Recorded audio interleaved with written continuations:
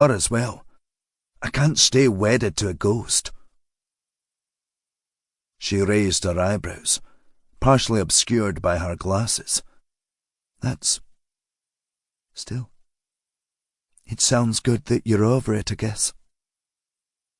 "Good's stretching it, but it lets me focus on what's important." She held his gaze for a few seconds, giving a kind smile. "Okay, so why do you need my help?" "Like you said, I've been a cop for 10 years. Sure, my experience makes my mindset different to most, but my profiling skills are really out of date." "You practiced with Goldberg for longer than me, Rob, so you should know all of his tricks." "I do, but last time I tried, I fucked it up." "Liana, you've kept up to date with it. You've built this thing from us dicking around with the cops into a centre for excellence. 20 people on staff, right? That's amazing. And you're talking at conferences all over the world." She laughed. "Thank you for blowing smoke up my ass, Rob. But I was asking why you needed a profile for finding Keene's 3 victims." Marshall looked over at her. "Didn't Bruce tell you?" "Tell me what?" "Christ, he can keep some secrets after all. It's not just Keene's 3.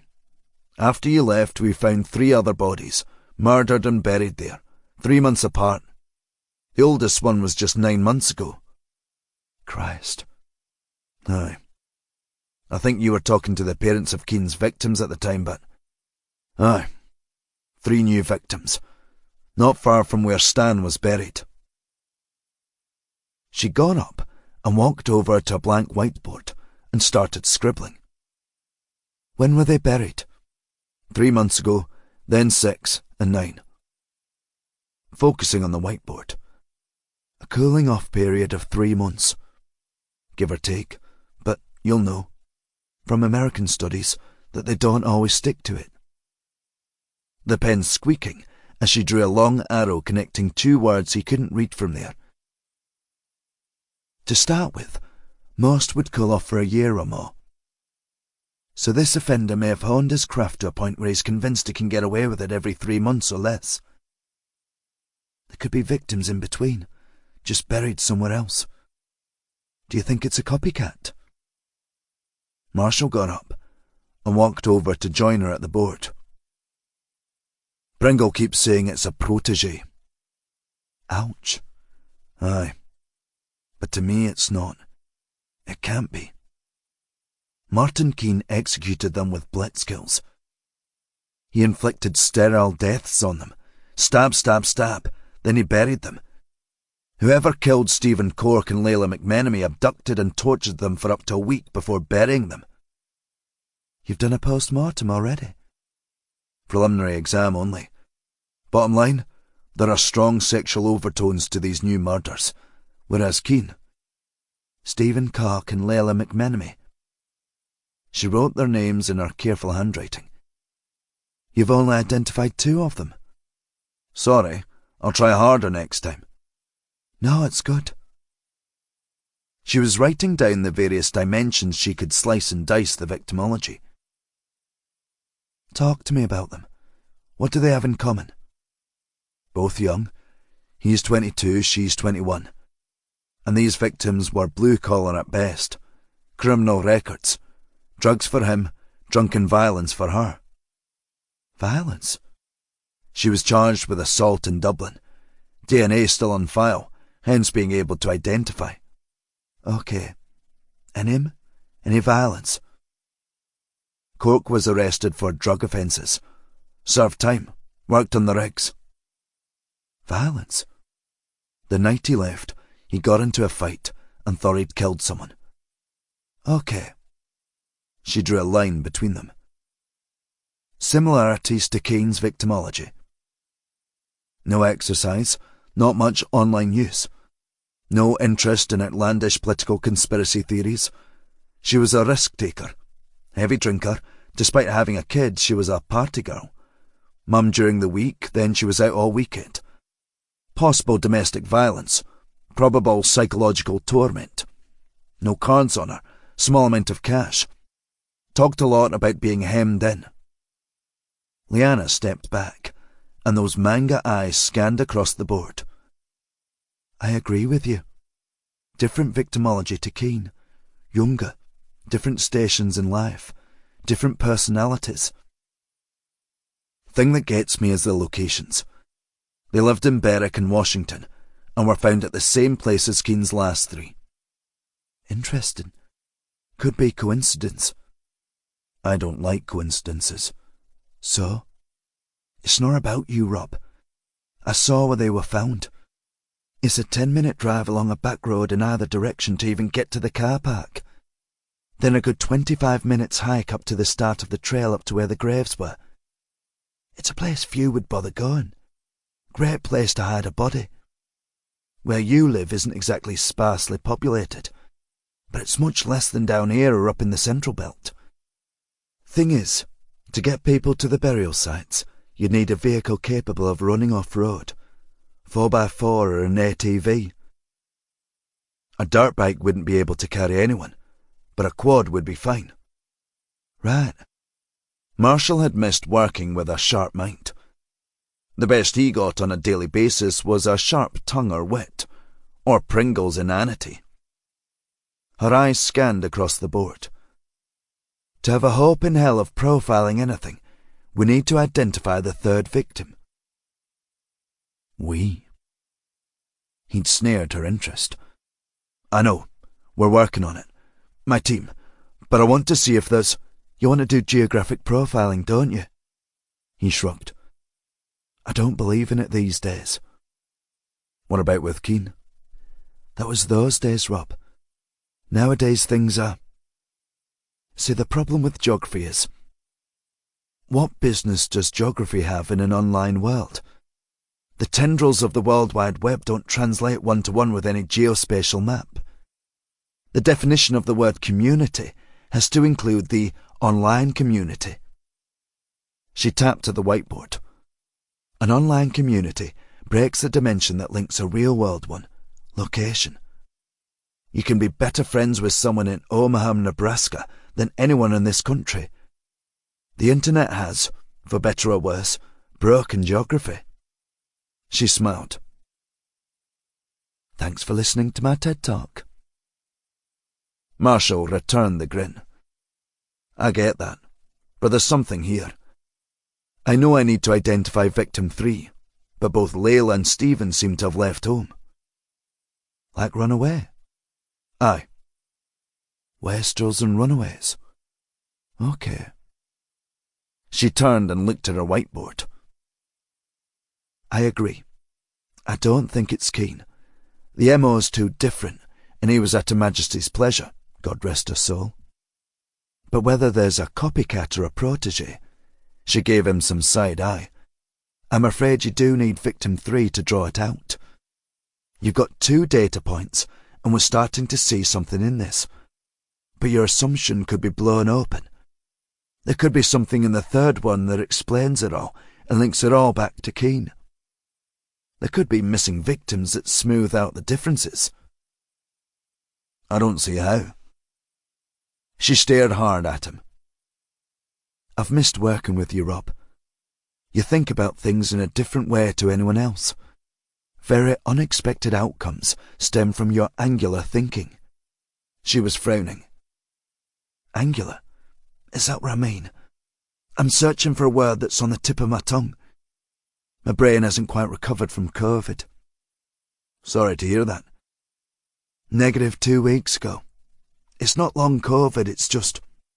I understand. Thanks for listening, Liana. Rob, leave this with me. I'll work on it tonight. Okay. You sure?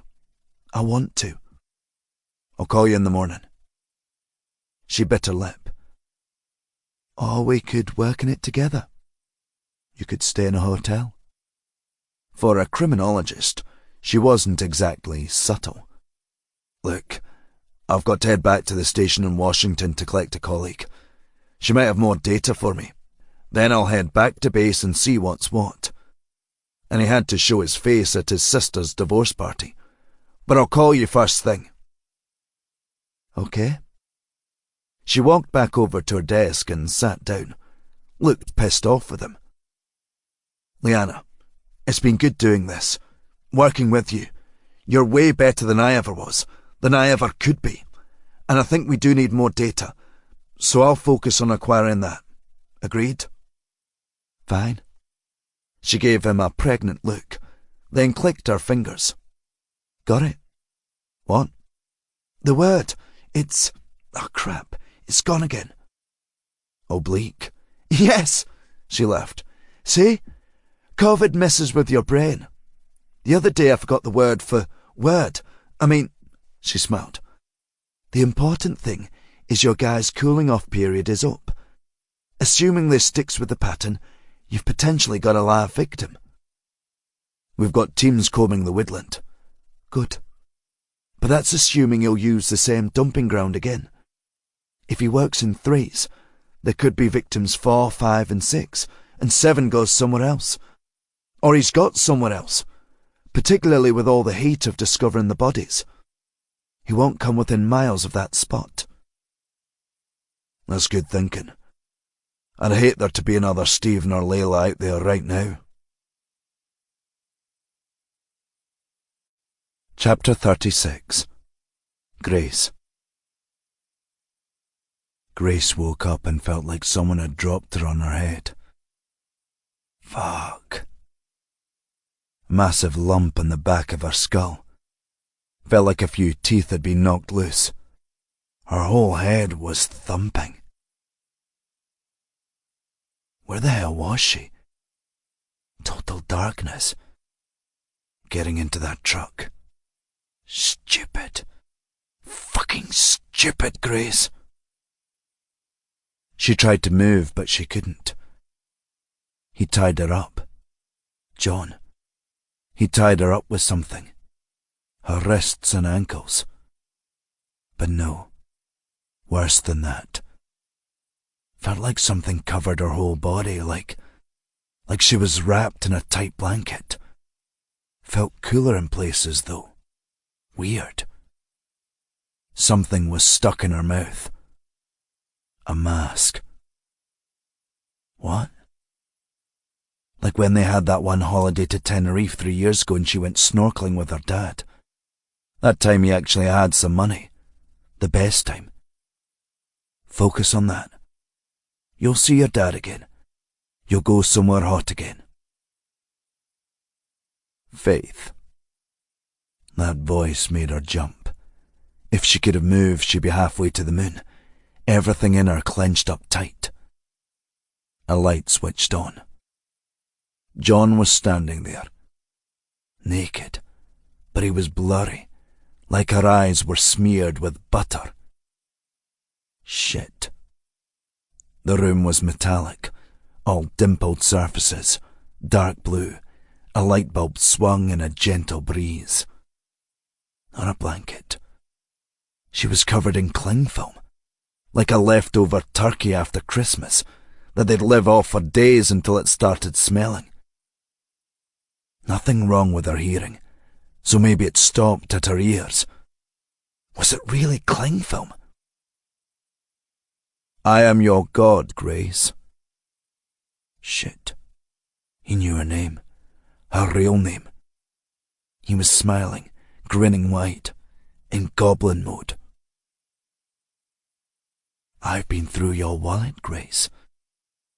I like the idea of you swapping your name to another. What's the opposite of a sin? A virtue? Aye, another virtue. He crouched down near her. Here's what's going to happen to you, Grace. Your next few days are going to be miserable. There's no getting away from that. I just want you to know that this isn't personal, okay? He held up a knife, and the blade glinted in the light. Her knife. Her dad's one. The one he'd left her with his camping bag. This is a good blade. Old school. Early 90s, I think. He pressed his finger against the edge. Still incredibly sharp. Suspect this has killed a few rabbits in its time. I'm glad you didn't manage to get it anywhere near my skin. He leaned over. She shut her eyes, felt something cold, something sharp, under her ribs, below her breast. She sucked in breath. The fuck was cutting her? Careful now, Grace. I don't want your air to run out too soon. That stuff's expensive. He held the knife up, and a thick droplet of blood fell from the blade onto his other finger. He touched it to his tongue. You don't eat enough, Grace. That's your problem. I can taste it on your blood. Real lack of iron. She tried to drown him out, making her ears do this hissing thing, make it sound like the seaside. She wanted this to end. She wanted her mum. God. Mum. She'd be fucking scared, wondering where the hell she was, why she hadn't gone after her. Just thought she was going to see Harrison Palmer again. The police would report to her that Grace was dead. That's if they even found her body. God, if you're listening, please, let me get away. Please, I'll do anything. Please, just... But God wasn't listening to her, was he? She'd not been to church since with her gran. All she had to do right now was lie still and wait. Let him do what he wanted. Here's what's going to happen, Grace. The oxygen will keep you alive, but don't think I'll keep it topped up. I allow myself 1 tank, and 1 tank only. After the oxygen runs out, you'll die, suffocating. I'll be here to watch it. That's the greatest thrill of this, Grace. The power I have over you. I am completely in charge of you. I've got about 40 hours of pleasure here. Sorry, I've been busy lately. Not had the time to get a refill, or I might have enjoyed your company for longer. It's for the greater good. Really it is. We're both sides of the same coin. Your pain is my pleasure. He sliced into the film around her abdomen and down towards her vagina. A shallow cut that stung like that time she picked up a dying wasp. So, let's get started here, shall we? She clamped her eyes shut and tried to ignore the indignity of it all. Fortunately, the pain gave her no time to think of that. Chapter 37. Sayal. A few wide blocks of the old south side Edinburgh mansions, and they'd be at the Commonwealth Pool in Sayal's flat. Being a landlord didn't sit easy with him. He hated to think of anyone else living in his home, especially not while he was renting a pokey 1-bed flat in Galashiels. Still, if he sold the flat, he could buy a massive house down in the Borders. But he'd be stuck in the Borders. Have to say such. I'm feeling a bit weird about this. McIntyre was behind the wheel, expression level. We've done a lot of driving around this evening, and I appreciate the OT, but we're spending a lot of fuel, and are we really getting anything on Davidson? This is important. Davidson's a suspect. After I asked you if this was a vendetta against Davidson. It isn't. McIntyre glanced over, eyebrow raised. Isn't it? Listen. If we can discredit Davidson, that's potential leverage in these murders. I've been a cop for years, as McIntyre was prone to bang on about, and I just don't see your logic. No, because Sayal was on a personal vendetta here. He really wanted to make Mark Davidson suffer for what he'd done. The realization made Sayal sweat, but he wasn't going to stop. Sorry if that's talking out of turn, but there it is. McIntyre seemed to think red lights were optional and blasted through another as it changed. I don't see how Davidson being involved in this violent assault gives us any leverage over Keane. A man who's capable of that is capable of killing with Keane. Come on. Really? Grassing someone to immigration is very different from... Constable, we're doing this. You're the boss. McIntyre squeaked through the next set of lights onto Lothian Road. Still think this is a bit too personal. Sayal didn't deny it. Just shut up. Playing it like that, eh? McIntyre chuckled as he pulled up at the lights, indicating right. You okay there, Shunty? Just thinking it all through. Love that going on. Seriously, look, I'm not denying there's a personal element to this, but put yourself in my shoes. That partner of yours who died in January, Liam, if you could change that, would you? Of course I would. McIntyre set off along Westport, heading deep into Edinburgh's Old Town, the underbelly lying beneath the castle up on the hill, overlooking the whole city. This area had been totally renovated in the time Sayal had lived this side of the country. This seedy and run-down buildings being replaced by upmarket office blocks and apartments. The slow descent to the Grassmarket, though, was still full of cheap bars for the students at the nearby art college. Like the Debonair. McIntyre parked up a few doors along from it. Might be a Monday evening, but it looked like Friday night in there. Sounded like it too. Booming techno blasted out. The lights flashing in time with the solid rhythm. Too early for a noise complaint, but one would surely be coming from the flats on the lane behind. His phone blasted out. Owen Greening calling. He answered it. Thanks for calling back. What's up, Rakesh? Just visited Afri Shamsuddin in Dungavel. Shite. How is she? Shite would be an improvement. Thing I wanted to ask you is why I'm still a lawyer on the system. I left in December last year. Greening sighed down the line. We're so stretched, Rakesh. Fix it, please. Whoa, you're actually saying how you feel. Damn right I am. I'm disgusted by what she's going through. We all are. So, please, fix it. I shouldn't be your solicitor. Okay, will do. And let's grab a coffee at some point, aye? Sounds good. Bit busy just now. Sure. Catch you later. Click, and he was gone. Sayal doubted that I'd fix anything. 2 big lumps approached the car and got in the back seat. DS Rakesh Sayal. He craned his neck round. This is DC Jim McIntyre. DC Jason Cragen. Sayal recognised him.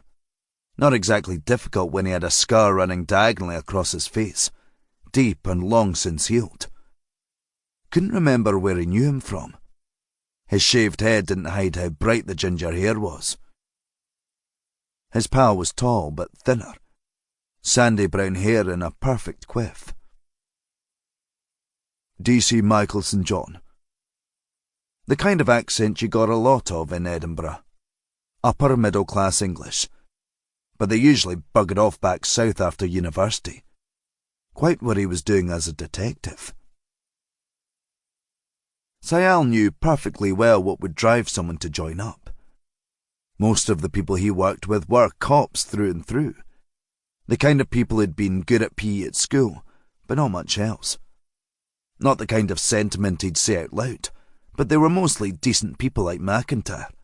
Honest, but questioning. And then there was D.I. Elliot. Sometimes Sayal was glad they were making the police a much broader church and letting in people like himself and Marshall. Other times, he realised just what he'd let himself in for. He smiled at them. "Thank you for meeting us here, gents." Cragen wouldn't look at him. "Don't mention it, Shunty." Bloody hell. No escaping that name. Cragen cleared his throat with a sickening howk. "Anyway, why are we here?" "We're looking into Mark Davidson's background." Cragen frowned at him. "The lawyer?" "That's correct." Cragen snorted. "Scumbag." "You got previous with him?" "Not personally." "But professionally?" "Of course. Lawyers are all the same." Cragen looked at him with venom in his eyes. "Heard you used to be one." Emphasis on used to be one. "Try and keep up with the conversation, Constable. DC McIntyre here could give you a previously on the adventures of Shunty recap if that'd help." Cragen grinned at the side of his mouth. "Lawyers, though, especially criminal defence ones." He looked back out of the window. "So this is about those bodies in the borders, right? D.I. Elliott's team, right?" "I report to her, yes." "Struggling to see why this is part of the investigation. Care to enlighten us?" Everyone was digging into Sayal's rationales for anything. He'd no doubt get the 3rd degree for using crunchy peanut butter rather than smooth on his toast. "We want to build up a picture of Mark Davidson." Cragen arched an eyebrow. That was solid ginger at least. "Davidson's a suspect for those murders." "Martin Keane might have a collaborator on the outside." "The Shadow Man?" "Aye. Heard all about that clown." Cragen leaned forward. "Listen, I know you, Rakesh, but you don't seem to recognise me." "Sorry, I don't." "I worked the case last year. Interviewed you." Cragen ran a hand over his head. "Before I shaved the ginge off." Sayal had no memory of it. "What case?" "Afri Shamsuddin." Sayal had spoken to the cops. Given her a character reference, he would have stood up in court and repeated. It didn't get that far. Case dropped. Afri dropped in it. Next stop, Rwanda. "Sure we should be opening old wounds, Shunty?" Cops never wanted their work looked at, but usually for benign reasons like personal pride. Other times, though. "We're not raking over the coals of your work, Constable. Just want to find out what we can about Davidson's possible involvement." "Seems a bit of a stretch, but okay." Cragen sat back in the seat. St. John leaned forward like they were connected by a length of string. "The conviction seemed solid enough at the time, but then evidence and a witness both went missing, so we had to drop the case. PF wasn't best pleased." Cragen laughed. "She was spitting teeth." "You both worked it?" St. John nodded.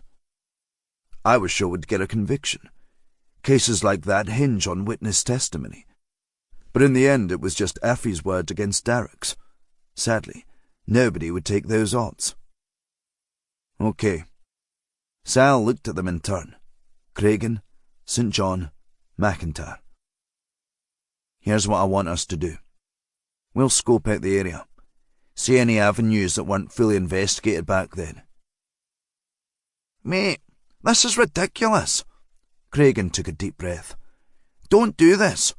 You look like even more of a clown than you already do." "Constable, can you and DC McIntyre here take the left side of the street? DC St. John and myself will do the other." "You're the boss, Shunty." Cragen got out and stormed off. "Rakesh!" McIntyre got out and charged after him. "Come on then." Sal opened his door and waited for a bus to pass, then walked over. He looked around the quiet street and let out a slow breath. Cragen's a piece of work. Not backwards and coming forward. St. John was licking his lips. Seemed like a nervous thing. A twitch almost. "I'd say he's a good honest cop," but he's just back off suspension. What did he do? A suspect's arm got broken during an arrest. He claims it was reasonable force. I'll let you decide whether it was or not. There was an investigation, right? Correct. Deemed it inconclusive. Trouble is, he's angrier than ever. Thinks the world's out to get him. You coming up from the borders, looking through a case he worked. It's upsetting him. Poor thing. St. John laughed. The debonair had a rear entrance on a little lane that ran in a curve, leading to a big block of council flats, probably all sold off now. The lane's only occupants were bins, but the lorry wouldn't get anywhere near it, so it'd be someone's job to wheel them around twice a week. St. John stopped to look at the debonair's rear entrance. Sickening what happened in there. The level here was about 6 foot lower than the street at the front. Whoever moved the bins every week had their work cut out for them.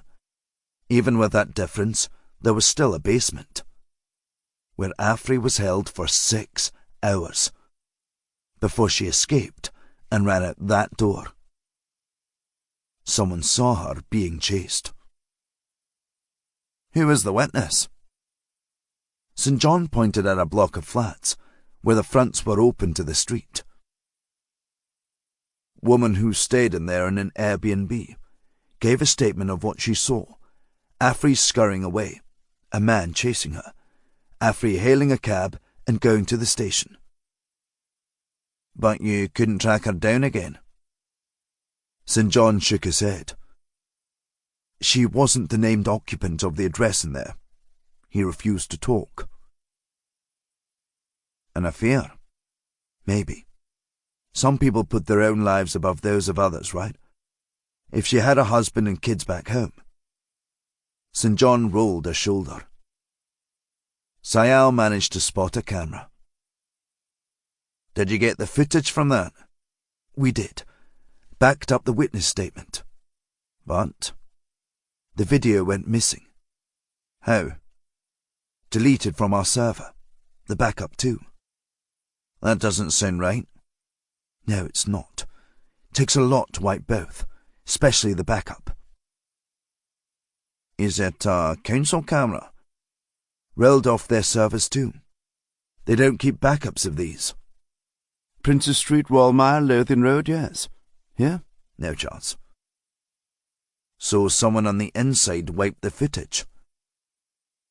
I wouldn't say we have evidence of that. But you suspect it. True. Sayal had one suspect, Cragen. Come on. We're going inside to speak to the owner. St. John dragged him back. Wait. Well, that bar's notorious. The previous owner kind of ran things in Edinburgh. What happened to him? You don't want to know, but it ended in a couple of cremations. He had cops on the payroll. So you're saying Derek is... No, I'm not. But it stands to reason, right? Sod this. Afri didn't have the time for it. Shite. Sayal needed to get her out of that place, and he was clinging to reopening this case as a way of doing that. Come on. He charged back around to the street. Cragen and McIntyre were lurking by the car. Both looked over, completely conspicuous. Sayal stopped by the car. You get anything? McIntyre shrugged. Not entirely sure what we're supposed to be looking for, Sarge. Aye. Cragen's glare was like a pair of knives. No wild geese recovered. Sayal pointed at McIntyre and St. John. Can you two try and get hold of anyone in the council CCTV unit? Cragen was frowning. What are we going to do? We're heading inside. Sayal strode off. Come on. He walked into the bar like he was looking for a drink, taking in the place. The long oak bar. The taps against the wall rather than on the bar. The lack of optics, but a stacked wall of bottles and spirits. The thud of the music was vibrating around in his chest. Not much of a queue to get served. Just a woman trying to assemble 2 glasses of white wine and 2 shots into something she could carry while she tottered through to the back room. Not actually a disco, but some experimental band playing a gig on a Monday night. Sayal could keep an eye on Cragen in the mirror above the till, keeping cool. Brian Darragh was serving, his gaze focused on the customer's progress through to the back room. Looked and dressed younger than his age. That footballer haircut was dyed a few shades too dark for his skin. Would have been good looking about 20 years ago. Now he just looked seedy, but thought he still had it. He shifted his focus to them. Didn't seem to recognise either of them. "What can I get you, lads?" Cragen walked up to the bar and rested against it. "Don't recognise me, do you?" "Know that scar anywhere?" Darragh pulled a pint from a tap at the back. "Jim, the Northern Monk's gone off. Can you replace the keg?" "On it." The disembodied voice came from somewhere below them. The basement, where Afri was held. "Cops, eh?" Darragh looked at Sayal briefly, but Cragen got a long, hard stare. "Listen, pal, whatever you're going to ask me, you can piss off. Any questions, I want my lawyer here." Sayal took over. "Just want to hear that story about the night in question. Again." "Why? You lot so stupid that you don't remember what I said. Might be an idea to write it down next time." "Afri Shamsuddin's being deported. First plane to Rwanda." Darragh picked up a beer towel and dried a glass. "Sorry to hear that. She was a good worker." "She's in Dungavel House. Heard of it?" "Aye. Brutal place. Still." Darragh switched to another glass. "Can't do the time, don't do the crime." "She was raped downstairs." "Aye, I know." Darragh swallowed. "Think about it every time I go down there to change a keg of beer." He wasn't denying it. Cragen smirked. "Haunted by your wank bank, eh? Fuck off!" Darragh slammed the glass down on the bar. "What happened to her was a tragedy. Like I told you, I wasn't even here." "We know." Darragh looked at Sayal. "Eh?" "We believe you." Sayal splayed his hands on the bar and leaned across. "Thing is, Afri told us 2 men raped her. If it wasn't you, who was it?" This hadn't come up in the case. Darragh just started drying another glass. "If there were 2, I wasn't one of them." Sayal held his gaze. "So who did it?" "No idea." Cragen thumped his fist off the bar top. "A cabbie found her in the street outside. She escaped from your basement. So either you know or one of your staff knows. You got off with it. Fair enough. But someone here knows." "Sorry, lads. Nothing to do with me. Like I say, she was a good worker, but a bit unreliable. Had that PTSD, you know. Don't blame her after what she went through." Darragh leaned forward. "But if you want any more, I want my lawyer here." Sayal looked him up and down. He didn't have a witty retort. Darragh waved at them. "Night-night, boys." In the mirror, Sayal spotted the security guys moving through from the back room. Not quite blocking their exit, but not far off it. Sayal turned and left the bar just as a roar of applause came through, back out into the cold air. The security watched them leave, eyes flicking over to the bar for any sudden incitement from Darragh. None came. Cragen stopped outside and looked back in. "My mate suffers from it." Sayal frowned at Cragen. "From raping someone?" "No, PTSD. He's on meds and talking therapy. He was a squaddy over there, Afghanistan, where Afri's from. Absolutely brutal. Hope the oil was worth it because so many people died so they could get at it. Maybe Sayal had misjudged Cragen. Or maybe he was virtue signalling. Easy to read the room and act accordingly. Cops were masters at it. Sayal got in the passenger seat. McIntyre and St. John were sitting in silence. "Have you got the CCTV? St. John shook his head. "Like I told you, the council lost the CCTV footage too." Sayal shifted his gaze between Cragen and St. John. "Did either of you watch it?" Cragen nodded. "Showed Afri getting abducted on a fag break and taken back inside." That seemed weird. Why wait to do that outside? "What do you mean?" "She was in the pub, cleaning, but they waited until she was on a break, outside, before they abducted her and took her back in." Cragen smirked. "Separate door for the basement. Roll the beer barrels down there. They had to take her outside out of the pub." Made sense to Sayal. He looked at each of them in turn. "Thanks for your time, lads, but that'll be all tonight. Myself and DC McIntyre will get back to base and we'll take it from there. Thanks again." Chapter 38. Marshall.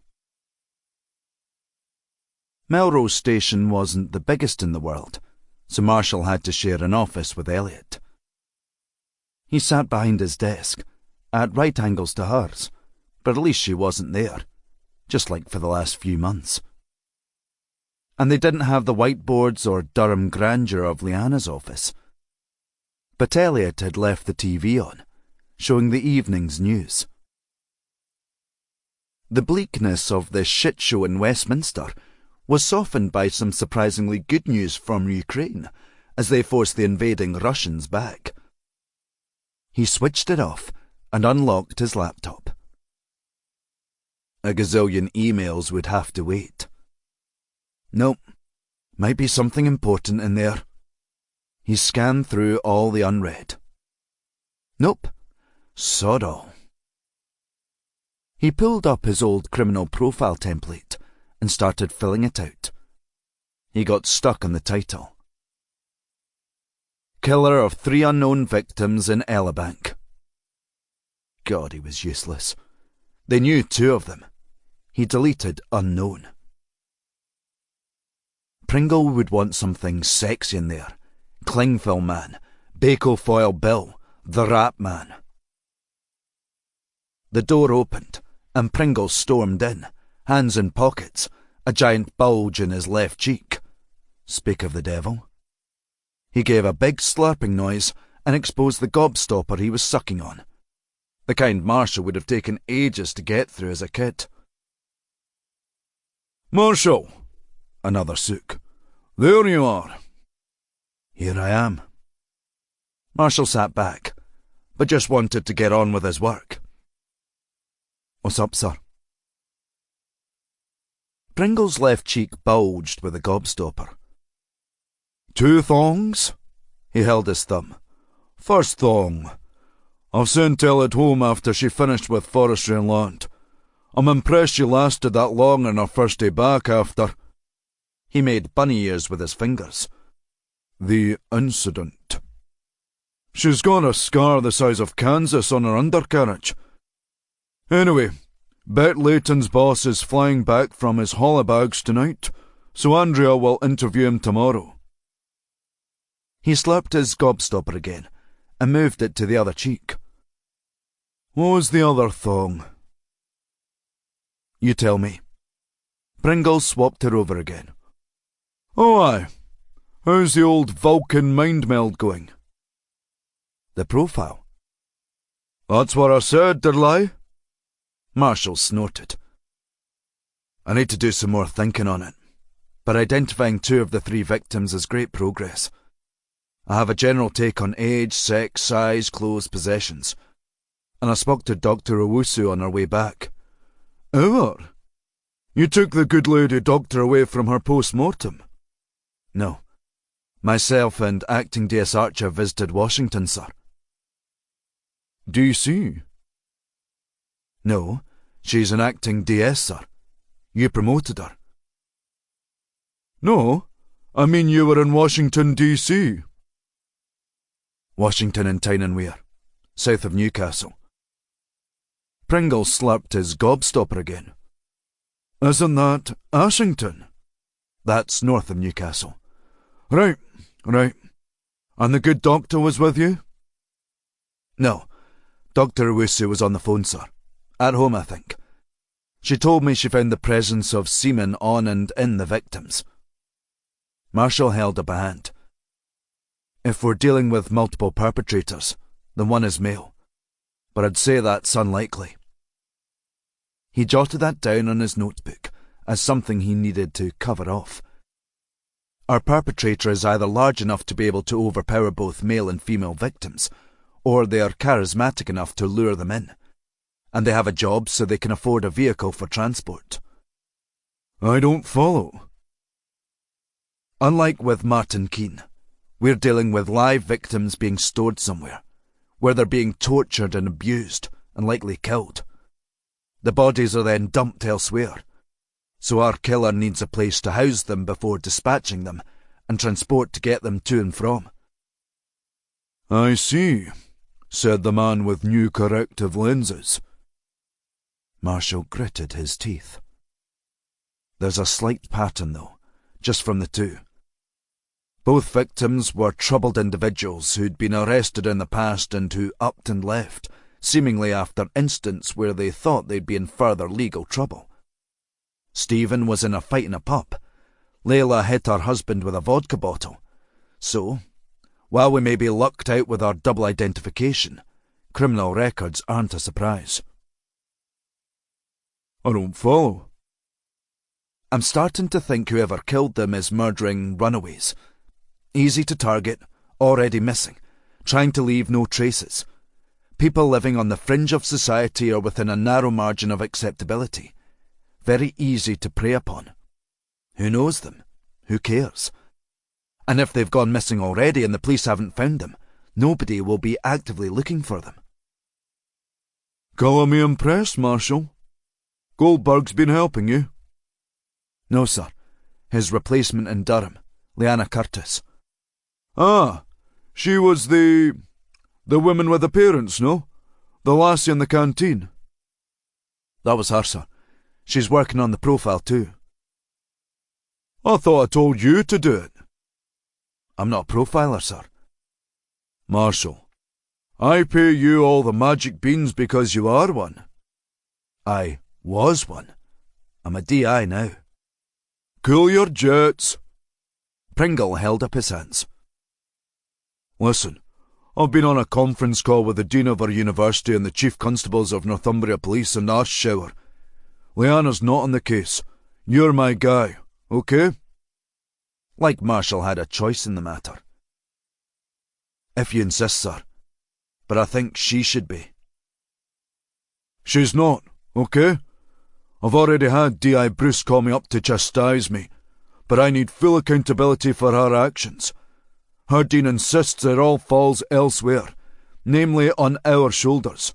So it's you, okay? I don't think I've got a choice in it, so I'll just say fine and get on with the work. Pringle didn't take the hint, just stood there, making sickening noises with that gobstopper. Are you sure it's not Keane? We've discounted his direct involvement, sir. But a linked copycat, an accomplice or a protégé? That bloody word again. We'll know more once Dr. Owusu completes the pathology work, sir, and when we identify victim number 3. If we do. Slurp, rattle, slurp. Okay, so the headlines at 10 are... Marshall sat back and sighed. The bottom line is Keane was committing complete overkill. We don't know why. He's never explained that part. We've all hazarded guesses, but until you get them to speak, you just don't know. and even then they can be playing you. Bang! Pringle punched his right fist into his open palm. Blitz. Anger. Show of power when he has none. We live in the shadows and all that jazz. Correct, sir. Keen is a small guy, so he overcompensated with his anger. At least that's my theory. Nowadays some would call him an incel, but his motive wasn't sexual. Keen was on the fringes of society himself. Good point, sir. Bloody good point. Marshall scribbled it down as something to consider. The way I see Keen is he had to reassure himself through his actions that he was, for want of a better word, manly. I think it's something he prizes. He was physically bullied as a kid. Stopped going to school because of it. Okay. Pringle prodded his gobstopper with a finger for some reason. The protege takes his time. I don't think we should say he's a protege, sir. We don't have any evidence. Okay. So whoever he is, what do we know? He is calculated in his actions. Instead of blitzing them, he's capable of winning people over who are on the run. He gains their trust and then overpowers them. He holds them somewhere. He holds all the power and he's confident. He has the size to overpower or the charisma to coerce his victims.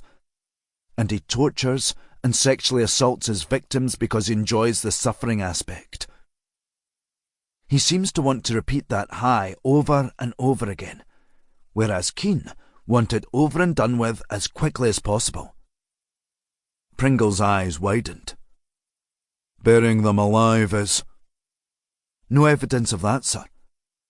All we know is that he has them wrapped for freshness with an oxygen mask on. That's it. We'd need Dr. Owusu to say the cause of death was suffocation, with soil fragments found deep inside the victim's lungs, and some supporting analysis to show they were consistent with the area where they were found. Of course. But he is burying them, sir. And in doing so, he's burying his own trauma. 2 of the victims were male, and he cut off their genitals. So, while he does let himself be a slave to his desire, once he's killed them, he's full of revulsion at his actions. He needs to bury the shame. God. Pringle was grinning like a kid with a gobstopper in his mouth. He slurped again. I love working with you. This is magic. I never knew policing could be such fun. These are people's lives, sir. Murder victims who have suffered greatly. I know, but the usual brand of murders we get here revolve around who pissed who off to start a pub fight, so it's just professionally interesting to have something different too. Hello? Pringle jerked around. Kirsten entered the room, head tilted to the side. Sayal was with her, yawning into his fist. Aha! The bold and the brave are here. Pringle winked. Not saying which one's which. Kirsten smiled, but it was merely to humour him. Just wanted to update you on my work before I head off, sir. No dice on the 3rd victim yet. The DNA is drawing a blank. She looked pissed off at herself, like she'd failed them. Marshall waited for eye contact. I'm absolutely blown away we've identified 2 of them so quickly. I'd expect 1 maybe, and after a few weeks of shoe leather work. You've done 2 in a couple of hours. Thanks. But she wouldn't look at him for long. Can you make use of any additional databases? She frowned at him. I used the Garda in Ireland. Isn't that enough? No, that was great. Marshall was smiling wide, trying to encourage her. I meant private companies, genealogy databases. Oh, right.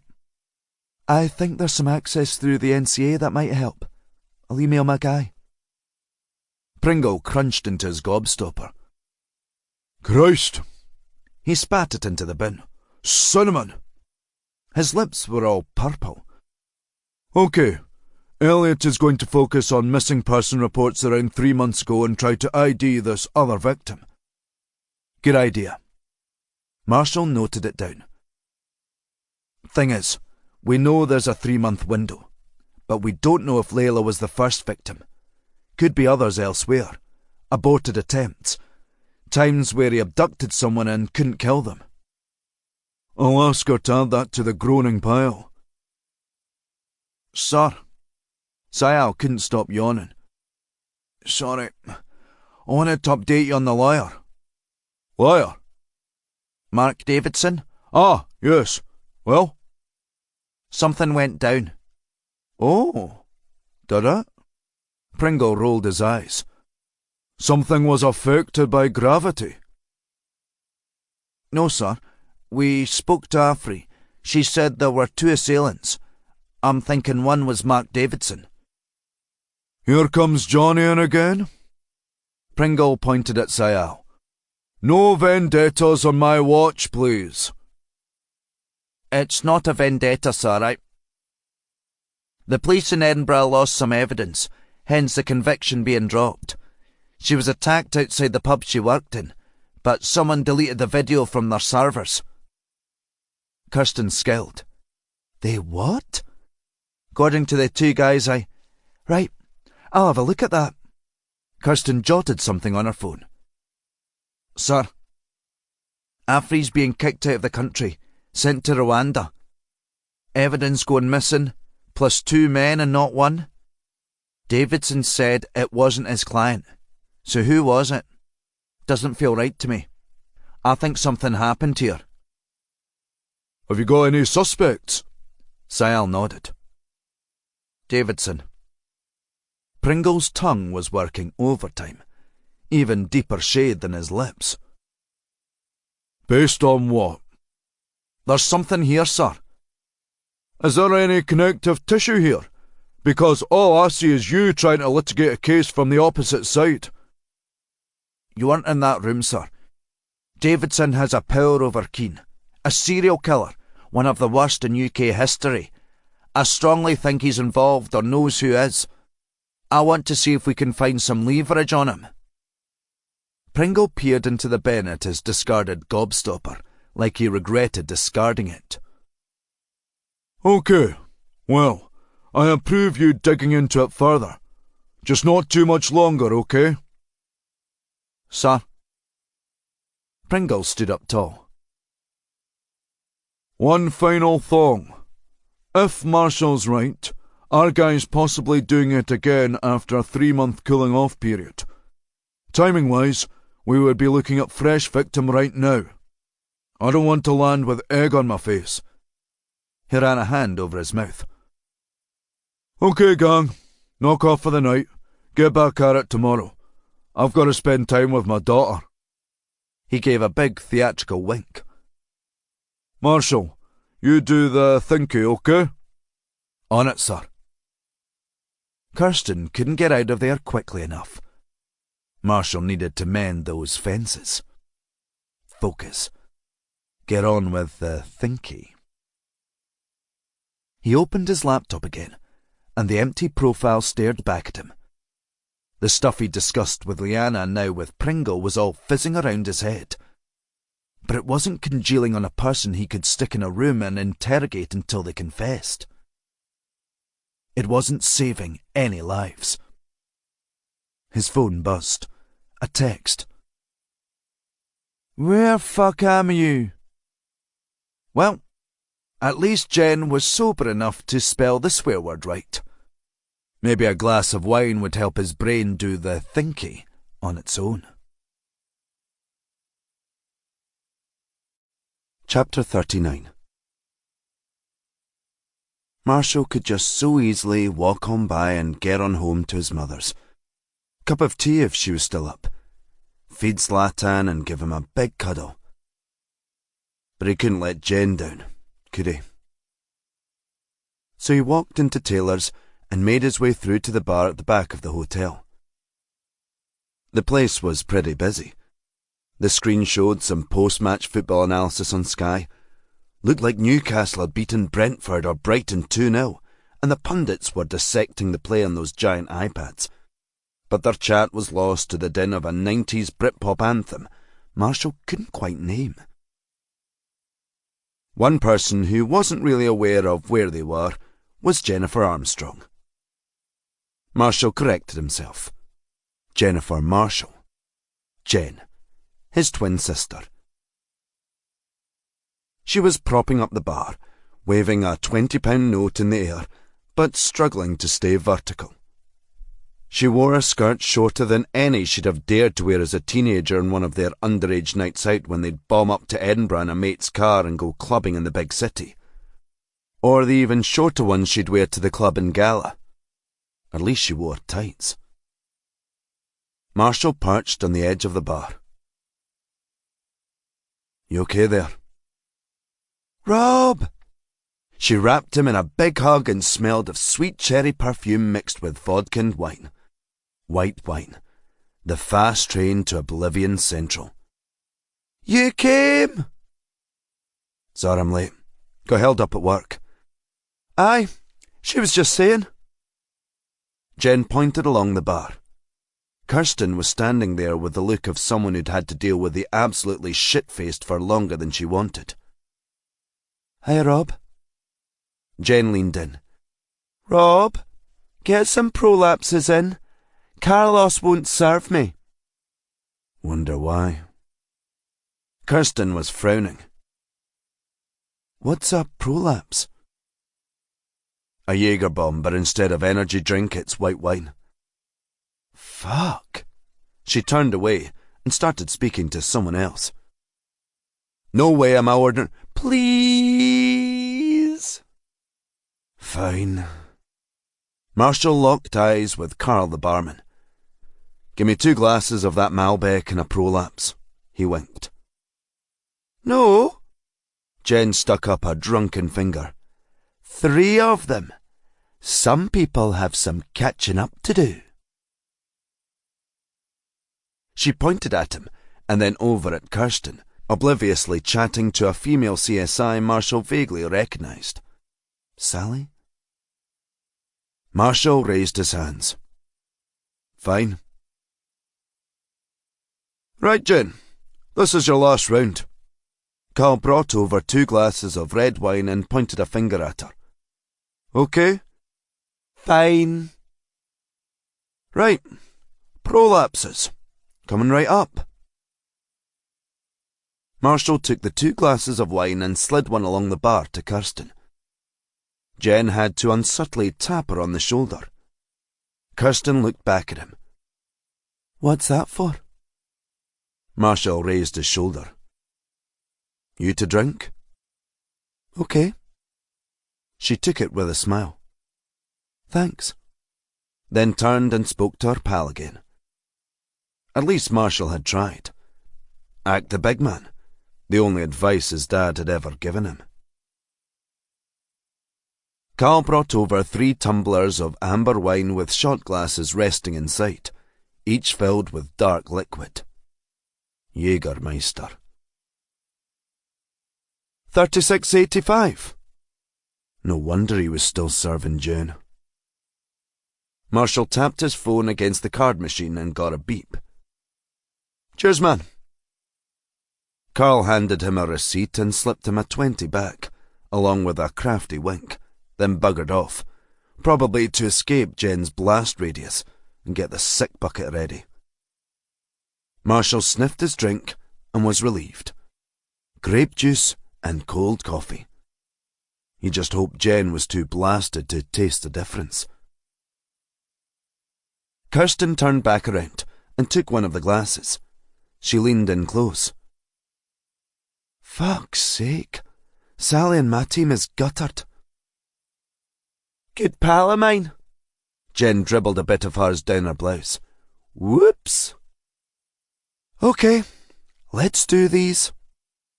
Kirsten took a drink, locked eyes with Marshall, then held her glass in the air. 1, 2, 3. Marshall threw his back, and it was absolutely vile. Even worse than what it was supposed to be. Jen necked hers, At least it wasn't alcoholic. Might even sober her up a bit, or take the worst edges off tomorrow afternoon when she woke up. Kirsten slammed her glass down with a grimace, then took her glass of wine. Smells good. Drunken Sally grabbed her arm again and took her attention away. Marshall leaned in to his swaying sister. Jen, have you eaten anything? Eating's cheating. Her voice was a low slur. How old are you? Same age as you, little brother. She wrapped an arm around him. You were supposed to collect Thea. I was down at Durham. Bit of a commute to Peebles from there. Still stinks that you didn't turn up. Mum had to go and get her. Did she come here? For about 5 minutes. Oh. Not her scene. Honestly. She met up with some pals in Gala to go to the cinema and watch some black and white Swedish shite with subtitles. She's 17, Rob. She should be drinking. She told me what happened. What happened? With you and Paul. How she found... Rob, shut up. You haven't told me. Why? Because it's none of your business. You tell me off for not talking about... What do you expect me to say? My husband was shagging someone in our hot tub. Rob, I've got a therapist for that. Marshall wanted to press her, but she was right. This wasn't the time. She held up her empty glass. Here, Carlos, can I? Nope. Oh, come on! No, Jennifer, you've had your lot. I'd call the police, but they're all here. Wanker. He handed her a pint glass of water. Drink 3 of these and I'll let you have a vodka. He held out a finger. Single, with a mixer. A lot of mixer. Spoil sport. She took a big glug of her water, but didn't seem to be able to finish even half of it, let alone 3 pints of the stuff. Thank you for dropping her at her dad's this morning. Absolute lifesaver. We had a good chat. I'm sorry about how you found out. Fuck him, Rob. This is about me and my new life. She tried more water, but barely managed a sip. Here's to being Jennifer Marshall again. Here, Carlos, another prolapse, please. Marshall grabbed her sleeve. Jen, you're too pissed. I'm not. Marshall held out his phone. You sent me, where fuck am you? 3 times. Well, here fuck am you? She threw her head back and laughed. The music was so loud nobody seemed to notice. Need to chat to you about something. Anything. House. I'm so stressed, Rob. So stressed. Why? You've got a ton of cash. You'll be set. Only half the mortgage will be paid off. The way energy bills and mortgage rates are going, I just don't know if I can afford it. You have bought it, right? Agreement in principle. She held her hand out and shook it like it was still in the balance. That, or she was trying to show she was sober. Still with the lawyers. You know that thing where they stick loads of stupid missives in the proposed deal to buy yourself time? That. I don't, sorry. I bought mine off plan, and it was in London. Right. I mean, if the house isn't for you, you could stay with... Rob, I've got to move. I'm sick to death of Mum. She's lovely, but she's doing my nutting. I need to get away. She's not that bad. Rob. Jen looked at him like he was crazy. Anyway, you and Kirsten. What about her? Get her pissed and snog her. Jesus, Jen. Seriously? She likes you. Bullshit. Don't even start denying it. Remember on our birthday when you got twatted and you told me all about what happened? Right. Marshall picked up his glass of wine and sniffed it like the posh wine-gear he was. Fruity and rich. He sipped it and sluiced it through his tongue to get the full flavour. Lovely stuff. Help this hotel was owned by the local wine merchant. So? Why were you in Durham? Seeing someone about the case. That ex-girlfriend of yours? What? Leanne? Leanna. She's not an ex. No, but she's the one who got away, right? No, she's not. Was she hitting on you again? Not in so many words, no. So she was? All those birds, eh? Don't know what they see in you, Rob.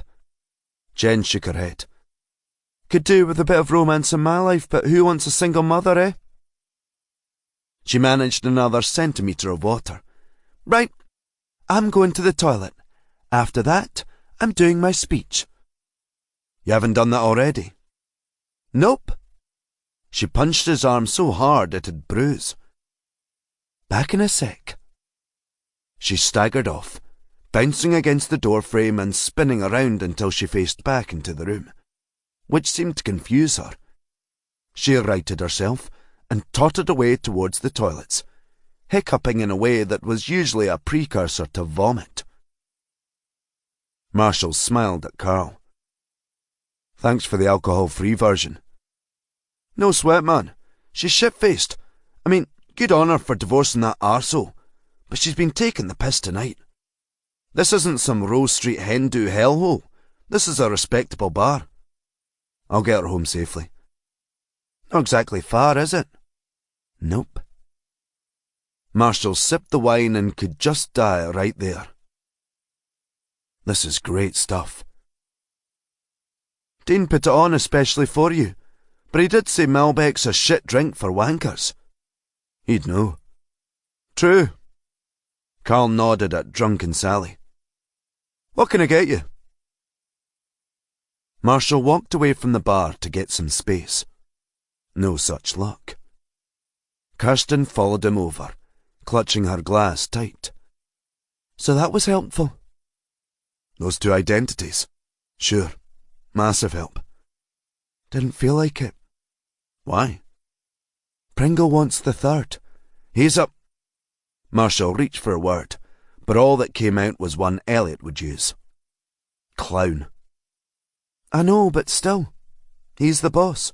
Your boss. Sorry if I made you feel crap, Kirsten. What about? The databases thing. Ugh, don't sweat it. I was going to do it anyway. Just made you look good in front of him. She took a sip of wine. Was he really eating a gobstopper? Aye. No idea why. It'll be for his daughter. Marshall winced. Does she exist? No idea, but everyone's talking about her like she does. She sank her wine, and he smelled her sweet perfume. Made his stomach flutter. Do you want another? Marshall checked his glass. Still a load left, but it was going down nicely. Sure, just one more. She caught Carl's attention and pointed at Marshall's glass, then 2 fingers up, the right way around, and together. Carl went back to stopping drunken Sally getting any more alcohol. Kirsten looked back around, face flushed already, staring at him hard. Listen, I didn't handle you turning me down that well. Come on, let's not make a big thing out of it. I was crass. I didn't understand what you'd been through. Me and your sister. We're pals, and she told me what happened. She has she? So, here's an apology. She handed him another glass of Malbec. Sorry. Apology accepted. She tapped her card off the reader. I shouldn't have run off like that. Should have waited while you talked to Pringle. I should have spoken to you afterwards. I shouldn't have avoided you for months. Look, I thought we'd have to do that long-distance thing. You up here, me in London, but I've been here almost 4 months now. She frowned. What do you mean? Well, truth was he didn't know. He was here, but not really. him and his cat staying at his mum's. He took a drink of wine, a big one. Thing is, what I thought would be a long-distance relationship, it wouldn't be. She looked away from him, sipping her wine. Oh? Kirsten, you were great that night. We sat in here for a bit. I talked, you listened, and it's taken me a long time to talk about what happened with Anna to anyone. Thank you. She leaned over and kissed him on the cheek, brushing him with her perfume. Come up to my room if you want to talk more. Chapter 40. I'm sorry. Marshall perched at the edge of the bed, resting his feet on the same carpet as when he'd stayed here. Somehow she'd moved into the room he'd vacated. Felt weird, but not as weird as... Kirsten rested her hand on his back. Why are you apologising? Didn't exactly last very long, did it? Does it have to? She leaned in close to him. Rob, you don't need to worry about me in that sense. He looked around at her. The faint light from the window caught her face, her eyes, the curve of her breasts. He couldn't deny the attraction to her. She was gorgeous, the way his heart bounced when he saw her, the way she looked at him. Tell me that isn't... She swallowed hard. Oh God, Rob, I'm so sorry. That's the first time in years, isn't it? He turned around to look at her again, her eyes twinkling in the faint light. It felt good, Kirsten. He leaned over and kissed her on the lips. This feels good. But nothing. I probably love you. Or I could love you. She grabbed the pillow and hugged it. First thing, nobody's talking about love here, Rob. This can just be fun. And I didn't know this was the first time in, 20 years? He nodded. Rob. Sorry, this is a lot to take in. I feel like I'm inflicting this on you. Inflicting? What? You know, this. Fuck's sake, Rob. Marshall broke away from her. I should leave. Is this how you deal with all your problems, Rob? Running away? No, it's just... Stay. He looked around at her again, but he couldn't make out any features. You sure? Of course I'm sure, Rob. I'm 36. Got through a lot of scrapes all by myself, thank you very much. I don't ask people to stay unless I want them to. He smiled. Couldn't help himself. People? It's a turn of phrase, Rob. I haven't had sex in a while myself. Okay? She leaned into him again, but somehow pushed him over. Then somehow she was lying on top of him, her soft skin pressed against his. Let's not make this a big thing. Let's just enjoy the here and now. Good sex, good friendship, good fun. Let's see where it takes us, okay? And we've both got separate spaces for when we need time out. It seemed like it was just sex to her, but to Marshall it felt like a lot more. He grabbed her and stood up, carrying her in his arms. Time to live life. Chapter 41. The next day. It's been a while. Marshall was bleary-eyed, but at least he wasn't hungry any longer. His plate sat between them, the special cooked breakfast half eaten. The second cup of coffee was starting to nibble away at his lack of sleep. 3 months ago and now I'm back here. You can stay again any time you want. Kirsten put her knife and fork together, then pushed her plate away. And I mean it. Thanks. though Marshall was sore. Bits that hadn't been used in a long time, at least not in that way. And not 3 times in a single night. There we are, guys. Dean Taylor rested a second coffee pot on the table. He was growing out his lockdown suede head into a quiff, but the bushy beard still remained. I'll take these away. He grabbed Kirsten's plate. This boy will do anything for a free breakfast, eh? Do anything? Kirsten glowered at him. Like me, you mean? God, no! Dean's mouth hung open. Sorry, that's not what I meant. Kirsten gave him a fierce glare. Just because we're cousins, don't think you can get away with that kind of chat. It's fine, Dean. Marshall finished his cup of coffee. I'll pay for my breakfast. God, no! You stayed in my hotel overnight. You're my guest as much as hers. Dean nudged Kirsten with his elbow. Just glad my sneaky ploy to get you two on a date finally paid off, even if it was months late. He scuttled off, lugging the plates and barking orders at a passing waiter. The other diners didn't seem to mind. Kirsten topped up his coffee on her own. I'm glad you stayed. Me too. Marshall locked eyes with her and stayed there until she put her cup to her lips.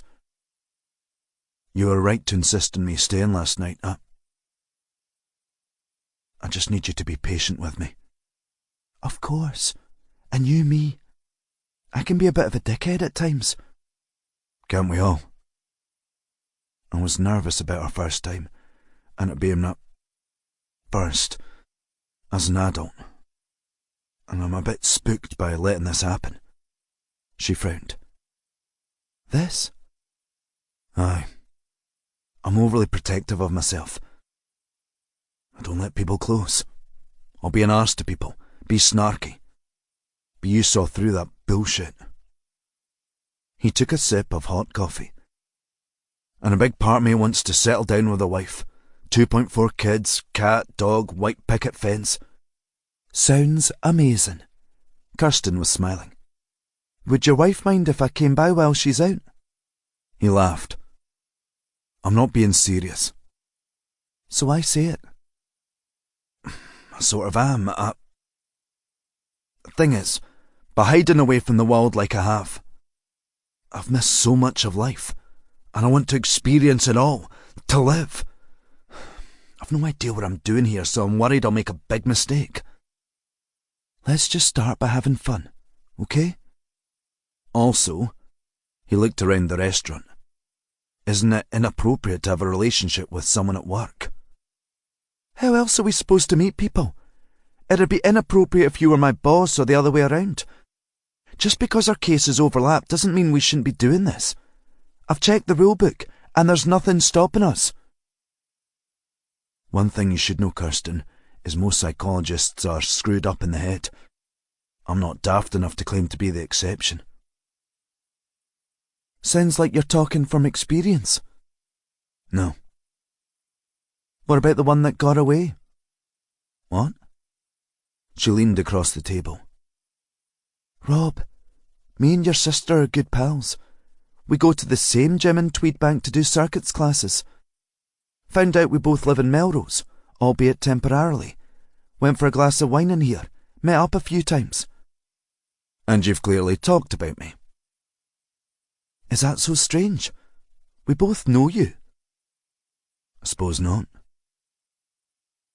Marshall took a sip of his third coffee. That'd have to be him for the day after this, otherwise he'd be going to the toilet constantly. Who was he kidding? He was going to be doing that constantly as it was. So, who is she? He pushed the coffee away. Her name's Leanna. Professor Leanna Curtis. Wait, her? Kirsten's eyebrows almost reached her silver hair. She's a bit out of your league, Rob. And you aren't? Come on, she's way hotter than me. 1, she's not, and 2, that's not what's important to me, Kirsten. Thing is, she's the kind who'd like the white picket fence. There you go. You can play husband and wife together. I suspect she will mind if you pop round. Ha, bloody ha. Thing with her is, I could have done that whole thing if I'd ever wanted to. When we both worked the Shadowman case, we kissed. But that was it. She gave him a distant look. You ran away from her, aye? Just like you did in July. Touché. She gave a flash of eyebrows. Thanks for telling me. Well, Jen did. No, but you could have denied it. Said your sister's a lying idiot. I mean, she is, and a drunk. But I'm trying to be honest with myself. And that means being honest with other people, especially someone like you. He reached across the table and took her hands. You're the first person who I've wanted to try something with, Kirsten. Okay? Okay.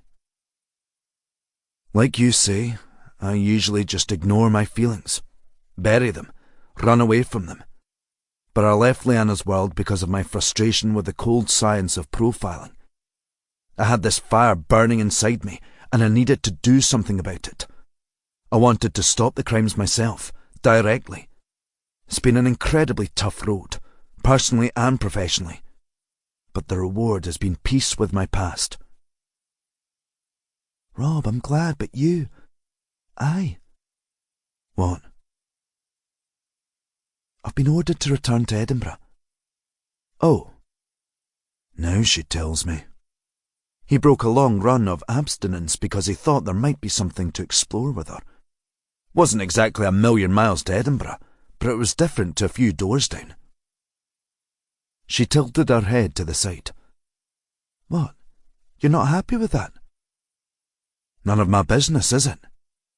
Rob, there's a role available here in the Borders if I want it. Worse for my career. I don't have to go. I could stay here in the Borders. But here we are. I'm sorry. I don't know which way to go with this.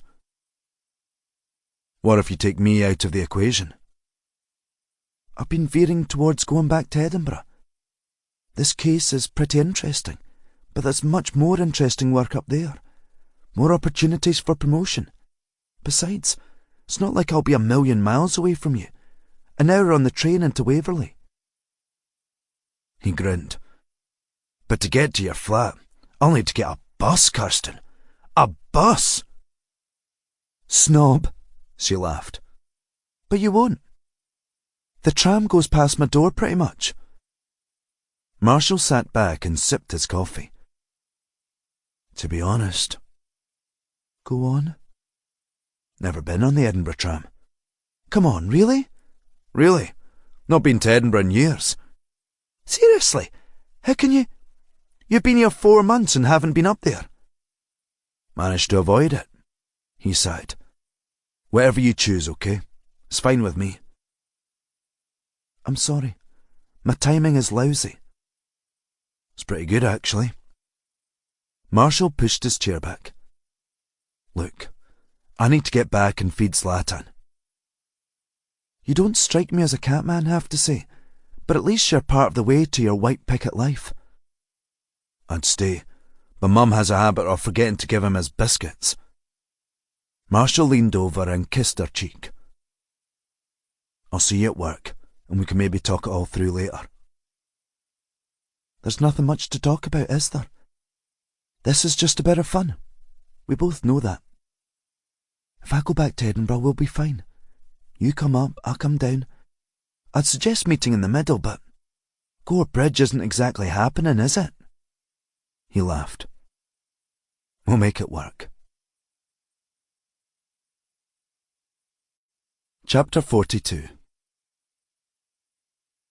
Marshall put his key in the lock and twisted, then took his time going inside.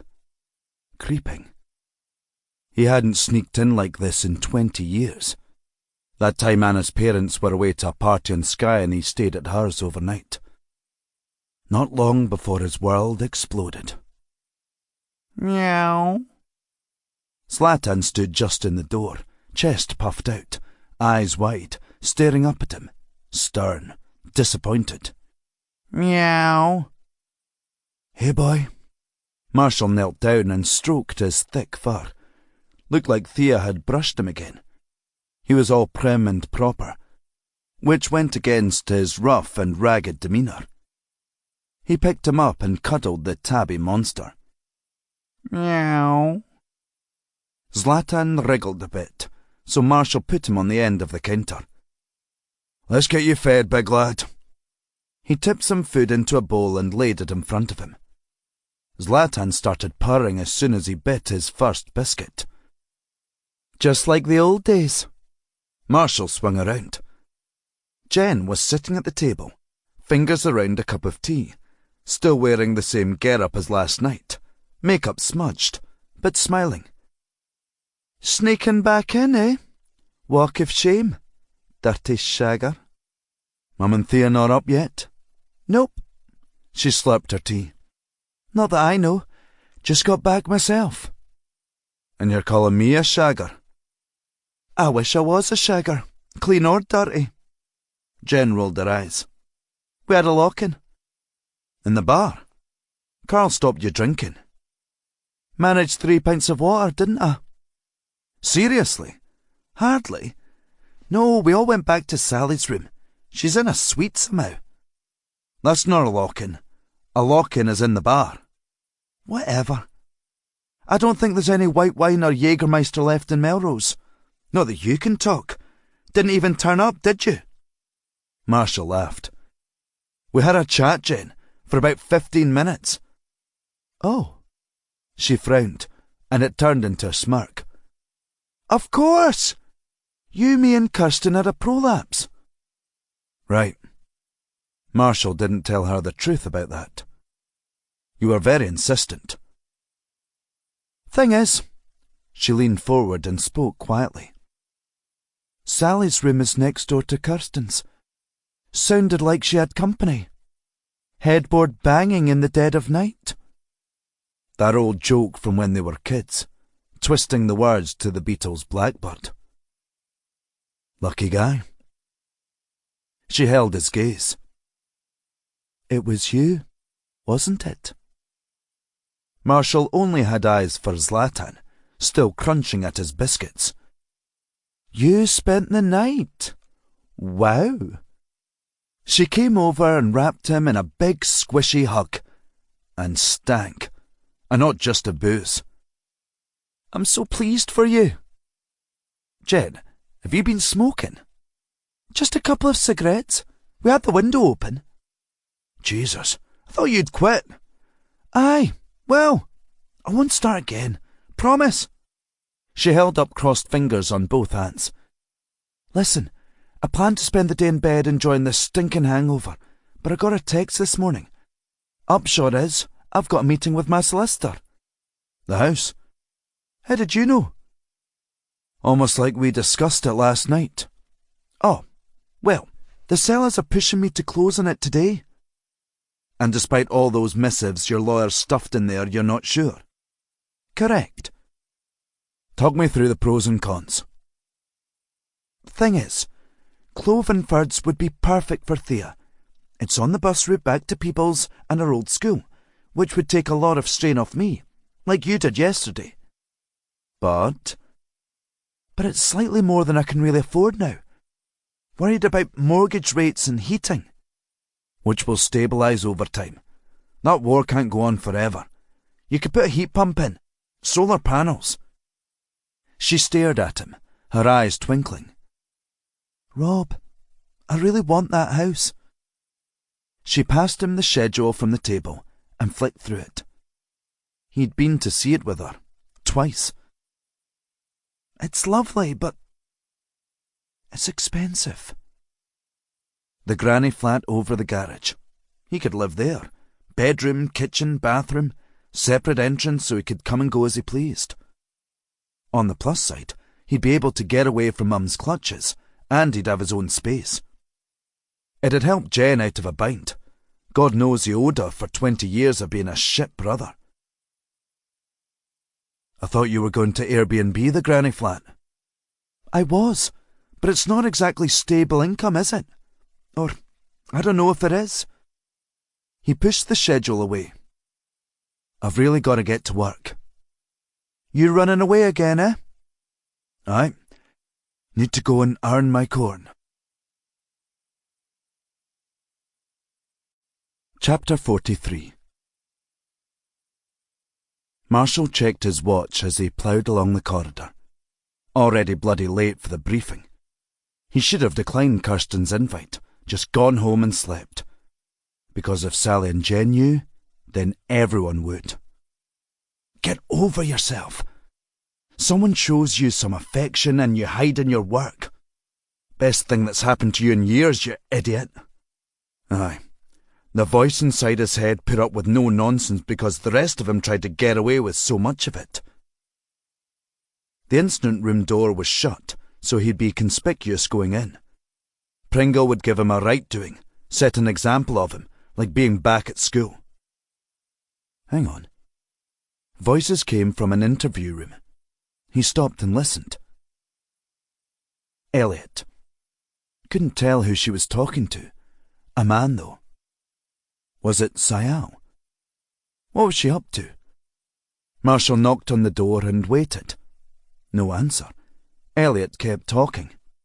He knocked again. Sorry about this. A chair scraped back. Footsteps stomped, then the door opened to a crack wide enough for Elliot to peer out. Marshall. She looked him up and down.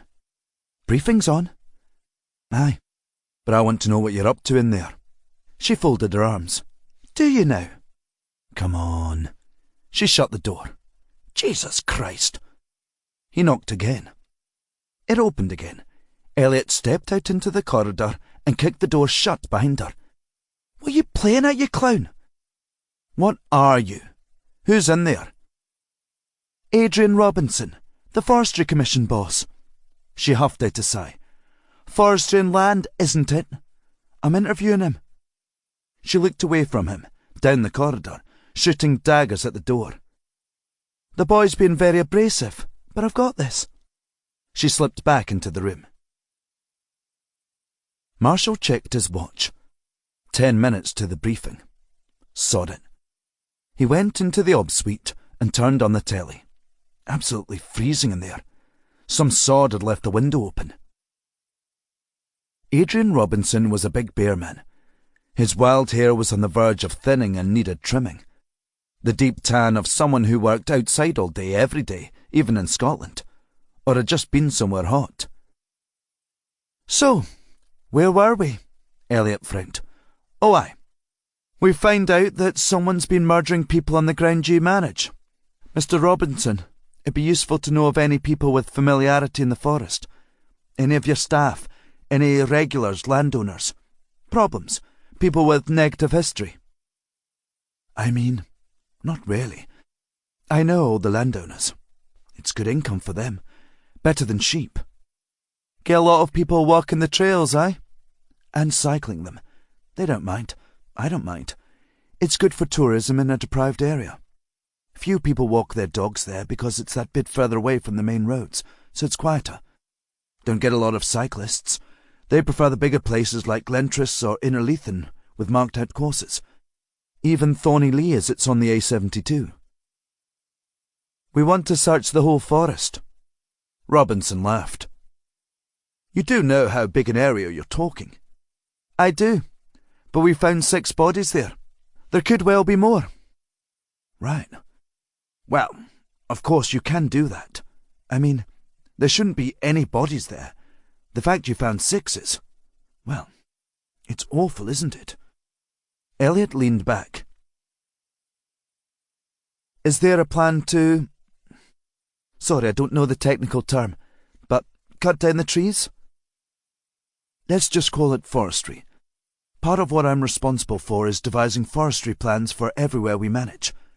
When we harvest the timber and the subsequent site treatment, problem with that place is, between us two, there's decent money in those trees, but we've got the issue of the red squirrel population there.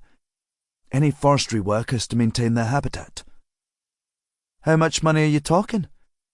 Oh, not a lot really. Thing is, all that land was a tax swindle back in the 60s and 70s. Loads of rock bands sunk money into it way back in exchange for tax breaks. But the price of imports plummeted, so they lost so much money. Decent for their tax returns, I suppose. The price of timber skyrocketed in lockdown. Everyone wants their decking, don't they? That ship getting stuck in the Suez Canal started it, and it was like an avalanche. Gap in the market that never got filled and started eroding everything else. Everyone's playing catch-up, so they're felling trees all around here. But not at Elibank. No, and we won't until the native woodlands are back to a healthy level. Glenkinnon's a great example. Oldest native forest in Scotland, and we're growing it out, replacing the old pine plantation with birch, oak, you name it. Elibank's already got a good level of beech, birch, oak, and so on, growing amongst the evergreens. Need to keep them unscathed to protect the red squirrel population. Great seeing the little buggers around again since the zero-tolerance policy came in. Marshall got it. Adrian Robinson was a tree hugger. Any antagonism from him towards Elliot was to protect wildlife and conserve native trees. Of course, she took any actual objection as a sign of guilt and acted like a feral animal. See, if you're doing your forestry operations, wouldn't you uncover the bodies in the ground? Robinson thought it through. No, we've got, I'll not use the technical term, these big machines come in and chop them down in a few hours. Kind of our version of a combine harvester. They fell them, then they're loaded into lorries. Besides, we cut them at the base and leave the rootstocks in the ground. Eventually it all rots away. So you'd never find the bodies? Right. Elliot took a deep breath and scribbled something in her notebook. I see. Look. Robinson raised his hands. It's been a bugger of a year since Storm Arwen. Not had a day off since last November. 10 days in the sun, and I've almost forgotten my own name, so I'm not on my A game. His grin widened. And getting woken up by your lot at 5:30 this morning was a bit much, especially as my flight back from Lanzarote was delayed by 3 hours. But of course my lads will help out. They're at your beck and call today.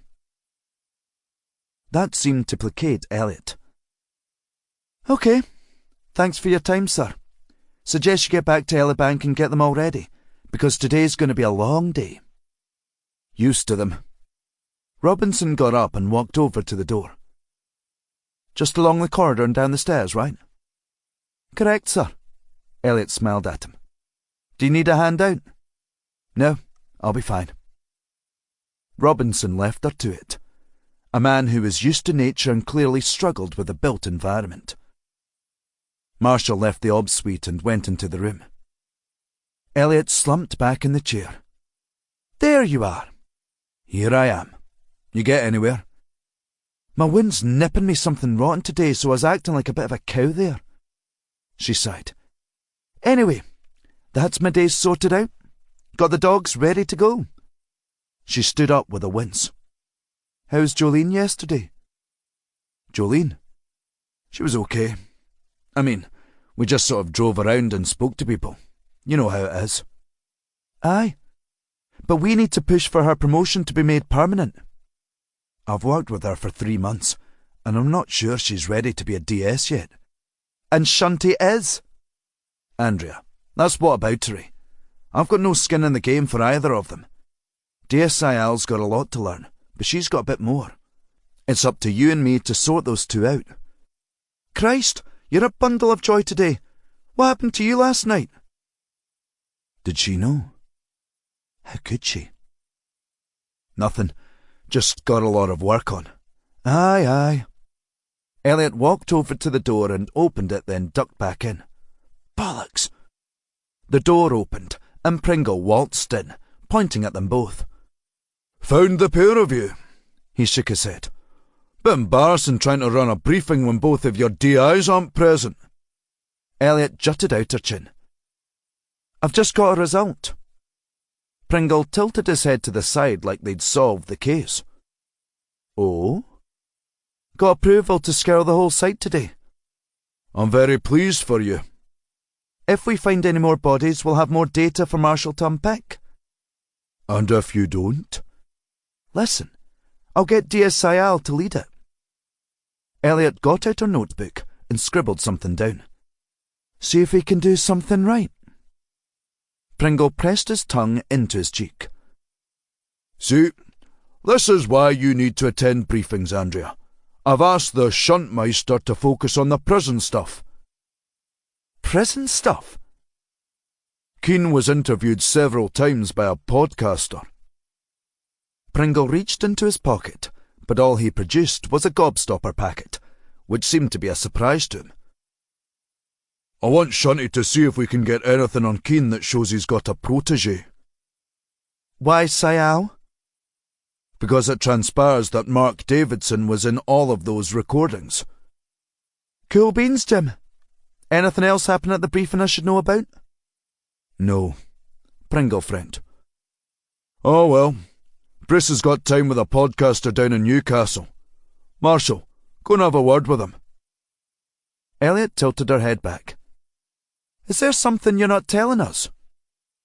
No, but it's the same old story. Vickers and Davidson were in all those interviews. Vickers as he was the laddie doing the interviewing. Davidson as he was the lawyer. If one of them's the protege, then we need to know.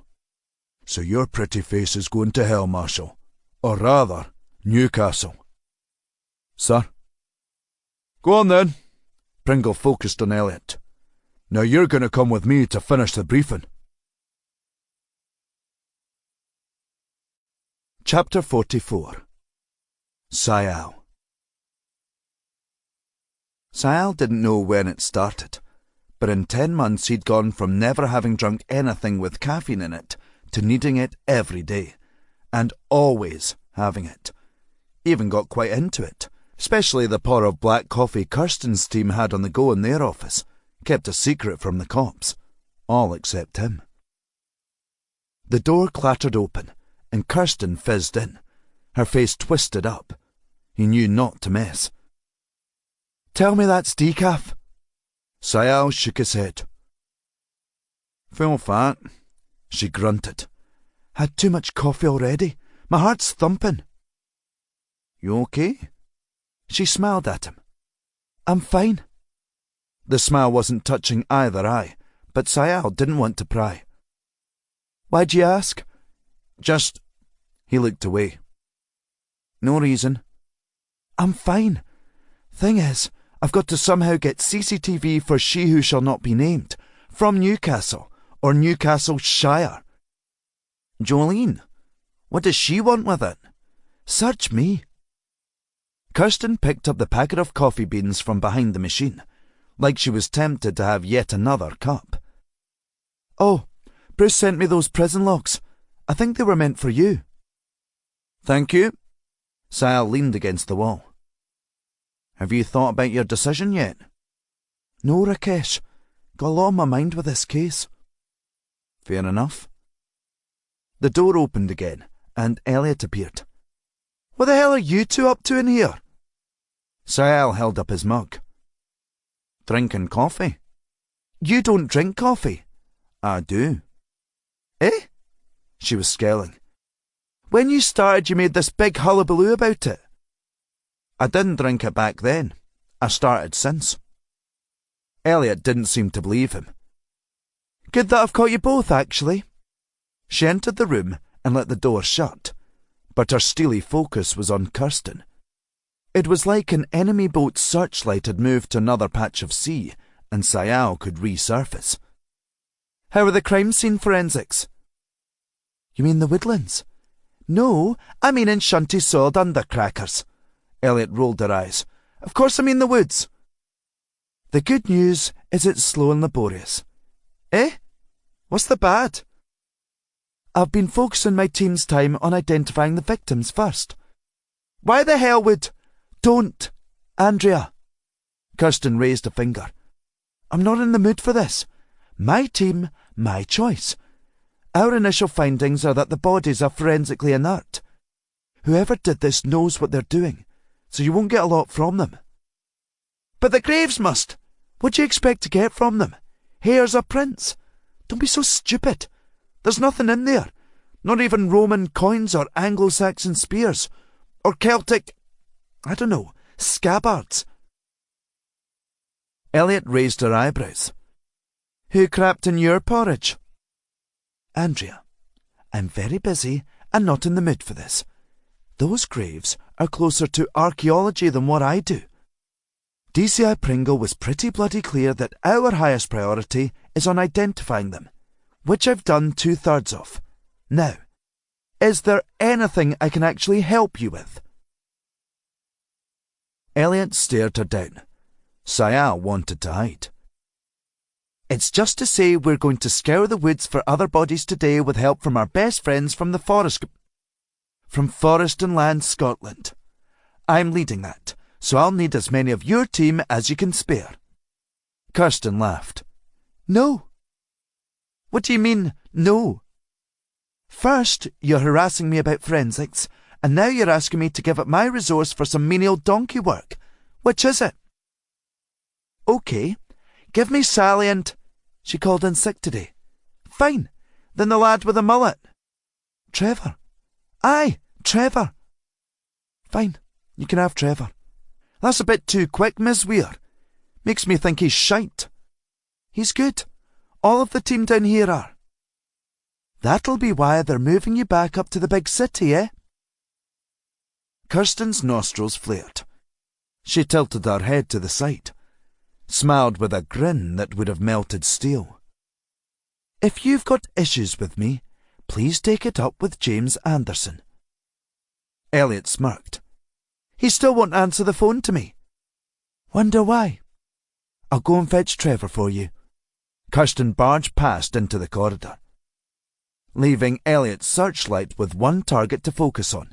Shunty, shunty, shunty. Talk to me about this investigation into the lawyer. What do you mean? I mean, why are you doing it? D.I. Marshall approved it.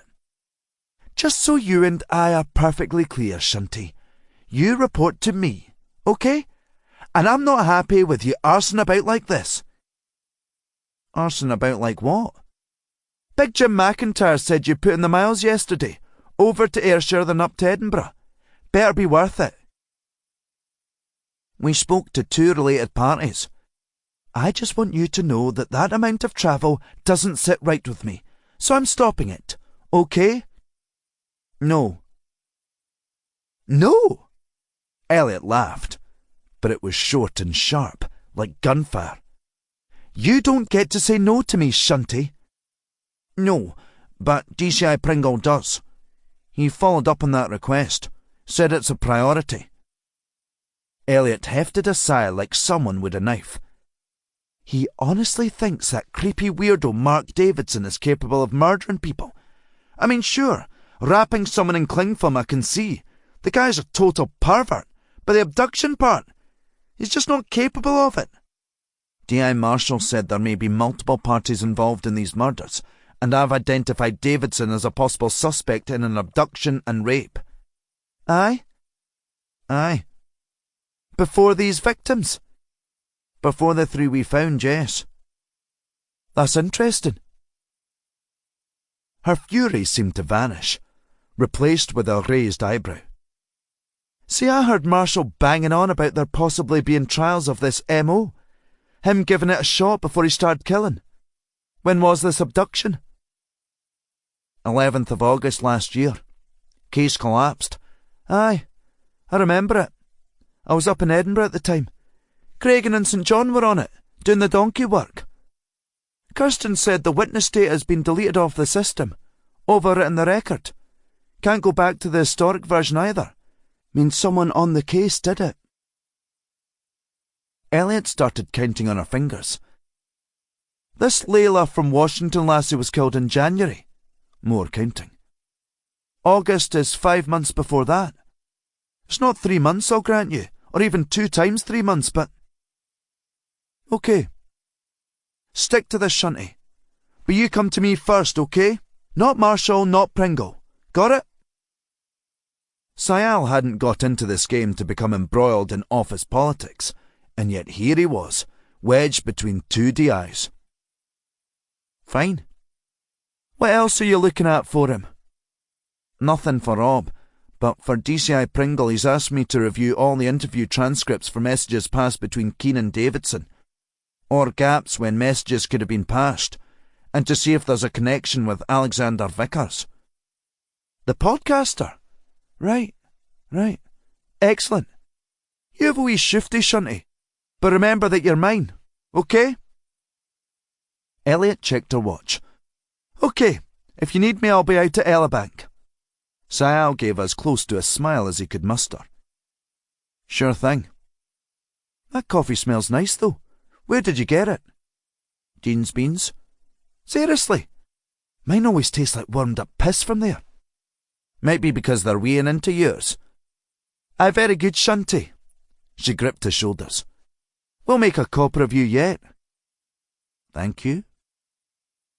He watched her go, waited for the door to shut, then let out a deep breath, and took a drink of coffee.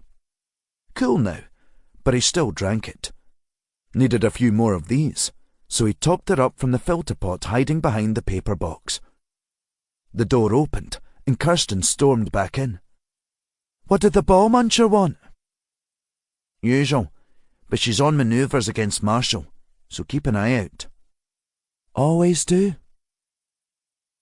Kirsten reached for the pot and filled up her mug. Sod it.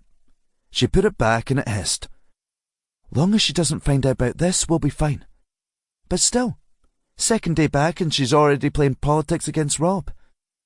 She never stops, does she?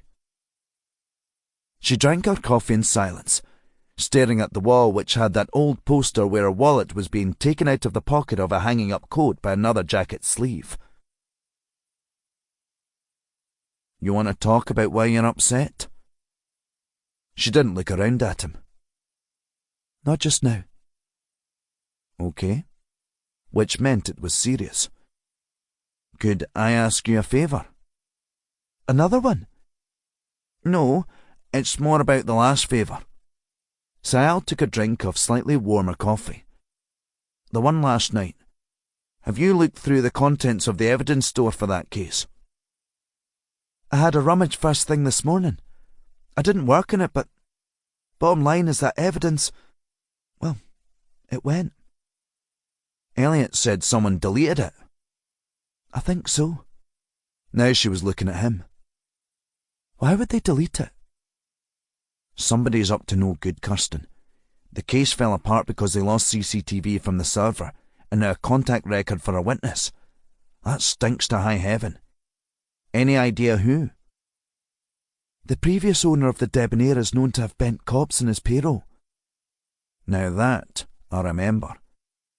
Trouble is, they were booted off the force. Sayal drank some coffee. All of them. Well, she twisted her lips together. I don't like the feeling that someone else is screwing about with my evidence. The council lost the CCTV too. That's shite. Eh? Their data retention policy is a shambles. They never delete anything. Kirsten tapped her phone screen and put it to her ear. Took a slug of coffee as she was waiting. Mr. Naismith, how the devil are you? She smiled. It's nice of you to say, but you don't get away from me that easily. Another sip. You get the email I sent you this morning?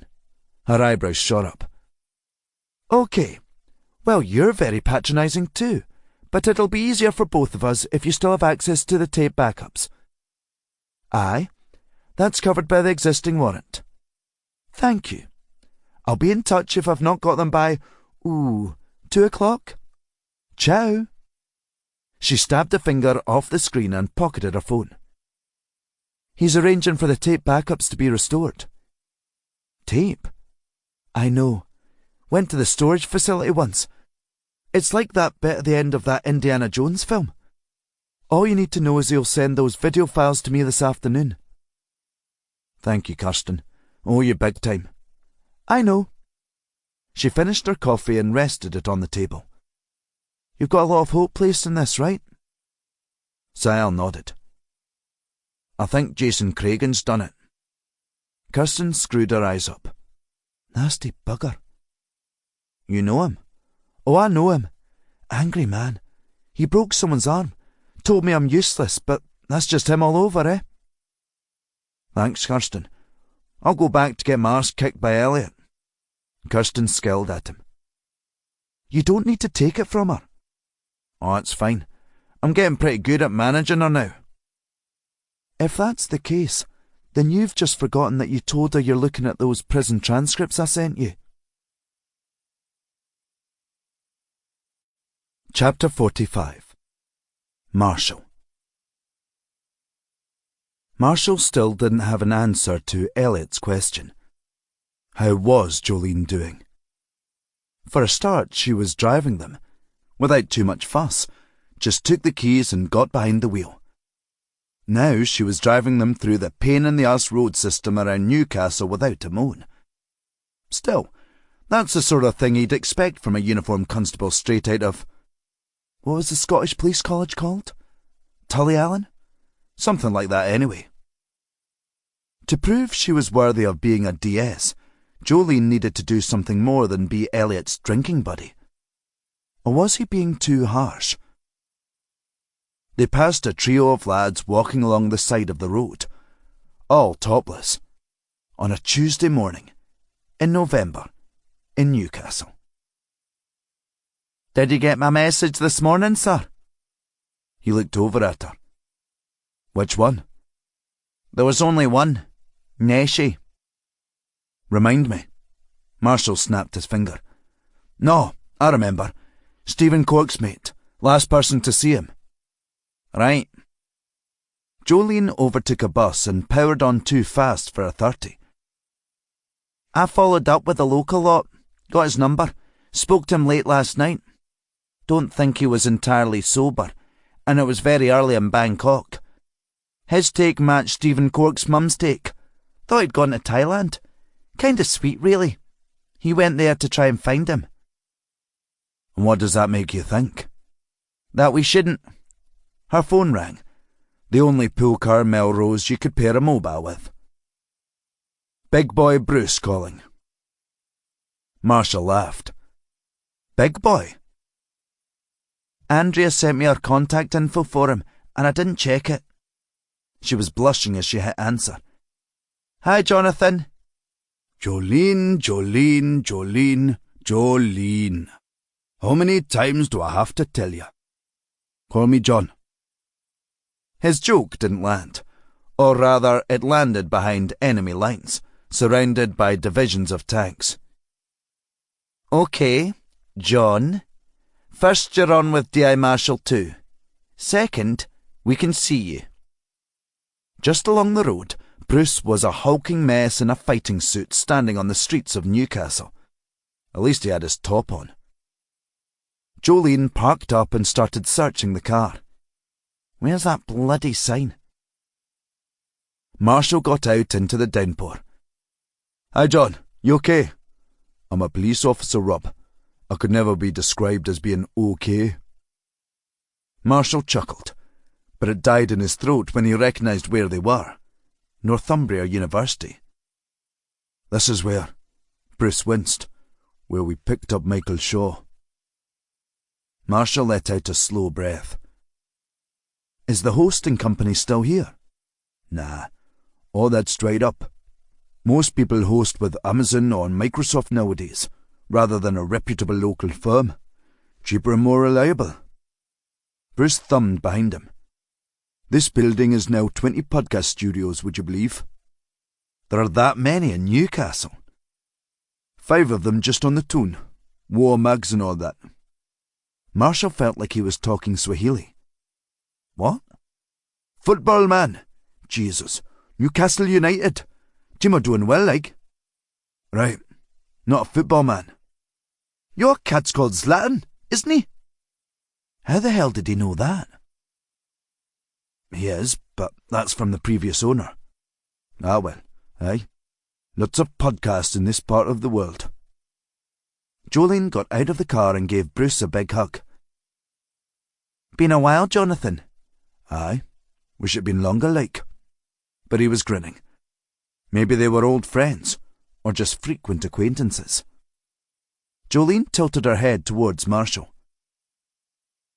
Boss here's been a grumpy sod all the way down the road. What else is new? Bruce shot Marshall a wink. OK, so your pal Kristen Weir called about the CCTV. We've put our heads together and got a spark of flame. Jolene rested her fist on her hip. Any chance you can spell it out for us? OK, so far, we've got a video of Layla McMenemy getting on a coach in Newcastle, heading to Carlisle. Jolene's forehead creased. Carlisle? I know. Why anyone would go there is beyond me. We've requested the CCTV from our colleagues in Cumbria, but they can be a bit slothful. Jolene gave a flash of her eyebrows. Andrea's got a mate there, Foxton. Oh, God. I know him. Bit of a bellend. Takes one to know one, I suppose. Bruce smirked. True. He clapped his hands together. Reason I'm here and waiting for you is my lot have uncovered a little nugget of information. Our friendly neighbourhood podcaster Vickers previously trained as a respiratory therapist. Jolene frowned. What's one of them? Varies like, but he was a nurse, specialising in invasive ventilation, including tracheal intubation. Bruce pointed at his windpipe. Whoever's been killing these people has been keeping them alive. If the dress fits.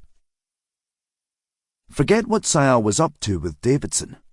Marshall had to shift Alexander Vickers to the top of the suspect list. Obviously Vickers was in all of those interviews with Keane too, and he actually had the skills to keep them alive while he did what he did to them. Bruce grimaced.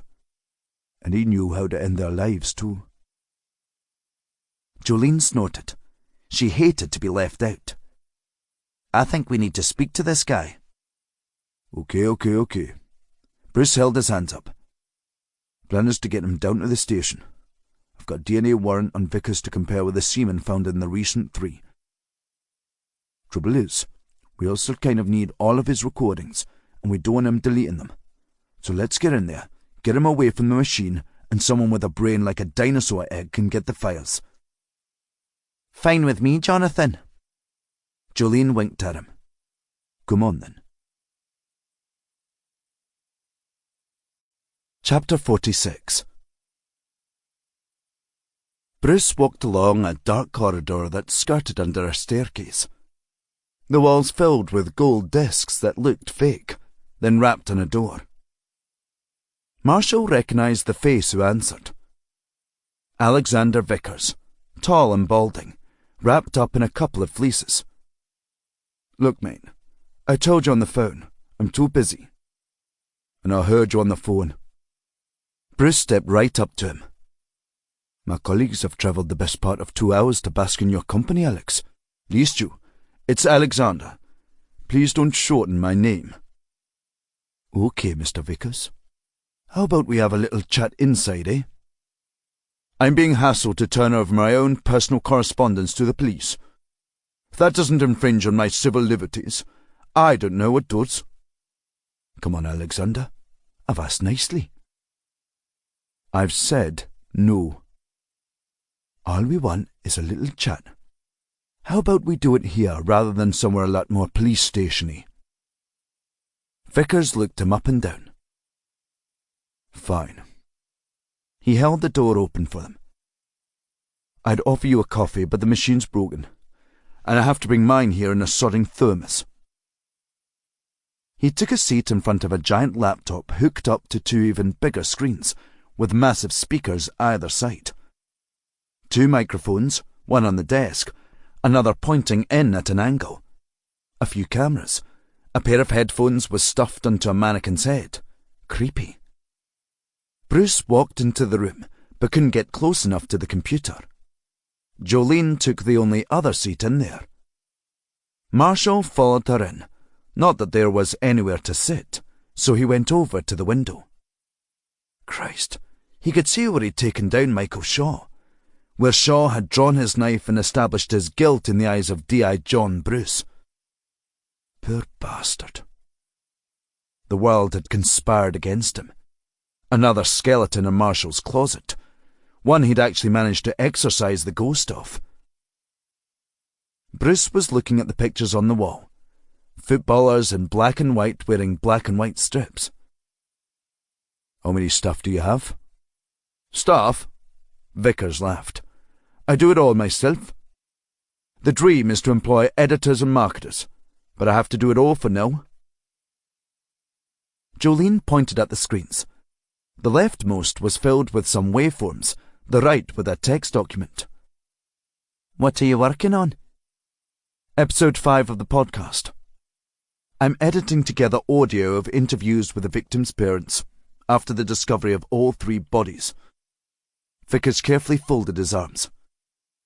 I've done a lot of reading over the years about dramatic theory. How best to tell the story in a compelling way. Planning on writing a book about it. Going to call it All I Do Each Night Is Pray. But pray as in opposite of a predator. That's for next year. This episode's due to drop next week. Bruce pointed at him. We have not cleared that. Vickers shrugged. It's a free country. And that's evidence for a murder investigation. You're not going to prosecute Martin Keene for them, though. They're not. What makes you think that? His lawyer told me. Mark Davidson. Bruce looked over at Marshall. Interesting. Jolene shot Bruce a sharp look. She was taking over and running this chat. Talk to me about what you've assembled. Well, Vickers exhaled deeply. The pitch for my podcast is a British version of Serial. Seeing as how they're not really doing it anymore, someone needs to do important work. I mean, last month Adnan Syed was freed because of their efforts. Jolene sat back, arms folded. So you think you're going to get Martin Keene freed? Look, all I do is report. Print journalism is dead, but in audio and on YouTube, it's alive. Thriving even. I've met Martin a few times in prison, and I've recorded hours and hours of audio and video. No money changed hands. I just want to get Keene's story out there. Jolene gave a polite smile. What story would that be, Mr. Vickers? There's something in his message. You know, we do live in the shadows. Someone like Elon Musk can just buy Twitter to suit his own narrative. A crown prince of a sovereign nation can get a critical journalist killed on a whim. It's up to people like us four to stop that. How does Martin Keene fit into that? Even her frown was polite. He killed. Pure and simple. Vickers was pursing his lips. There's the possibility he might be innocent. Even though Keene confessed, even though he bragged about it. Even so. The only loose end was the undiscovered victims. He maintained public interest in his story by withholding locational information on 3 victims. He kept the authorities interested by not revealing where he buried them until now. And you don't think he's killed these people? Why? Vickers smirked. I'm just asking the questions here. Thing is, I've seen your YouTube channel, Mr. Vickers. It's monetized. That means you're making income from ads that Google serves against your content. So, from where I'm sitting, there's moolah here for you. Moolah? Vickers moved his chair a little bit closer to the laptop. Unlocked, he could trigger a single-click wipe mechanism. Sure. I'm serious. You get hundreds of thousands of views for your videos. Do you share any of that money with the victims of the crimes? I do, as it happens. I set up a fund which my sister manages for me. There's over 100 grand in my account.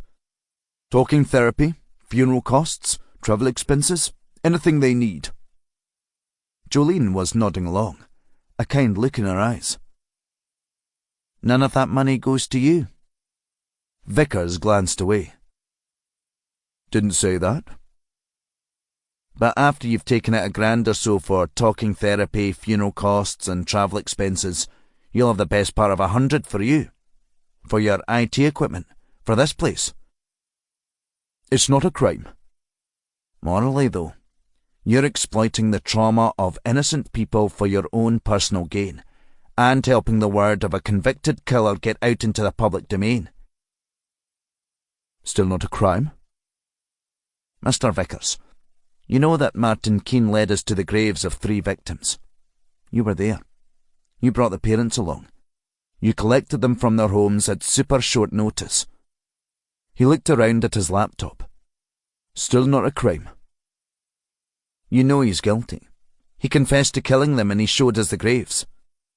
Still, not me that's committed a crime. Mr. Vickers, I think your interest in this is veering into that territory. He looked around at her. What territory? Of it being a crime. Of you being involved. Vickers pushed his chair forward a few paces from the desk. What the hell are you talking about? You sound like a fanboy. Or maybe a protege. Or maybe you know Keane is actually innocent because you killed those people and he took the rap for them. That's preposterous. Vickers shot to his feet and pointed at her. I was working in the States when he was active. Sure. Jolene flipped open her notebook and noted something down. Great. See, that's something we can look into and confirm, Mr. Vickers. I appreciate the cooperation. Vickers looked like the place he was running to was the door, not to his computer. Do that. What you don't know, Mr. Vickers, is we found 3 further bodies at the site. His eyes went wide. What? They were killed much more recently. 3, 6, and 9 months ago. You expect me to give alibis for them? Are you saying you need to? This is... When? We'll never get precise times of death. Vickers looked around at them in turn. Whenever you're after, I will either have been recording material or editing. All of my time goes into the podcast. Costs me a fortune to host it too. I'm not a killer. I'm just providing entertainment in difficult times.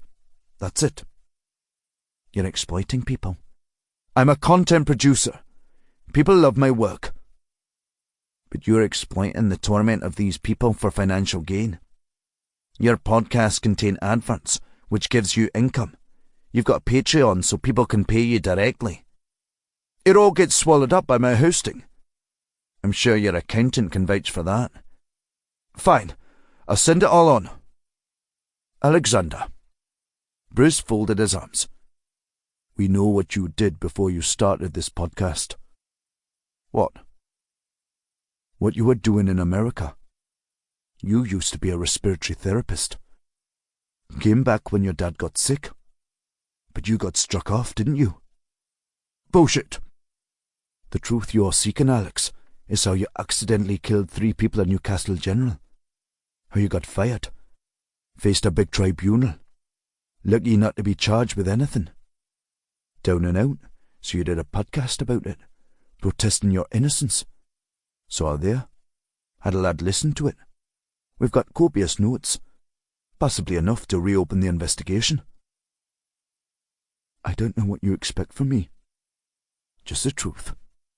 How about we start with you giving us all of the video and audio from the prison interviews with Keane? Vickers glanced around at his laptop, still awake. Jolene stood up and walked over. I'm not accusing you of anything here. I think you're not in bed with Keane, that there's an innocent explanation for it all. You're trying to exercise your own guilt at those tragic deaths that maybe weren't really your fault by getting close to a real murderer. Or another killer anyway. That's bullshit. Bruce pushed away from the door. Come on, Alex. Let's do this down the station. What? I'm taking you to be formally interviewed. I haven't done anything. Bruce leaned back out into the corridor and beckoned a few people in, all plain clothes. Take him back to HQ. Grab his computer and any notebooks. Jolene pushed away between them. Vickers was reaching for the laptop, his fingers clawing at the machine. No, you can't do this. She smiled at him. Yep, we can. The 2 big lumps in suits grabbed hold of Vickers and dragged him out of there. Please, Bruce watched him go. Well done. Jolene frowned. What did I do? You got him talking. More importantly, you kept him talking. Few bits and bobs I hadn't quite buttoned out, like the money stuff. Her frown deepened. That's basic, John. Always follow the money. Good advice. But you knew where he was hiding this pot of gold. How he was topping it up. Look, if he's involved in this grain, we'll get it out of him. But if he's been coining it in, I'm sure there's dirt somewhere, like the spent charity set up to funnel dash elsewhere. Jolene was staring hard at him. Do you really think he's murdering people? Me? Bruce laughed, then looked at Marshall. Your boss here's the expert on that score. I'm just pleased I've got something to do. Been feeling a bit sidelined since your man Pringles swooped in to save the day. This is good stuff. A pair of Northumbria CSI officers walked in, carrying all the necessary equipment to take Vickers' machine and document the whole story. Come on, Sergeant. Marshall gestured at the door, then followed her out with a wave to Bruce. She walked alongside him, her shoulders slumped. That's it? That's all we're going to do? For now. We've driven 2 hours to get here and we're just buggering off. We've got profile work to get on with. That stuff is going to take a while to process and longer to analyse. We're going to head back to their HQ and review the files they've got. Excellent coffee there too. Or it was 10 years ago. Jolene put her hands on her hips. And what will I do? Help me. Seriously. And that was great work there. What was? Leading that. Tearing someone apart on their own turf isn't easy. Not quite a confession, but I think they'll get there in the station. Much easier to intimidate someone in an interview room, but you did it here in this podcast studio. And we were able to get his laptop, unlocked too, so we can start to get all of his prison interviews. Thanks, sir. She stopped by their car. The squad car containing Alexander Vickers trundled past. He sat with his head between his knees. That respiratory thing, though, I mean, it fits. If the shoes fit, we need to prove they were worn. She frowned at that, like it was something profound and meaningful. Marshall's phone rang. He reached into his pocket for it and checked the display. Kirsten calling. Last thing Marshall wanted was Jolene overhearing stuff, personal stuff. Before the words had left his mouth, they'd be back with Elliot. Better take this. He stepped away from the car and kept walking. Marshall. Rob. She left a pause. Just came up to your office to have a chat, only to find Elliot getting changed into her outdoor gear. Sorry, I'm down in Newcastle. Marshall couldn't help but smile. Sorry you had to see that. I'll recover. OK, so Bruce has sent Shanti a ton of AV stuff from the prison. What needs to happen with it? I've asked DSIL to get his team to run through all of the recordings from prison and match them with the logs to check it's complete and there are no gaps. Bruce's team have just got hold of the podcaster's laptop, so his original recordings will be coming too. If there are any discrepancies, then we know he's involved. Like if the interview is 2 hours but we've got 10 minutes of audio missing, that could be when they discussed how to kill people. So I need forensics to prove there are no cuts or edits. Got it. Tall order, Rob. Audio forensics are with the NCA, not us. But I'll get on with it and see if they'll play ball. Thanks. Listen, Bruce's team are... Hang on. One of my machines is beeping. Rakesh is sitting right here.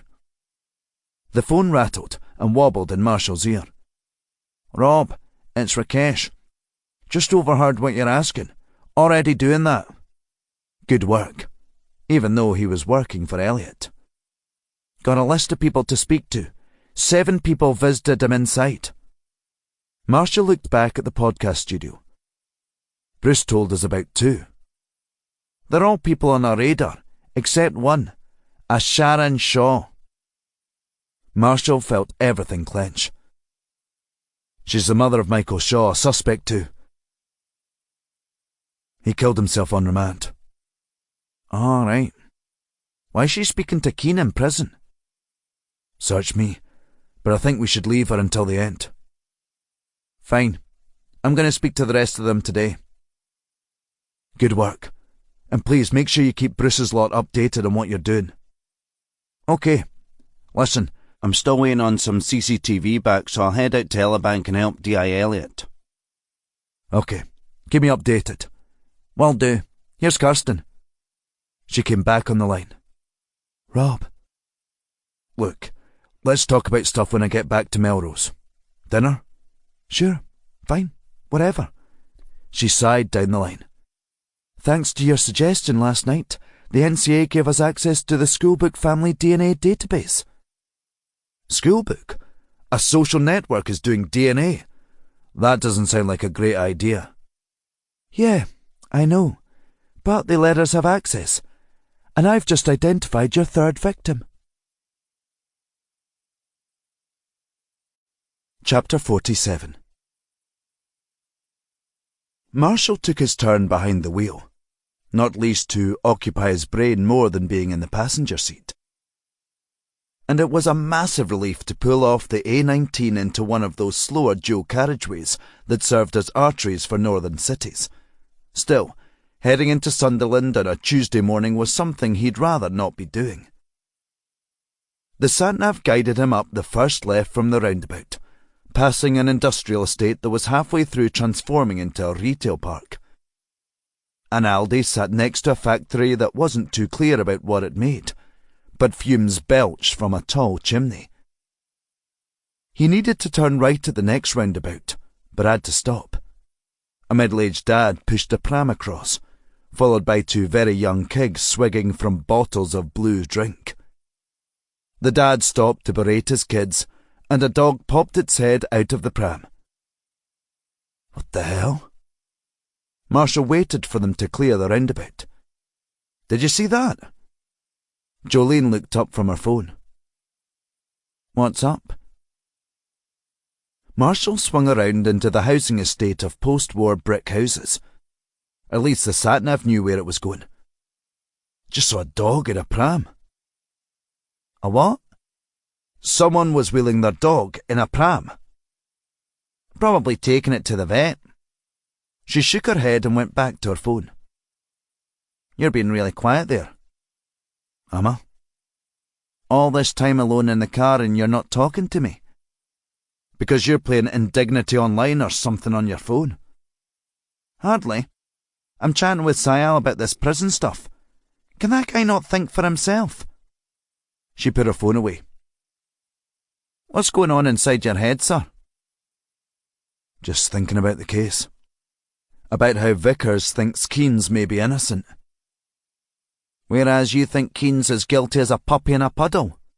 Correct. You don't think he's doing it for the attention? Maybe.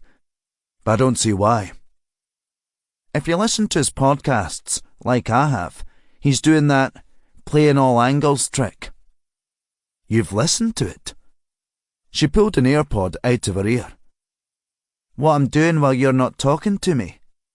Aha. What I mean is, he's got two experts in there with him. One was wrongly convicted and campaigns against aggressive policing. The other is a former criminal lawyer. Much like yourself, but she's adamant about Keen's guilt. He plays a bit of an interview with Keen, then he speaks to them, but it's structured in a way that makes Keen seem like he might not be guilty. He holds a lot of things back. A common technique in broadcast media, so no wonder it had translated into the modern world of podcasts and YouTube videos without the same guardrails. Okay, that's interesting. What's your take on Vickers? Jolene sat there for a few seconds. I think he's interviewed a serial murderer and is smarter than Keen, with a higher emotional intelligence, which he's exploiting for his own gain. Marshall could understand the logic. He followed the sat-nav's guidance, but it seemed to be leading them into a retirement community, low-slung bungalows hiding away from the road behind fences and mature trees. You pissed off with me? Eh? Why would you think that? You seem it. No. Come on, the way you act is... Fuck it. Aye, I am. Her breathing was fast and harsh. The way I see it, sir, is you've taken my job. After you joined up, Pringle sat me down and told me there's no budget for my promotion to be made permanent. So I'm in this limbo of being an acting DS for however long that takes. And now I'm your sidekick, when it should be Shunty. Marshall appreciated the honesty at least. If you want my opinion, I don't think you're quite ready to be a full DS. She laughed. Brilliant. Listen, I've been a DI for 10 years. No likelihood of me ever getting promoted, so I know those feelings. The resentment, the anger, the doubt of your own abilities. I think you've got some strong skills. Your drive and determination are pretty solid foundations for a career as a senior officer. Back in that office, you took charge of a room with a pair of DIs, and you got the result we went in there for, plus more, a lot more. Thank you, sir. But you're impatient and desperate to get promoted. What's all that about? My mentor worked with someone in Edinburgh like that. Said he was pushy from the get-go, and he's now a DI. I suspect he had to learn to not be like that to become a DI. What's that supposed to mean? Just do the job to the best of your abilities and things will happen for you. Easy for you to say. You were a direct entry at DI. Don't kid yourself, it's been easy. 10 years not being promoted, shoved off to the margins. And everybody knows I've been brought in at that level. They don't let you forget. But I do this job to help people, not to get rich. If you want that, work in a bank. My boyfriend does, and the pay's shit nowadays. Marshall laughed. You've got potential, Jolene. D.I. Elliot and I will help you fulfill it. Thank you, sir. Her voice was dripping with sarcasm. Marshall followed the road between a Chinese takeaway and a corner shop. Definitely did not feel like the way to a garage. Just some more houses. Wait. On the right, a gap between 2 blocks of flats was marked with a hand-painted sign. Beardo's MOTs and Tyres. Marshall pulled up and got out. You want to lead in here? I'll try my hardest, sir. Jolene stormed off into the din, clanking, clattering and chart pop. Marshall took it slower, keeping an eye on the place. 2 ramps, both occupied with cars and mechanics underneath. The radio switched to blasting out a sad girl piano cover of the Darkness's Christmas song, at least a month too early. It kept Marshall's Whamageddon alive. Jolene was already in the office to the side, talking to someone. Marshall followed her in, steeling himself. Never easy giving someone a death message. Jolene thumbed at him. This is D.I. Rob Marshall. Sir, this is Jonah Beardsmore. Call me Beardo? A giant shovel of a hand, covered in oil and dirt. What's this about, pet? Jolene gestured at a sofa. Suggest you. What's this about? Jolene fixed him with a hard stare. It's about your son. Beardsmore perched on the edge of the sofa like he was going to spring off and attack at any moment. Chris? You have another son? No, just... You found him. Sir, I'm sorry to have to tell you this, but unfortunately, we've recovered his remains. Beardsmore stared into space. He swallowed hard. Aye. That was it. Some men were so emotionally damaged they couldn't begin to process anything, so it was all just nipped in the bud. A whiskey or 10 pints would sort all those feelings out later. We recovered them in a forest in southern Scotland, and we were able to identify Chris from a heritage DNA kit. Right. Beardsmore ran a hand down his face. Dad got us it for Christmas last year. Made us both do it. I joked about how his bairns would love to know where he'd come from when he has them. He swallowed again. Fucking ironic, eh? I understand, sir. The loss of a loved one is so much. You don't know, do you? Beardsmore's laugh was like a shotgun. 3 months ago I caught him shagging a lad in the office here. Young Dean. Had to sack him on the spot. Your son was gay? Dropped him at the bus station in town. Beardsmore kept swallowing. Last time I saw him. Fuck. He looked like he wanted to hit something. Those giant hands could probably punch through steel. I mean, seeing their boy with another lad. How can anyone accept that, eh? The world still had its share of homophobes. Jolene held a stare. Why is it any different to you catching him with a girl? Fuck's sake.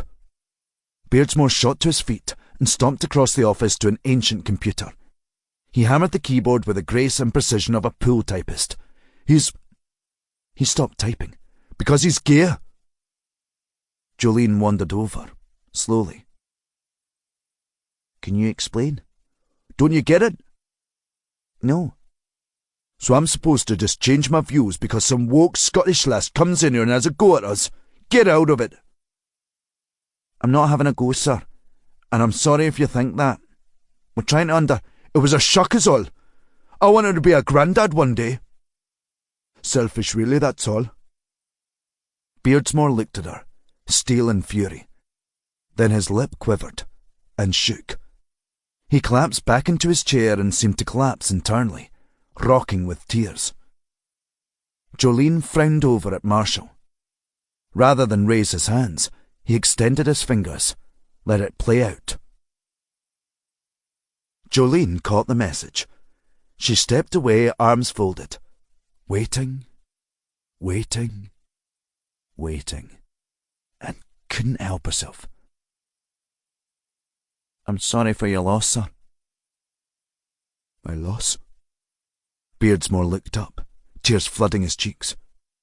It's my fault my fucking son's dead. I forced him away. I couldn't sit with him and talk. I just dropped him on the bus with £500 in his pocket. Told him I never wanted to see him again. And you know the worst part of it? Jolene held his gaze. Beardsmore swallowed again, but it seemed to be one final attempt to get whatever it was down. I'm gay. Even though he whispered them, the words were loud above the din from the workshop. I meet fellas on Grindr. Wife doesn't know, doesn't care. But when I caught my lad at it in here, I thought I'd given him it, you know. Passed it on. That DNA kit must be my fucking Bender genes in there. He brushed tears from his eyes. And I felt so fucking angry, because my son's never had to be in the closet. He's lived his life like that. He told us he was bent when he was 12, and I smacked the crap out of him. Never told us again. Never had lasses back, but he must have had lads. Him rubbing it in my face like that was too much. Soon as he went, I didn't know what to do. I'd give anything to have him back. Just to have that chat with him. Marshall reached into his pocket and took out a card from his wallet. He rested it on the desk. This is a card of a grief counsellor based in Kelso. She's the best in the business. Helped me through a lot myself. Suggest you speak to her. Beardsmore picked her up and stared at it, scratching the back of his neck. He looked up. Thank you. His voice was like ground glass. Marshall waited for eye contact. This was starting to fit the same pattern, but he was wary of leaping to conclusions. Do you know where he was going from the bus station? No, sorry. Was your son outgoing? Not really, no. Kept himself to himself. Had a few mates he texted. Occasionally go out and get blasted with him in town and up in Newcastle, but that stopped. Stopped going out. Was he much of a risk-taker? He looked up at Marshall.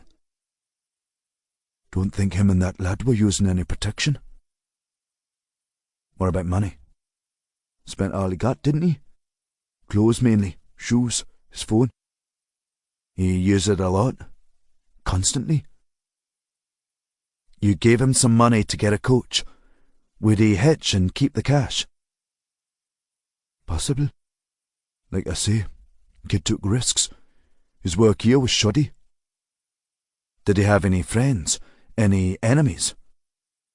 Told the cops this when he went. None that I know of. Turns out my lad was as much of a stranger to me as I am to myself. Thanks for your time. Marshall left the office. Jolene caught up with him. You're not going to ask him any more? Nah, we'll get it all from the police files. All Beardo there knows about his son is his name, date of birth and sexuality. Okay. Do you need me to speak to his mum? I'll drop you out of work. Make sure you get the local plod out to help you. Plod is hate speech, sir. At least she was grinning. That's the second one who hasn't shown up to deliver a death message, so they deserve all the derision. After that, I need you to dig out the CCTV from the Sunderland bus station for that night. See if that story checks out. Right now, Beardo there thinks we're on his side, but you never know. He could have killed them all. She nodded slowly. Where are you going, sir? Chapter 48. Sayal. Kirsten opened the door and looked Sayal up and down. Bloody hell, are you hiking up Everest or something? Sayal was already sweating. The outdoors gear wasn't mandatory, but it had been really cold in the woods the previous day, and was said to be even colder today. He wasn't built for this temperature. Then again, who was? Any coffee on the go? Trev put a paw on before Elliot grabbed him. Thanks. Sayal went over to the back of the room with his mug and filled it from the clandestine coffee pot hidden behind a stack of printer paper. Hate having to work with her. Who doesn't? She sat back down at her workstation.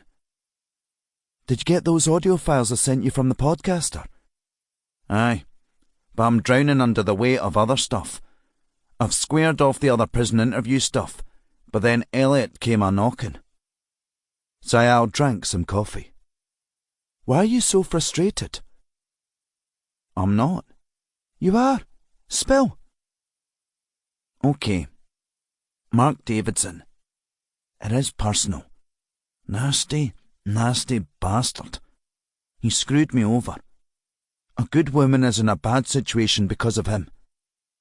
Kirsten, you should see the detention centre she's in. It's barbaric, and the toll it's taken on her. This whole thing underlines why I became a cop. At least this way I can do something about it. I can stop Mark Davidson, take him down a peg or two. Kirsten was smiling. I'm impressed by your fire, Rakesh. Harness that. Trying to. Sayal downed the rest of the coffee, but it wasn't touching the sides, so he reached over and topped it up. Elliot entered the room, dressed up like she was going to a riot, or playing in goal in a feisty ice hockey match. Is he here? Sayal put the pot back and spilled hot coffee on his hand. Had to swallow down his swearing as he slid the paper boxes back in front. He hid his mug behind it too. Over here, ma'am. Elliot pulled up her goggles. So you are. Listen, this is for both of you. Jolene called me up. Her and that clown Marshall have got a lead on the most recent victim. Dad dropped him at the bus station in Sunderland on the night of. Trouble is, the local cops are very short-staffed today. Some shite about a Sunderland match tonight, meaning we're going to need to wait until tomorrow to get their help. Or do it ourselves. Kirsten rolled her eyes. So you're now expecting me to get CCTV from Sunderland bus station? Nope. Joe's already got CCTV of Chris Beardsmore getting on a bus in Sunderland to Newcastle. where he caught a coach to Stranraer. Kirsten frowned. Why would anyone go there? Elliot rolled her eyes this time. Ferry over to Northern Ireland? And you want me to... No! She's got access to that CCTV. Coach got there, but he never got off. So, we've got the coach leaving Newcastle and arriving in Stranraer, stopped in Carlisle on the way. Oh, come on. I know you've got access to the CCTV, Kirsten, because I spent half an hour pestering a superintendent down there to approve your access. Kirsten looked at her machine. OK. Still got way too much to do before I can even think about that. So have we all. But seeing as how we're friends, I'm giving you a chance to get ahead of this, Kirsten. Ahead of what? Pringle put a call in with your boss. No, We're short on resource, but you've already got access to the Cumbrian CCTV, so I need you to look into it. Kirsten laughed. You're buggering about in a wood, and you're asking me to devote my resource to this. Aye. I could applaud you for identifying the third victim, but the thing you lot forget is my lot are trying to solve a triple murder here. She smiled like a snake about to eat a mouse. Please, take one for the team. I could do with Rakesh's help on it. Nope, he's done his time in the trenches on that shite. I need him to demonstrate his leadership qualities over at Elibank. We've got 3 dog teams, half the forestry staff, most of the boarders' uniform, and virtually all of the plain clothes. Kirsten folded her arms. You're expecting my team to sift through hours and hours of CCTV footage? Better get started, eh? She clapped Sayal on the arm, hard as a punch. So come on, let's go. She pointed at him but didn't leave. Seriously, where are you getting that coffee from? Kirsten sighed. I keep telling you, Dean's Beans. Every time I go in there, I get what tastes like instant. Kirsten shrugged. Dean's my cousin, so maybe I get the best stuff. Elliot stared hard at her for a few seconds. Come on, Shunty. Then she left, leaving Sayal sweating in a tiny office, dressed for the North Pole. Kirsten was smirking at him. I told Dean to give her the worst coffee. No chance she's getting the good stuff. Sayal trudged over to the door. Chin up, Rakesh. Why? He looked around at her, but turning in this many layers was a real challenge. Elliot's treating me like her pet dog. Just do it, Rakesh. She'll think better of you. Hard for her to think less of me. Jesus Christ. She scowled at him. Look, she's given you an opportunity, whereas she's bullying me into doing work I shouldn't be doing. If staying in the borders means dealing with her, then St. Leonard's here a bloody cum. Chapter 49. Marshall. Despite the cheesy name, the deli grind was a pretty swish cafe. Where it wasn't wood, it was white. The whole place, the walls, the chairs, the china, and immaculate, as clean as the day it was opened 12 years ago. Marshall could only surmise it was because the smell of the coffee overpowered the constant repainting. Leanna didn't see him approaching, just sat there, fingertips placed together, staring out of the window at the weir down below. Hey. She didn't move. Leanna. She jerked around to him, her forehead creasing then smoothing out again. Oh, Rob. She sat up and sipped her coffee. What are you doing here? Best coffee in the northeast. Yeah, but you live in Scotland. He took the seat next to her. Your PA said you'd be in here. I've got a lecture. She checked her watch. In 20 minutes. I'll have to top up on caffeine beforehand. The poor saps don't know what hits them when I turn up with 3 of Dell's super strong lattes flowing through me. So you're getting into the groove for first-year criminology? No, Rob. I'm obsessing about your bloody case. Thought you refused it. That's what I was told. Marshall is our profiler. We don't need you. Way to make a girl feel welcome. Down below, some swans were caught in a vortex, but seemed to get out of it pretty quickly. Sorry, I didn't know about that until last night. I'm not the sort to just give up, Rob. The 3-month cooling off period. You and I both know there's a possible abduction happening now. Someone wrapped up in cling film, going through all of that, about to be buried. Or someone we can find before they're abducted. Either way, it adds up to someone we can stop. There's a lot of assuming going on here, and it's melting my brain as much as yours. Nothing wrong with mine, Rob. Sure about that? Because you sitting there. You want to talk about brains melting? Leanna laughed. Those 3 victims, I didn't find them. They were already dead. You didn't not save them. I know. But Keane tormented me. You, Jacob, Bruce, and an innocent man killed himself because of me. She shook her head. That was my fault. I work every day to make sure I do what I can to stop there being another Michael Shaw. And I see you doing the same. Marshall shrugged. We do it in different ways, I suppose. She stared into her latte for a few seconds, then up at him. Rob, why have you driven all this way to see me? Because I was in this neck of the woods. Sunderland, to be precise, Leanna. We've identified the 3rd victim.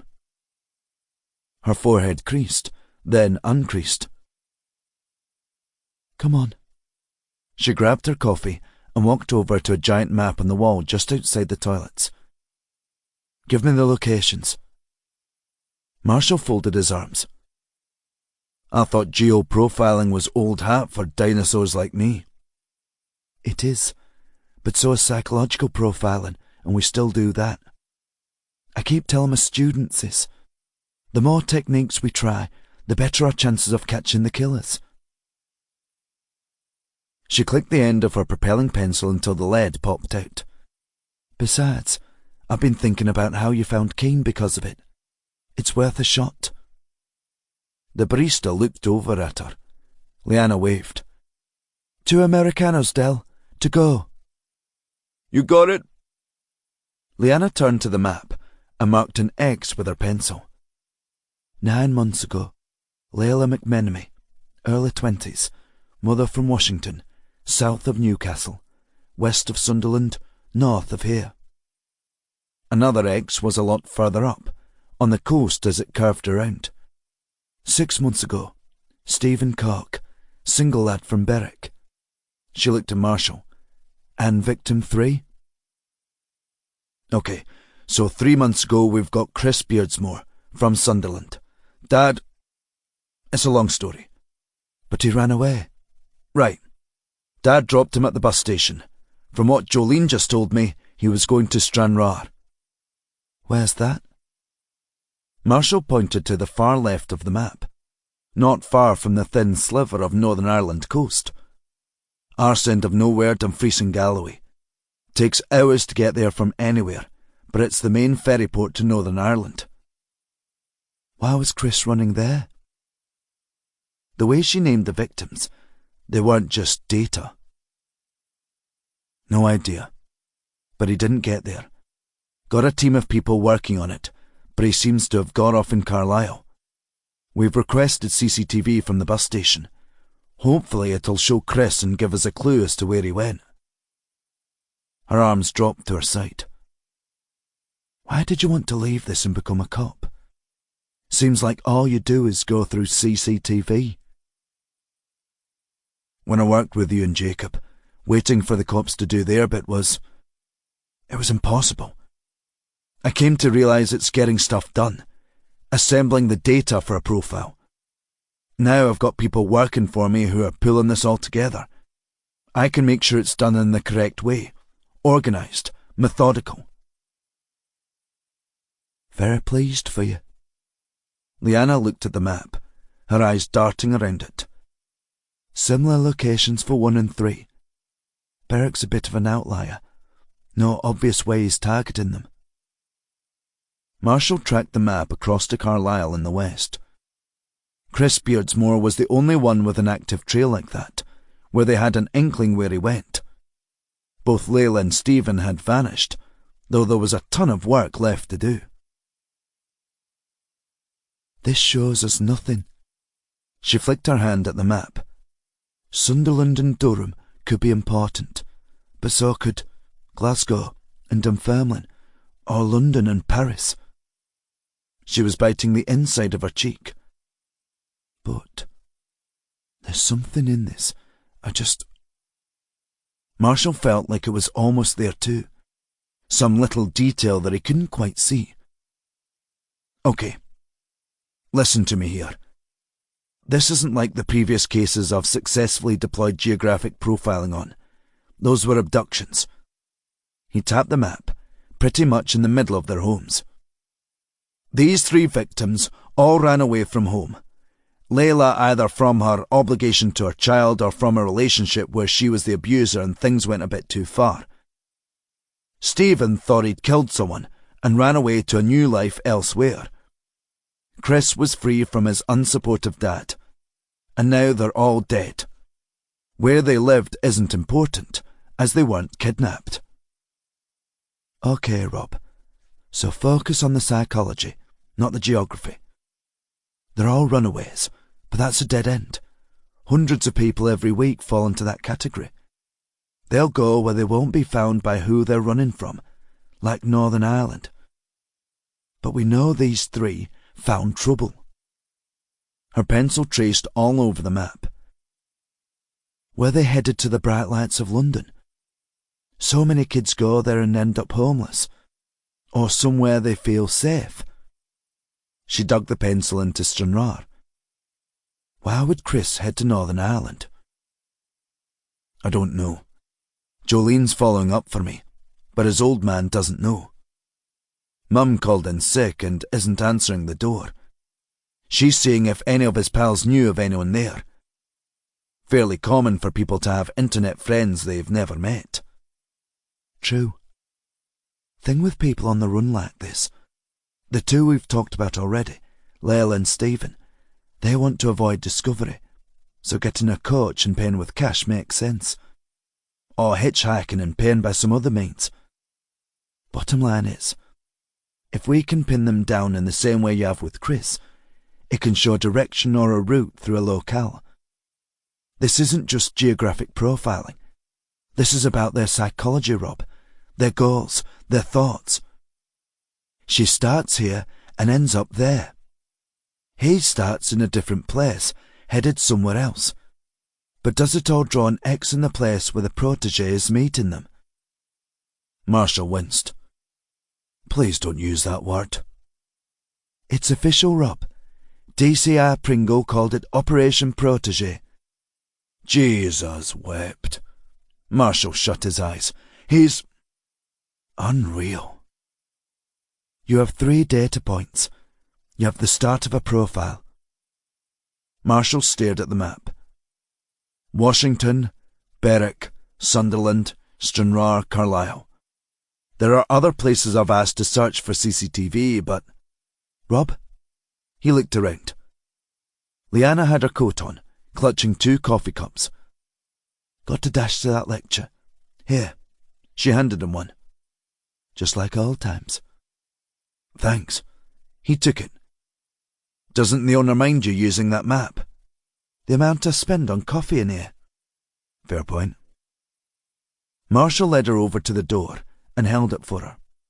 Thanks. What for? Helping me with that. He eased along the street next to her. I'm looking where I dropped my keys now. I can never cut it as a profiler. What are you talking about? You had so much potential as a profiler. You and I could be doing this job together. You abandoned the science because I abandoned inaction. I was stifled. The inaction. Being reactive. Okay, but you abandoned it because you're an impatient sot. That's true, and it's not something I can really change about myself. He stopped on the bridge. But now I feel I can make a difference. I can find this missing victim, assuming there is one. We both know it's likely. That's the thing. Your world is dealing with probabilities and data. I have to speak to the mother of someone who's run away because his dad couldn't handle the fact his son was gay, when secretly he was too. He stared down into the water. The swans were back in their vortex. Her hand ran across his back. He flinched. She leaned in close. He turned away, but she wouldn't let him go. So he turned to face her, but stood up tall. Rob, I see what you've become and I like it. She leaned in for a kiss. Last night with Kirsten. That felt like it meant something. He pulled away. Sorry, Huge mistake. Sorry. She ran off, skittering up the hill towards the university. Marshall watched her go. What a disaster. Chapter 50. Marshall knew these roads like the back of his hand.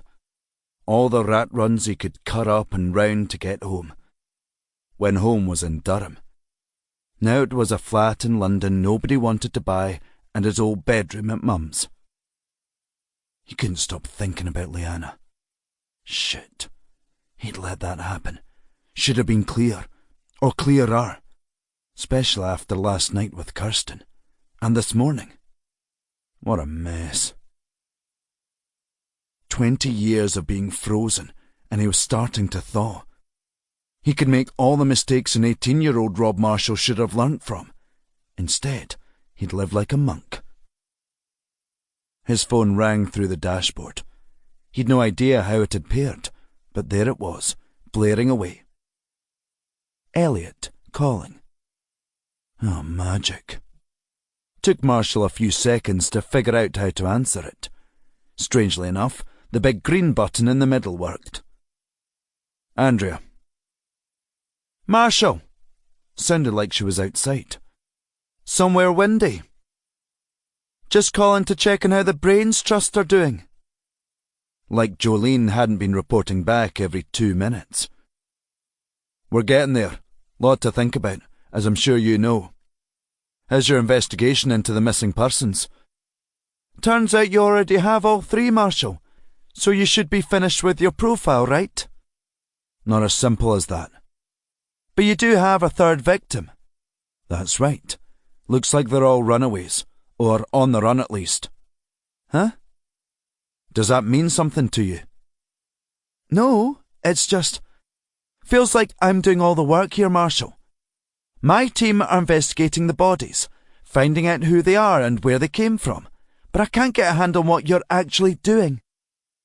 He took a few deep breaths. She had a bloody cheek. Are you the Forest? Quit changing the subject. How's your profile? Look, I am working on a theory. It's quite loose, so I don't want to share it yet. Very coy. I've already shown you mine, Marshall.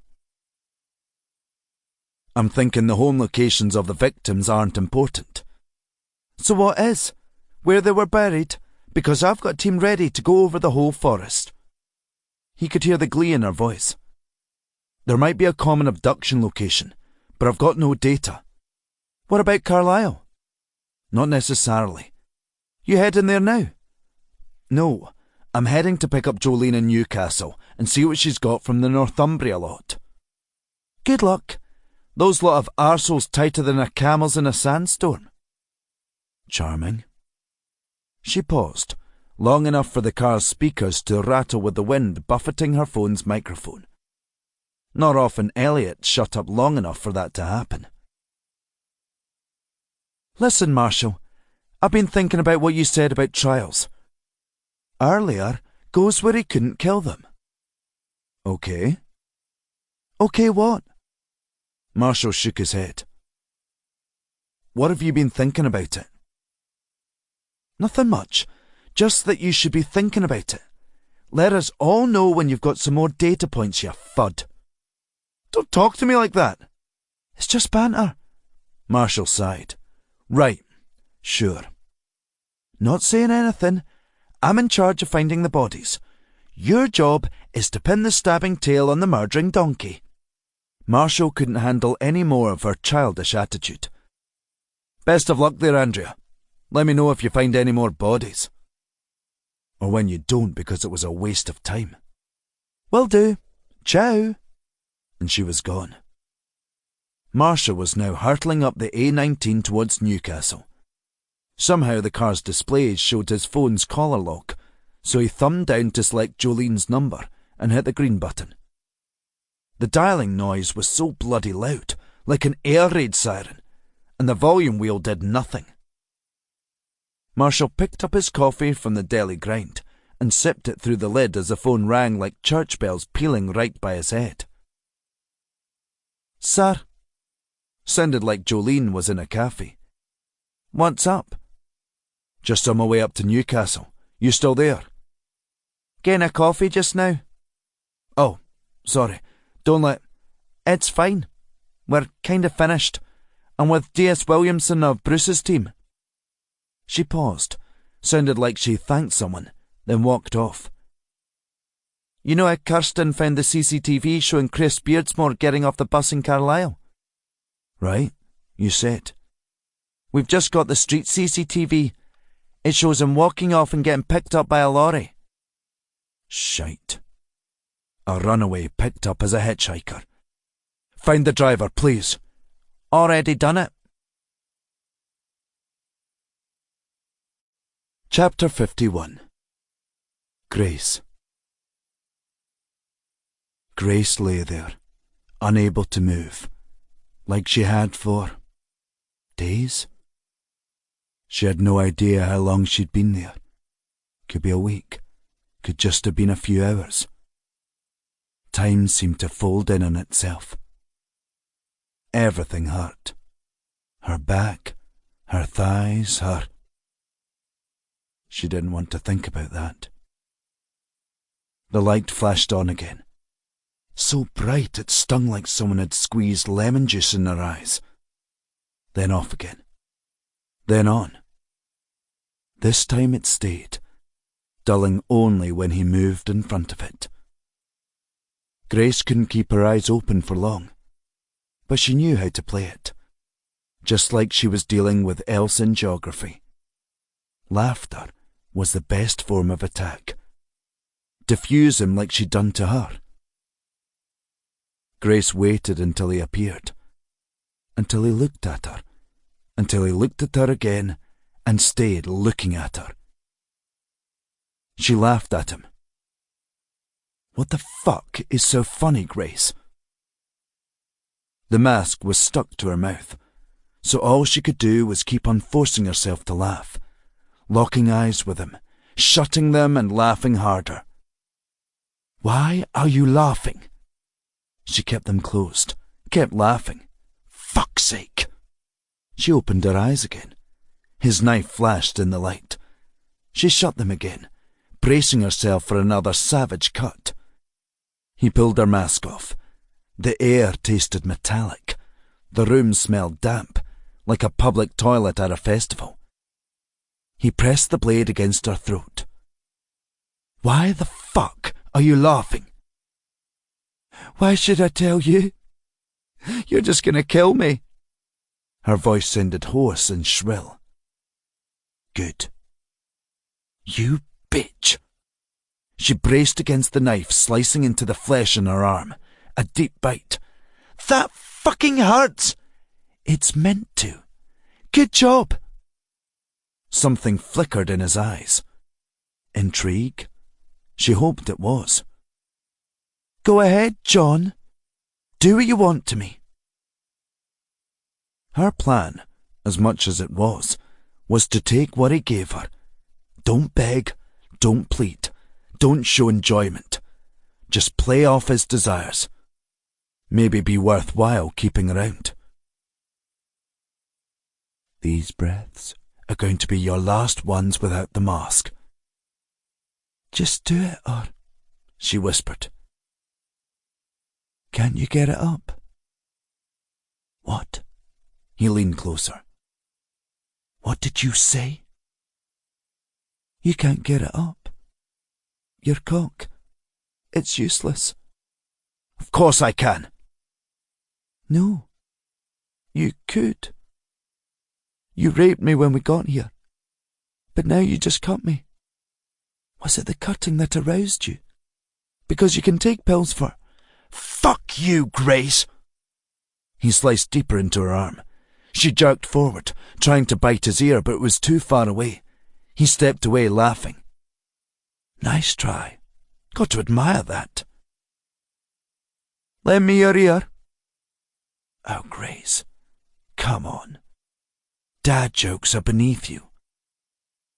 You tried to cut and poke things into me. Is that until you can get it up again? Fuck you. I want you to fuck me. Come on. Do it. Fuck me.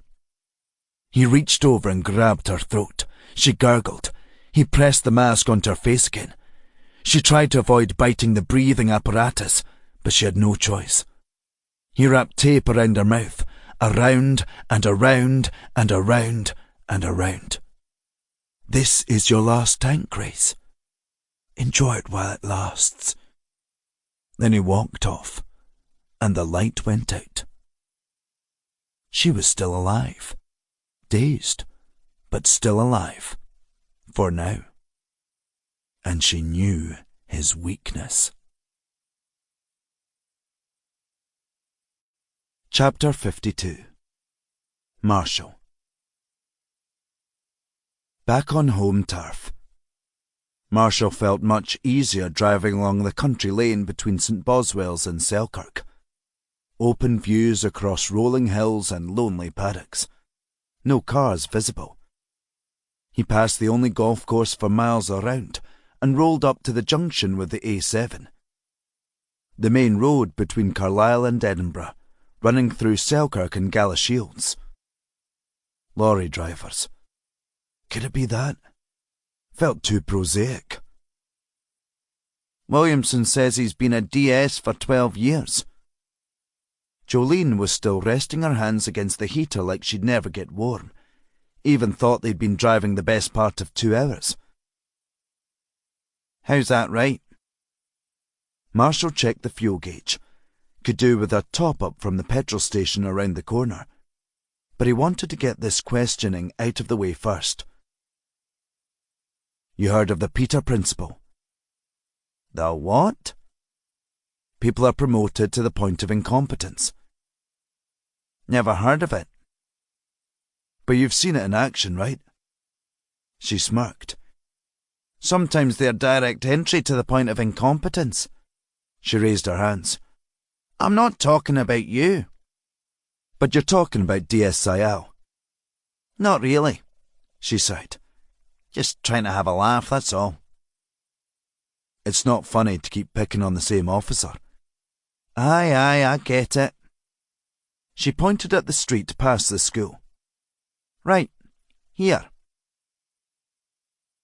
Marshall followed the road around into a crescent of ex-council houses. Blocks of 4 with decent gardens, all raised up on one side so they'd get good views across into the park opposite. Pringle Park. Marshall had to smile at it. The surname was synonymous with the area, but not all of them were landowners.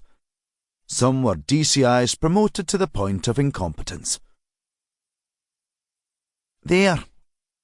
Jolene waved at a garden, and Marshall pulled in between 2 cars.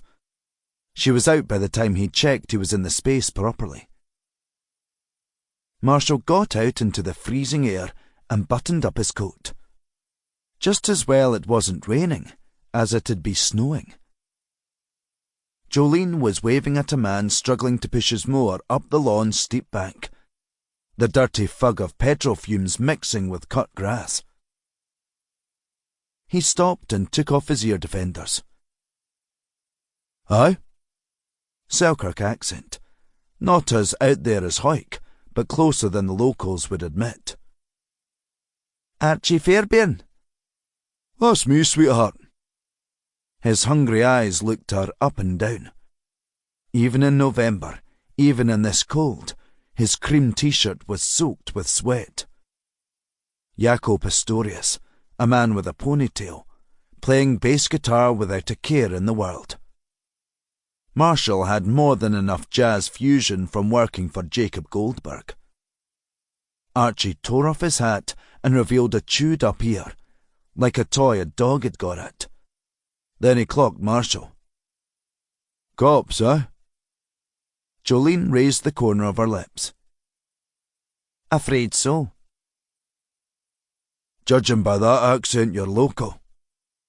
Archie kicked his mower and came down to the fence. This one of those discussions we need to do inside. Afraid not. Archie let out a deep breath. Here's a bastard relief, eh? Jolene was nodding. Gather it's your day off. Tell me about it, Head. Trying to get this lawn mowed the day. First clear run I've had at it in weeks with all that rain. Still looking like my hair just before it's cut, so it'll need another go after I finish. Archie laughed and ran his hand through his damp hair, spraying sweat into the air. Looked like he needed to run the clippers over it again.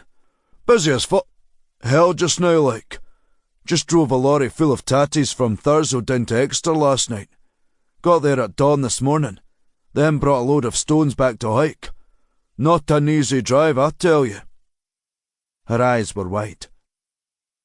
You drove from Exeter to Hawick? One go.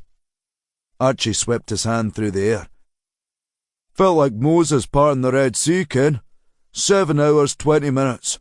Norris McWhirter's putting us in the Guinness Book of Records. He chuckled. 2 days off the now, then I'm driving to Amsterdam.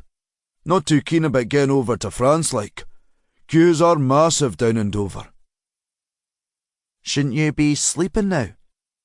Too buzzed, love.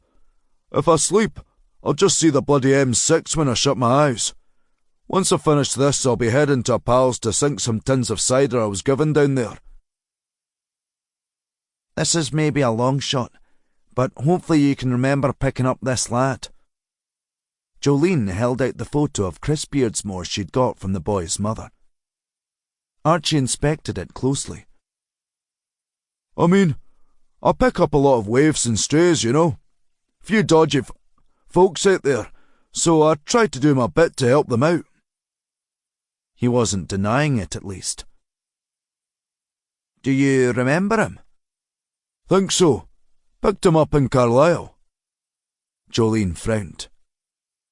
In it? On the outskirts. Bus stop just off the A69. Marshall knew the road system around there. The way the M6 curved around the city, with the A69 shooting off towards Newcastle from 2 converging roads. Neither made sense for a lorry driver. Upshot was he smelled a rat. As prosaic as it was, a lorry driver who admitted to picking up waifs and strays. Well, it wasn't too much of a stretch for him to murder them, was it? Especially as he lived within spitting distance of where the bodies were buried. Do you remember where you were travelling, sir? Usual route. Take empty pallets from Hawick up to Thurso, fill them up, then down to wherever they're going. This week it was Exeter. Think it was the same back then too. It's bizarre, but don't really know why they do that. Think it's for crisps or something. So why did you leave the M6? Good question. Archie ran a hand through his hair again. Think I had to follow a diversion. Roadworks there for 8 weeks. Absolute nightmare if you timed it wrong. Marshall stared at him for a few seconds, watching for any tics. We will check that. Sure, Archie shrugged. Look, I definitely didn't go into the city or town centre. Just saw that lad at the bus stop and asked if he needed a lift. I let him in the cab and we got on our way again. And where? Stopped at the next truck stop in Penrith. I was driving on fumes, so I pulled in to refuel. Then it hit me. It was late, and when I do that run, I like to get past Preston before I kip. But I'd been late leaving Thurso, and the A9 was a bastard. Made out of Scotland in one piece, mind. Told the lad I was going to sleep for a few hours. Plan was to get an early start, get down past Birmingham before rush hour. He didn't want to go there. Nope. Kid was heading to London. Probably went and asked around the other cabs. You see him getting another vehicle? Was asleep pretty much by the time the door shut. He say anything to you? Gave the lad some good advice. Told him his dad will come around. About what? Him being gay. There it was. Proof it was Chris Beardsmore. Marshall saw it a bit clearer too. A truck driver picked up a young, effeminate lad travelling solo, or even a macho lad. Coded signals passed between them, but he had no idea what happened next, how he'd get them from there to a lonely death before being dumped at Elibank. Then again, a lorry would be a good place to store someone. Get them all the time, you know. Supposed to be enlightened times. Archie shook his head.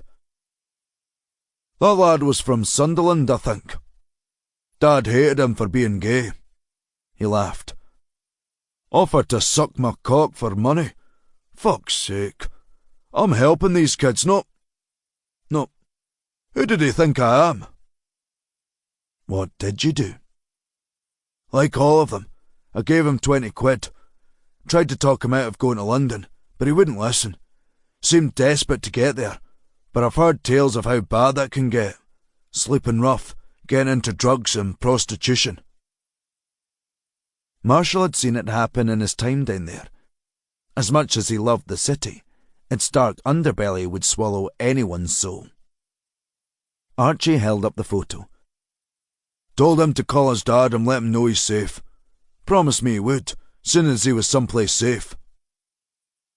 Jolene took the photo back. His folks didn't get that call. Chapter 53. Marshall raced up the A7 heading back to Melrose and the station. Some kids were playing football on a pitch carved out at the edge of a field. No signs of a village nearby. So what do you think? Marshall looked over at Jolene. I think there's two possibilities. One, he's on the level and he did pick up Chris Beardsmore and did the whole Good Samaritan act. Or, he's picked him up and killed him. Correct. We don't have anything pointing to that, do we? Don't have anything pointing to anything, though. Marshall sighed. Sort of person who commits these crimes is someone who spends a lot of time on his own. He can't discern reality from fantasy. Fact and fiction blur. Spending all that time in a lorry, driving up and down the country, especially the routes he was doing, means he was probably taking amphetamines to keep going. She folded her arms. My dad was a lorry driver. I'm not saying they all are, or that our killer is a lorry driver. Just that he could fit the loose profile I'm forming in my head. Jolene looked up from her phone. Andrea keeps bouncing my calls too. Glad it's not just me. Can you try DSIL? Did. Same. Okay. Marshall drummed his thumbs on the wheel. Call Kirsten Weir. Huh? Why? Just do it, please.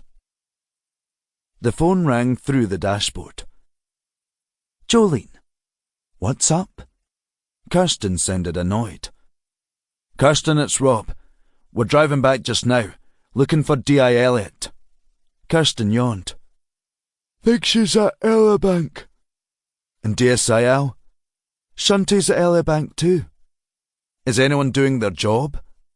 I am. What's up? Elliot's team was supposed to be looking into the CCTV, where they went. I'm doing that. You are? Most of the team are at Elibank. Right. Marshall couldn't see the logic in it, but this was the wild south. Need to see if they went hitchhiking. Okay. That Cumbrian CCTV came through, and I've done a bit of it. Found Layla at the bus station in Newcastle. Tried getting on a bus, but she had no money, so she got turfed off. Bus was heading to Birmingham. What happened to her after that? No idea. Dead-end trail after that. But Stephen Cork? Got him hitching at a truck stop in Penrith. Penrith? Is there an echo on the line? The same one as Chris Beardsmore. Marshall felt his heart thudding in his throat. Kirsten, can you check that location on the date Layla McMenemy ran away? What? Jolene leaned forward. 15th of January, Kirst. I mean, you'll need to give me a few minutes to even access that. And Rob, you owe me. Big time, okay? Of course. I'll be a few minutes.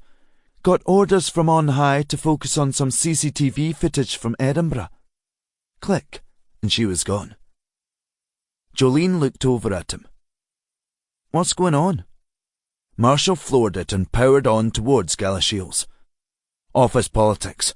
I'm going to have a word with Pringle, face to face. But I think we found out where he's abducting them. Chapter 54. Sayal. The light was fading, but Sayal daren't stop walking through this infernal forest. The trees were so tightly packed together, he kept having to step around and do the dance with the two guys either side of him.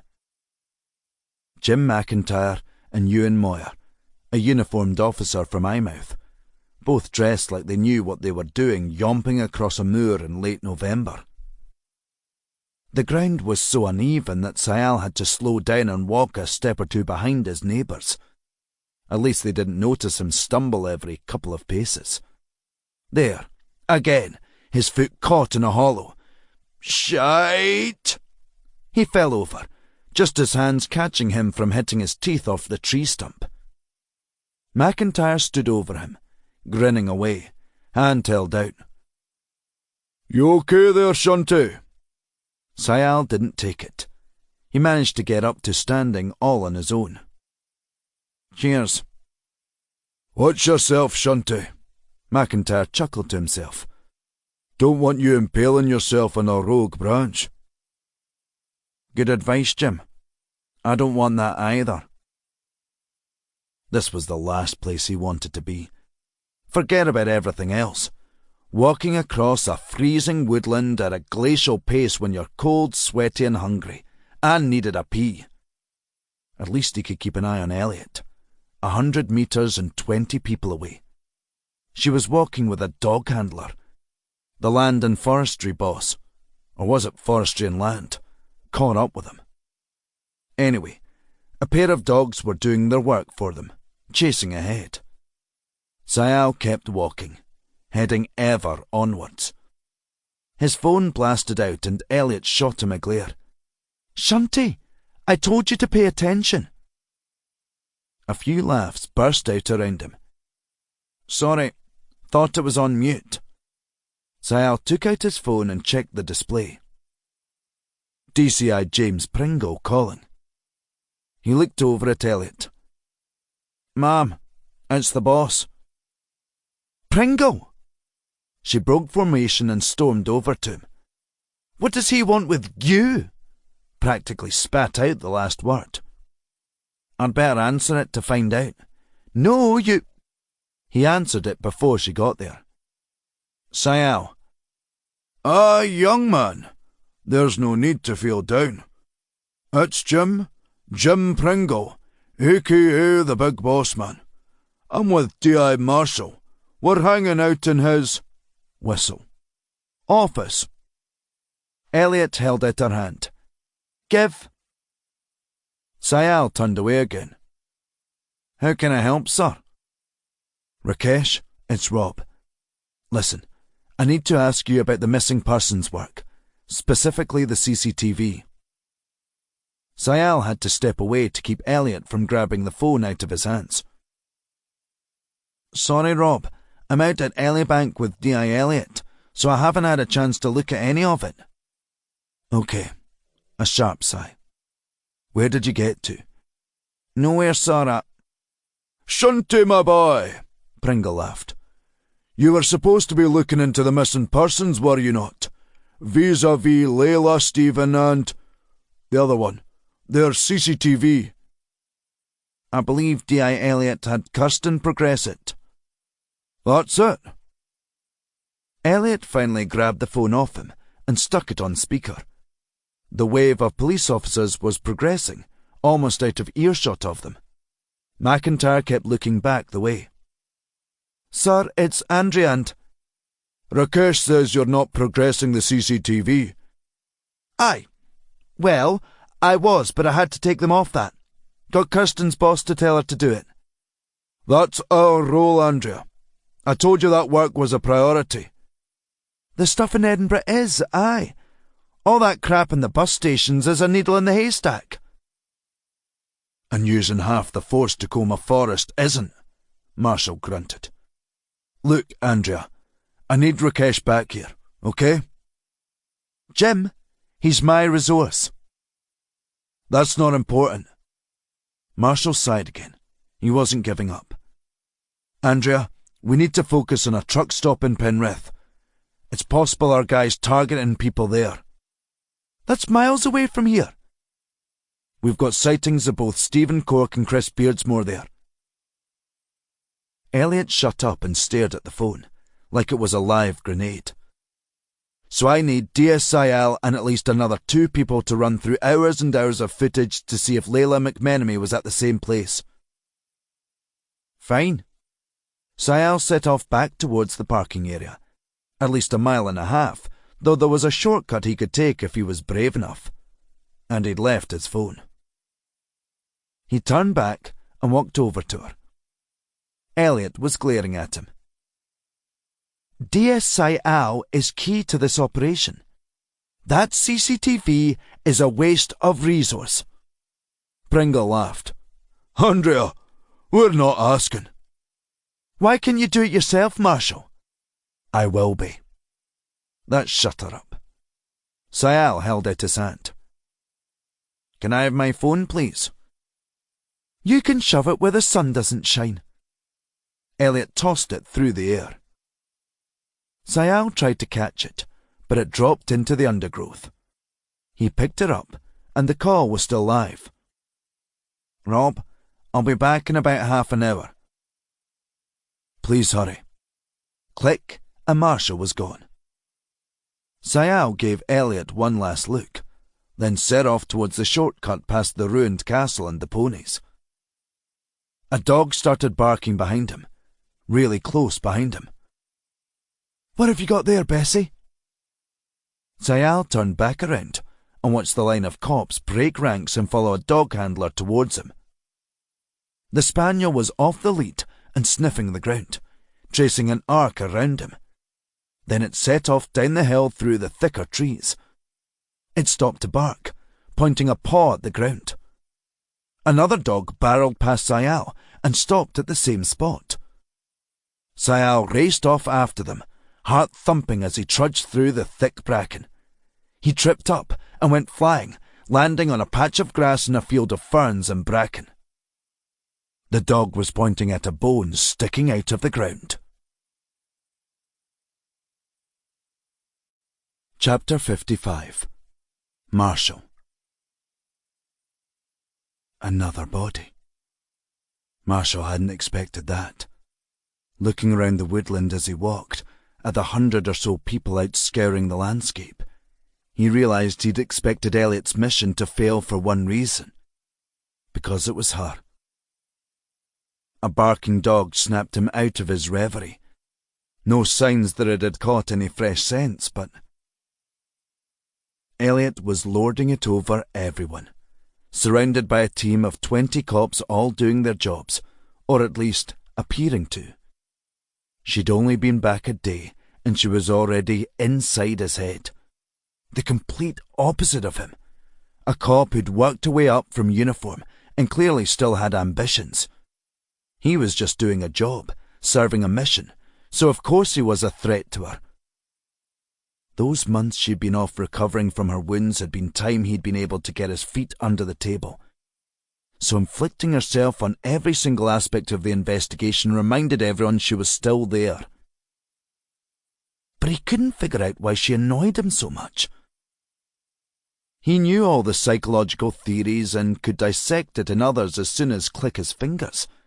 But when it came to himself, forget it. Elliot was walking over to him, struggling to hide her grin. An eyebrow kept rising and falling. "Marshall." "Andrea?" "This is—" She just stood there, for once lost for words. Maybe he'd misjudged her and her motivations. Maybe she was just doing her job, like he was trying to. A crime scene was in place, with 2 suited figures erecting a forensics tent around 3 other suited figures. Marshall identified 2 immediately. Kirsten waving her hands to establish her team's forensic search patterns. Dr. Owusu's slumped shoulders, showing how unlikely she thought it was they'd gain anything from a pile of bones. And the third figure, Pringle, standing still. Marshall looked over at Elliot. "Any clues to the age, gender, time they'd been in the ground?" "All I know is they've been here a while." He frowned at her. "You're not one to use gender-neutral pronouns?" "I'm not." She raised her eyebrows. "I mean, I am. My Sam is an NB, as we're supposed to call non-binary kids these days, but—" She swallowed. "There are 2 bodies in there." Marshall's gut churned at the prospect of 2 further murder victims. Part of his brain clung to having another 2 data points. "Owusu thinks there are 2 bodies anyway." Elliot winked at him.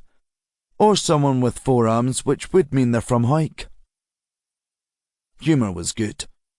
Even the dark form of local gallows humour. So Marshall smiled at it. "Let's stick with 2 bodies then."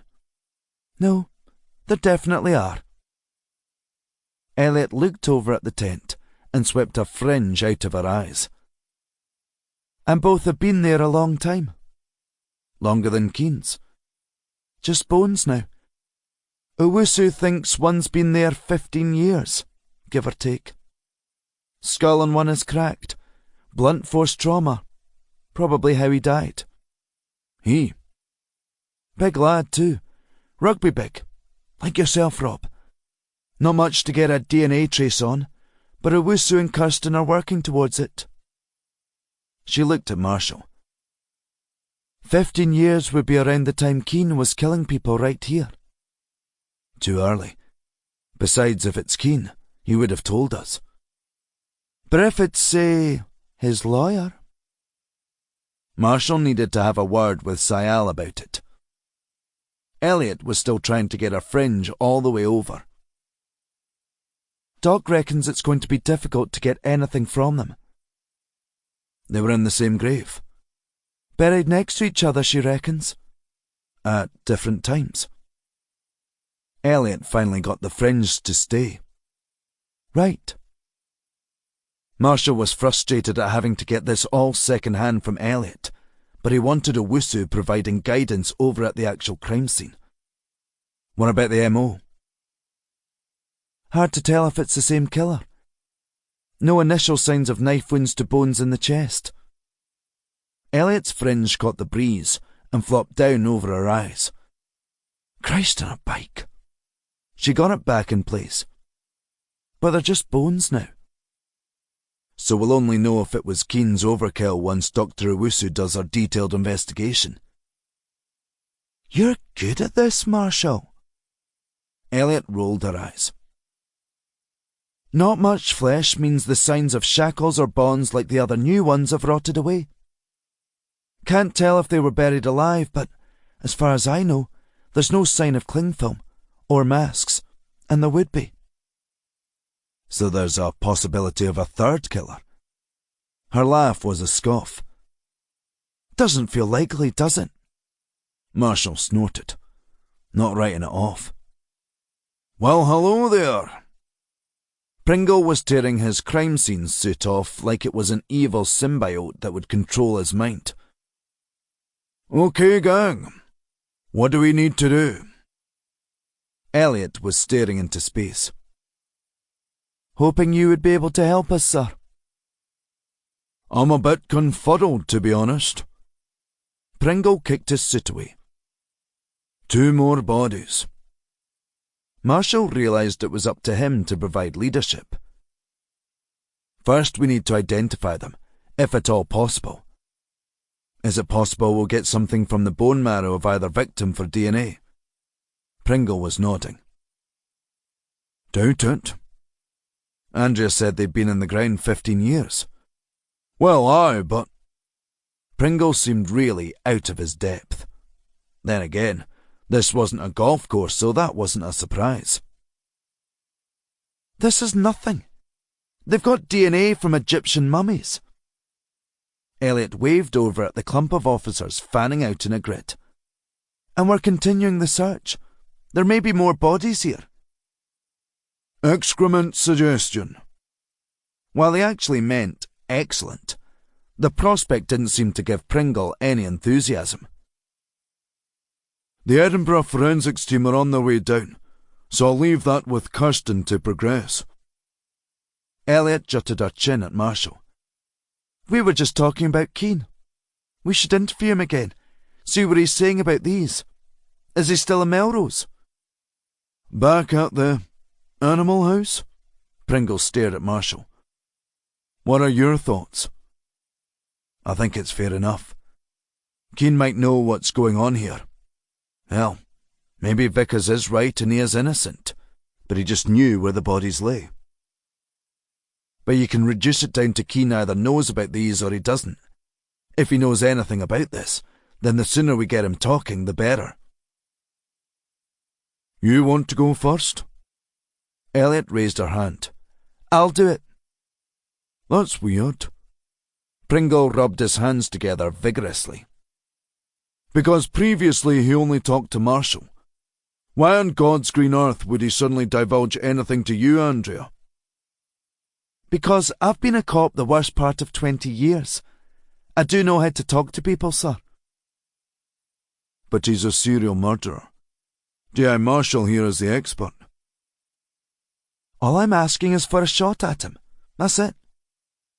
It's 2 hours each way to the... Freak Farm? Monster Mansion. And not the way I drive, it's not. But she was still scaling. So what are you going to do, Marshall? He couldn't look at her. Sod it. He did. Stared right at her. While you've been working here, DS Archer and I have uncovered a potential lead on the 3 recent victims. 2 of them were spotted at our truck services at Penrith.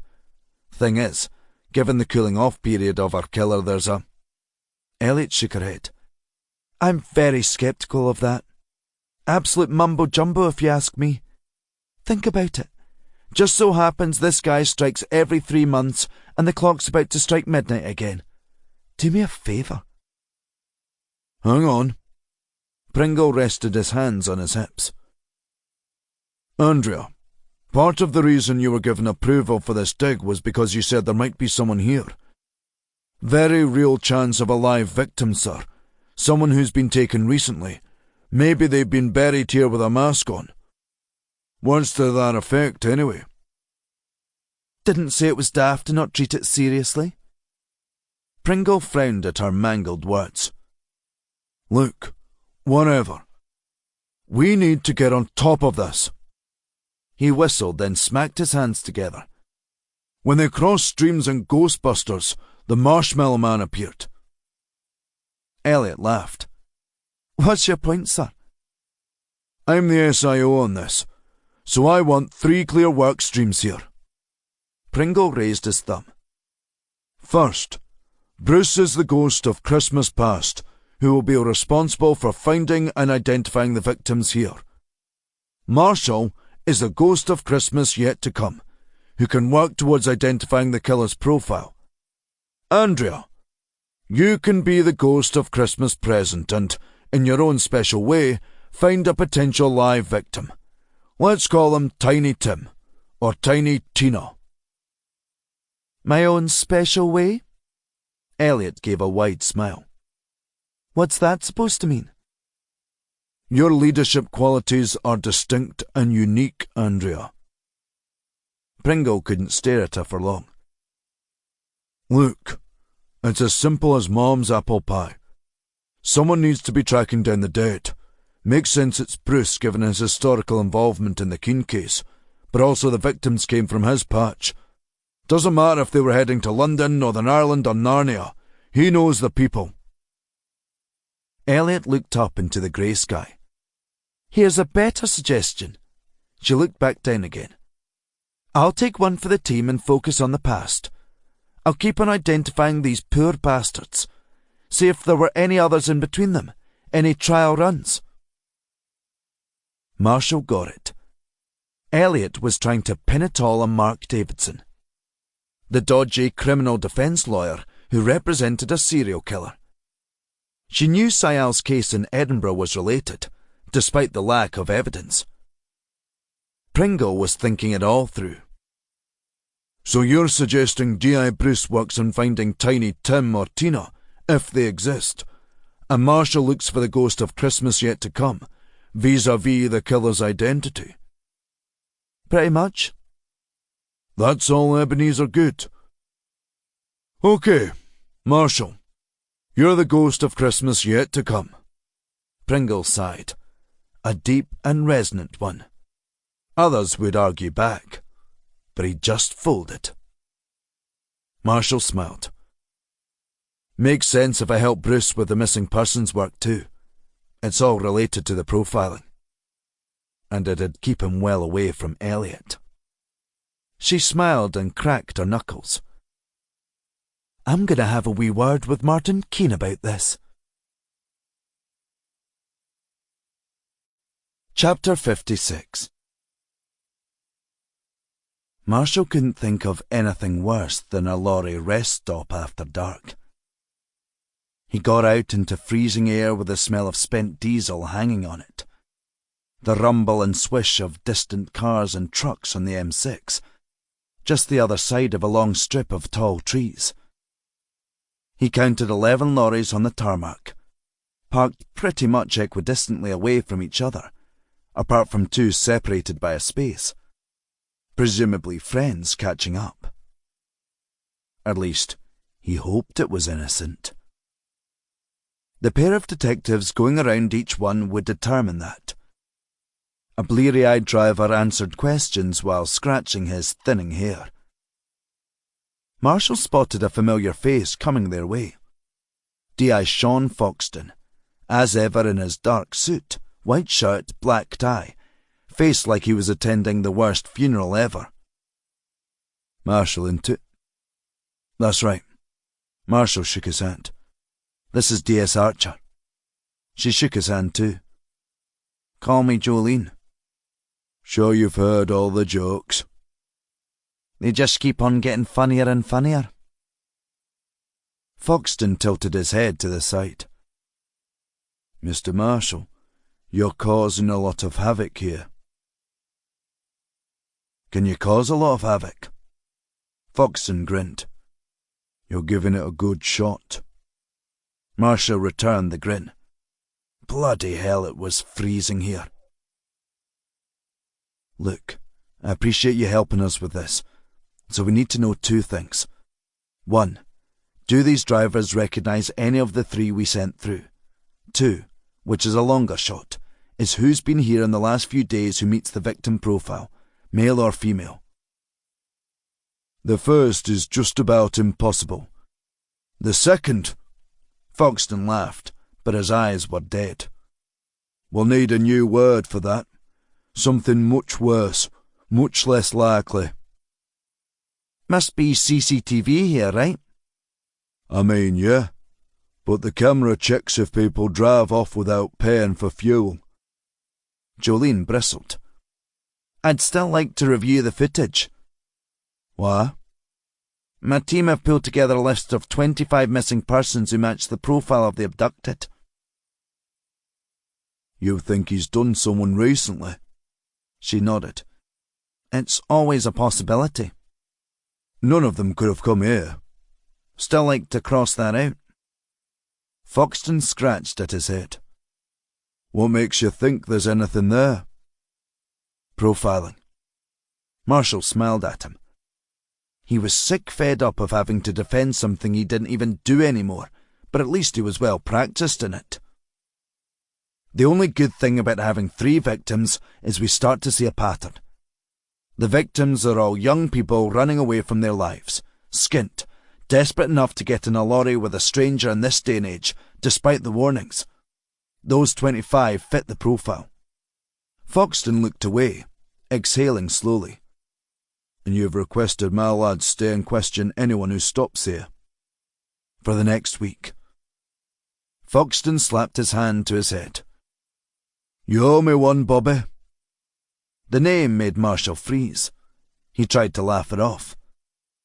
Could be someone who works here, or used to. Shitting where you eat, eh? Foxton glanced over to the side. Here's your chance to ask. He strolled off across the damp tarmac. Thomas! An older man was resting on a vintage cane and staring at a brand new iPad. Tall and dapper, not the kind of guy you'd expect to run a service station. Dear Foxton, I hope you and your men will be buggering off soon. He might have dressed like a Victorian gent, but he spoke like a miner. Will do, Guy. After a few days. Marshall joined them, flanked by Jolene. Gov? Foxton slapped his arm. Sergeant Thomas Craven, as was, taught me everything I know. Craven had the eyes of a hardened cop, scanning everyone a few times over. Don't blame me for whatever he's fucked up. His face stayed straight as Foxton creased himself laughing. Got my papers not long after this idiot made detective. Now look at him, bungling murder inquiries left, right and centre. Speaking of which... Foxton gestured for Jolene to take over. She cleared her throat. We are looking into missing persons who have been here in the last few days, male or female, late teens, early 20s. Thing you should know about this place is, as ex-job myself, I keep a close eye on what goes on. Drugs, people trafficking, you name it. Craven flicked a hand over towards the pair of lorries next to each other. If it's happening here, I don't want it, and nothing gets past this beak. He tapped his red nose. She passed him the prints of missing people. Here are the people who match the profile. Profile? Craven rolled his eyes as he tucked his iPad under his arm. Head shrinkers were a bloody nightmare in my time. He started flipping through the pages. This prick over in Durham used to sit in his ivory tower and dictate all these fruitless searches. More pages. We'd been knocking on doors all over the lakes and over to bloody Newcastle. American nonsense. Police work is the only... He stopped, then flipped between 2 pages. Thing is, there was a girl hanging around for a bit last night. Looks a bit like these two. Jolene looked over at Marshall with wide eyes.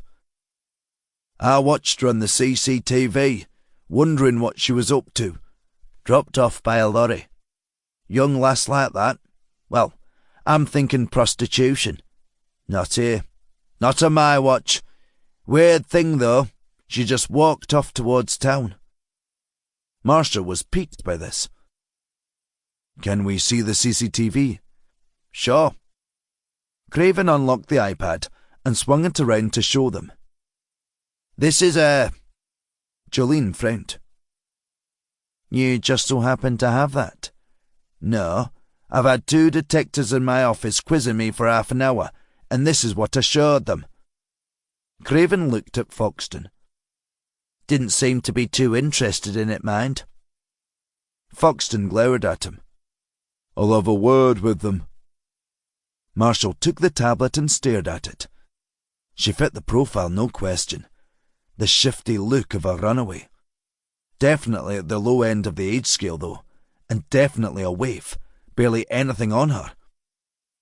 He set it playing and watched her leave the lorry park, rucksack slung over her shoulders, traipsing over onto the main road that led into the town centre. The timestamp was 20:34 the previous night. Still don't see. Marshall stopped. A truck drove alongside her and kept following her. A discussion that lasted a few minutes. Then she got in. Someone picked her up. Marshall had an audience now as he wound the video back.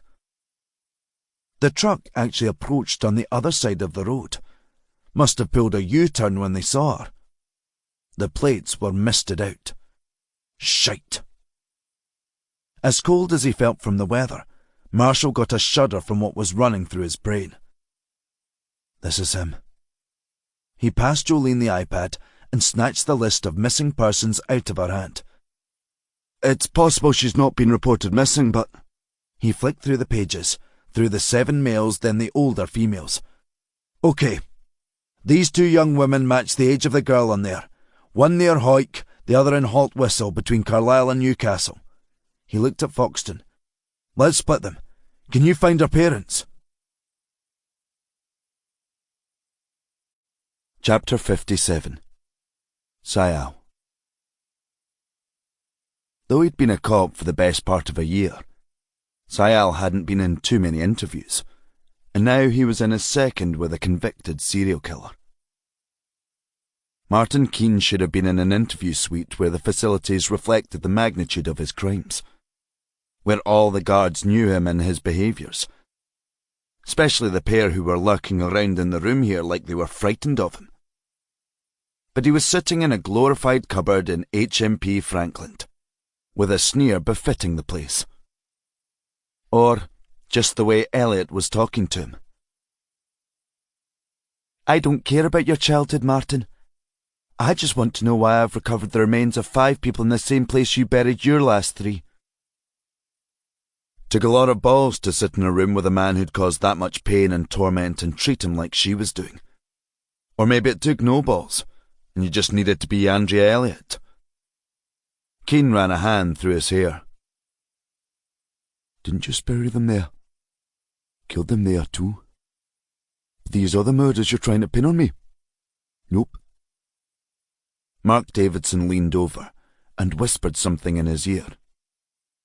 Keane snorted, grinning.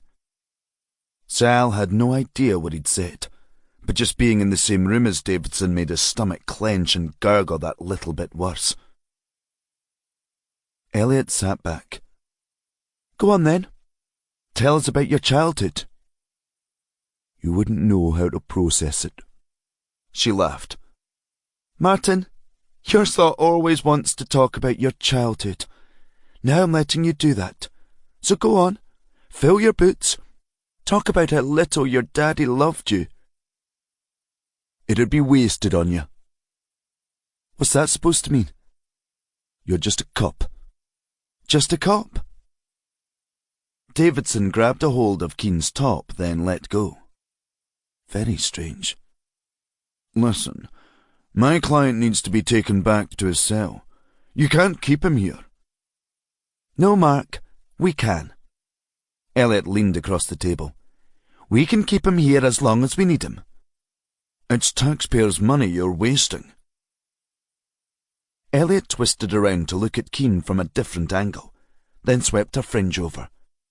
Aye, you're right. She scraped her chair back and stood. Still, your client's been itching to talk about his past. Might want to just talk to us, Sonny Jim. Get it all off your chest. Keane wasn't looking at her, just focused on his shoes. If it's not you, it's someone killing for you. Elliot was staring at Davidson. How about you open up to us about that, eh? My client wishes to return to his cell. Keane nodded. Not read the papers today? Elliot stared at Davidson for a long time. Sayal felt uncomfortable. Come on, Sergeant. Let's leave this pair to conspire in private. She walked over to the door and slipped out into the corridor. With all the malarkey out at the woods, Sayal had almost forgotten the possibility of Davidson being directly involved in the case. Elliot hadn't. She'd ranted about it all the way down. If she was right, she'd just left Sayal in a room with 2 murderers, not 1. The guards would help, but still, he didn't like it. Sayal smiled at Davidson.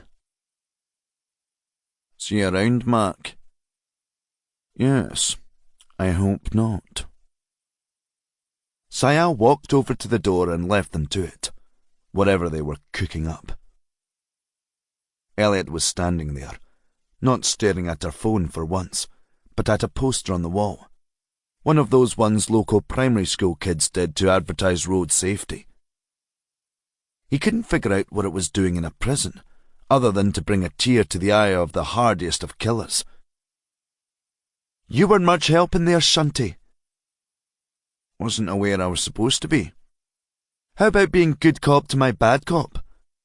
That only works if you agree it's a strategy before you go in, and if you can stick to which role you are supposed to play. Hey, I didn't know I was getting an audience with the renowned god of policing. Seriously, Keane's just way too wily to fall for it. Elliot's mouth hung open, then it snapped shut. For starters, the guy's a moron, a village idiot. But you, Shunty, you were useless in there. Just sat back and let me do all the work. I don't know why you're having a go at me for your perceived failure in there. No kidding, Shunty. You wouldn't know it. She tailed off and let out a sigh. Forget it. Mom, Keane's a narcissistic psychopath. Why would he speak to you or me? He doesn't know us, doesn't value us. We can't get him anything. He spoke to Marshall. Ah, there it was. Professional envy. Mom, Rob worked the original case. If he's so bloody good, he should have taken the task of interviewing Keane, eh? But no, Dr. Donkey is off searching for a missing girl, who might or might not exist, who might not even be missing, or be a girl. I don't even want to be here, but that's the division of labour we agreed. You insisted on this, and we've driven down here a lot faster than I'd have liked to achieve nothing. Aye, sure. Elliot shifted her focus to her phone. Speak of the devil, the good doctor isn't prone to leaving just one voicemail, is he? 12 missed calls from D.I. Rob Marshall. Well, I'll take on lucky 13. Maybe. See, I've just got the one from Weirdo. Can't stand her, but that shows respect. She looked up at him. Can you deal with her when we get back? We are leaving. She sloped off. Aye, this was a complete waste of time. Chapter 58. Marshall. Marshall pulled up in the gloom. The address was a greenkeeper's cottage just south of Minto, itself a few miles east of Hawick, then a few miles north of Denham. During the day you'd feel like you were in the middle of nowhere, surrounded by hills, fields and trees. Nobody around though. 2 cars and lights burning inside the small cottage. The headlights caught one vehicle and the dual language words lit up. Police. Police. The door hung open and raised voices erupted out. Marshall shot over to the house. Hello? No response. Marshall motioned for Jolene to go first. Miss Peyton, she stepped inside. It's the police. How dare you suggest that? The voice came from upstairs. Female, local, loud. Please, just calm down. Male, Irish, quieter. Marshall followed Jolene up the narrow, winding steps. A bedroom door was opened and a cop stood there, cap in hand. No sign of any partners. Big guy, stubble growing out at this late hour. Please, just wait for... He clocked them, and relief filled his eyes. Alexandra, my colleagues are here. Marshall stepped into the bedroom. Typical teenage girls. BTS and Ariana Grande posters on the walls. A bookcase filled with hardbacks. All the usuals. Harry Potter, Hunger Games, as many Colleen Hoovers as you'd like. A sleeping laptop resting on a desk. Could be Thea's room. Jolene had her warrant card out. The cop turned around and caught a glimpse. Liam Warner, how are you? He didn't offer a hand, instead focusing on the figure bent over in the walk-in cupboard. Alexandra, my colleagues here would like a word with you. She tossed a bunch of clothes over her shoulder, landing on the floor at Warner's feet. She got up with a sigh and turned around. Late 30s, blonde hair tied back, skin vampire pale. I can't find it! Alexandra, it's okay. Warner approached her. My colleagues here. Her right hand lashed out and slapped his face with an almighty crack. Warner stood there, stunned. A big lad like him was probably used to the punch of a drunk football fan, but didn't expect the slap of a missing girl's mother. Alexandra, that's the final warning. Both of his cheeks were red. That wasn't the first slap, but it was the last she'd get away with. Marshall got between them, hands not exactly in a defensive position, but able to move quickly if he needed to. Miss Peyton, I need you to be calm. She turned to face him, looking like she was going to launch that hand. Have you found her? No, but Then I'll keep looking. She turned back around. It'll be a great thing for us if she's in that cupboard. Alexandra looked around at Warner. Of course she's not. How could you joke about that?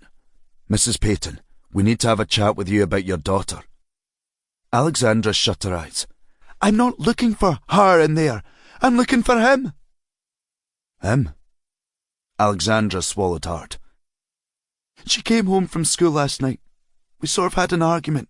Then she left. It wasn't really an argument, just Grace being Grace. But she didn't come back after an hour, like she always did when we've argued. She's taken Mr. Teddy. Mr. Teddy?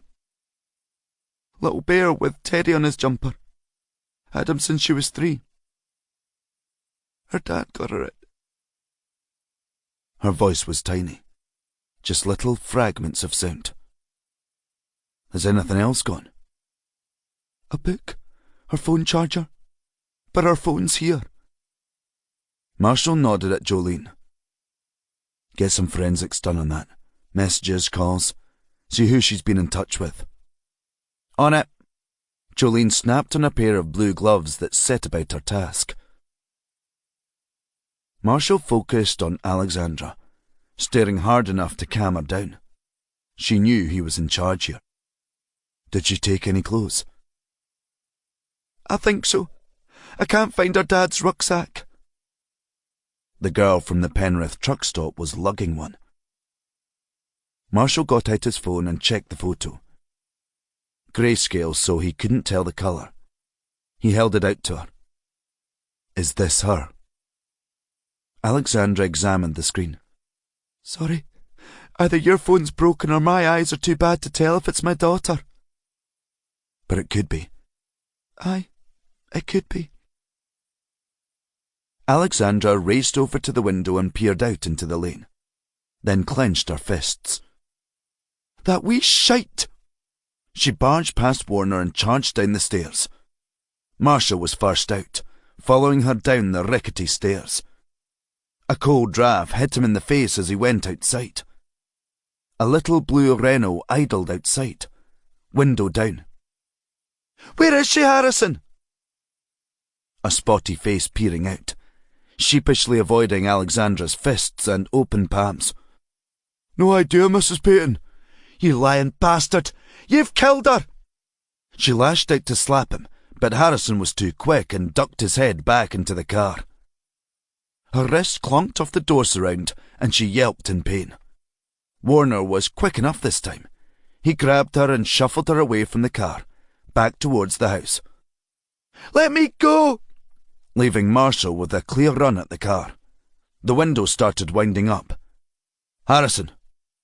The window stopped. Marshall rested on the doorframe, popping his head into the car. It stank of deodorant and sweat. "Is Harrison a first name or a surname?" "Name's Harrison Palmer." "Are you Grace's boyfriend?" "Was." The lad was a lot older than Grace's 16. 25 maybe. Still had spots and his haircut was the current fashion of football-obsessed teenagers. A skin fade, blended from hair to baldness over a few inches. "She broke up with us a few months ago." "Why are you here, Harrison?" "Her mum called us, aye." "What about?" "Didn't she say?" "Not yet." Harrison sniffed. "Said Grace has run off. That right?" Marshall nodded. "Last night. You know anything about that?" "No." He turned away. The way you said that, then immediately looked away, makes me think you do know Harrison. Now we can... "She came to my bit last night. I was heading out with the lads up to Edinburgh." Harrison looked a bit tired and hungover. "Asked me to drop her off in town last night." "In Edinburgh?" "No, man. Hike." "Right. Where did you drop her off?" "Horse statue." Slap bang in the middle of the town's high street. One of the two sets of coach stops was opposite. If Marshall remembered rightly, that was just used during the day. But the one over by Morrison's had service all night, certainly until late. He stared hard at Harrison, locking eyes with the kid. "Did she say where she was heading?" "Not to me." "That true, Harrison?" "I'm not lying." "Did she say if she was running away from home?" "She did. From you lot." "The police?" "Aye. She was wanted for some kid dying from drinking meths." "Meths?" "Aye. Someone had at a party. This bitch at school, Elsa, she reported Grace." "For giving someone meths?" "Said she poured it into his glass. Dared him to drink it." "Grace told you this?" "Aye." "Harrison, is this true?" "Swear on my car's life." He tapped the steering wheel. "It's on TikTok, I think." Another runaway. Another daft kid fearing repercussions for something. She must have told you where she was going. "Mentioned something about her dad." "Where does he live?" "England." "Where?" "Ask her mum." "I will do. Okay. Thank you. So as far as you're aware, she's on the run because someone died after she made him drink meths." "Right. Not even sure she made him, to be honest." "Thank you, Harrison. Don't go anywhere." Marshall walked back, keeping an eye on the kid, and turned just in time to see Liam get slapped by Alexandra once more. Marshall grabbed her arm and pressed his thumb into her wrist. "Enough." She looked at him like he was the one who'd abducted her daughter. "What the... Let me go!" "No." He slackened off the grip slightly, but it was still pretty tight. "You've hit him twice and tried to hit Harrison. No more." He gave a squeeze and she yelped. "Where is her father?" "Birmingham," she frowned. You think she's gone there? I need to find out. What's his address? His Majesty's Prison, Birmingham. Oh, right. I see. 10 years for armed robbery. Okay. Marshall looked at Jolene, then jerked his head towards the house. Can you take her inside, please? Jolene grabbed Alexandra's wrist in a similar way and led her back into the home. Marshall focused on Warner. Okay. I'll need you to get a statement off the lad. He waited for a nod. Was there an incident at a house party in Hoyk on Saturday? Aye. I was on. We went in and broke it up. Some kid was in a really bad way. Totally banjaxed, you know. Had to go to BGH to get his stomach pumped. Had he been drinking meths? Meths? Warner cackled, loud and high-pitched. Nobody drank meths. He had half a bottle of vodka. Drove him up to Borders General myself. Sat there while they pumped his stomach. He was a bit embarrassed afterwards. Parents wanted to kill him, but nobody died. Are you sure? Aye. That's all that happened. The truth didn't matter as much as Grace's perception. Marshall had a girl running away from home, heading south. He hoped she'd made contact with her father. Chapter 59. Sayal. Sayal opened Kirsten's office and got the moist fug of a freshly brewed pot of coffee. She was sitting at her workstation, head in hands. You okay? She looked over and made him wish he hadn't gone to work that day. Shut the door. Elliot's around. Sayal hurried in and nudged it behind him. Just spent 2 hours each way to HMP Franklin with her driving at American speeds, only to sit with Keane for about 10 minutes and get nothing. Right. He took the seat next to her. What's up? Just heard that we won't be able to identify the new victims from DNA. I thought we'd be able to. So did I. Owusu's struggling to get any decent marrow from the bones. Animals have been at them. Probably why the dogs smelled them. She's sending it to Gartkosh, who might fare better. Failing that, the Met Lab in Lewisham might be able to do it. Either way, it's way beyond my capabilities. You can't win them all. Feels like an even longer shot than Elliot being nice to you. She leaned out across her desk. Oh, Kirsten, you're being a bitch. She baked me a cake after all. She smiled at him. You want a coffee? I've had enough to last me until Christmas. She sprang to her feet, then went over to the filter machine. It's good stuff. New beans. Guatemalan. I'm fine. What did you want Elliot for? Elliot? She frowned as she topped up her mug. Nothing. But you called her. Oh, and she sent you. Oh, aye, right. She tipped in some oat milk from a beige carton. It's about those tape backups of CCTV. You've got them? Sorry. My guy in Edinburgh said Elliot's old team are prioritising his time for a murder up there.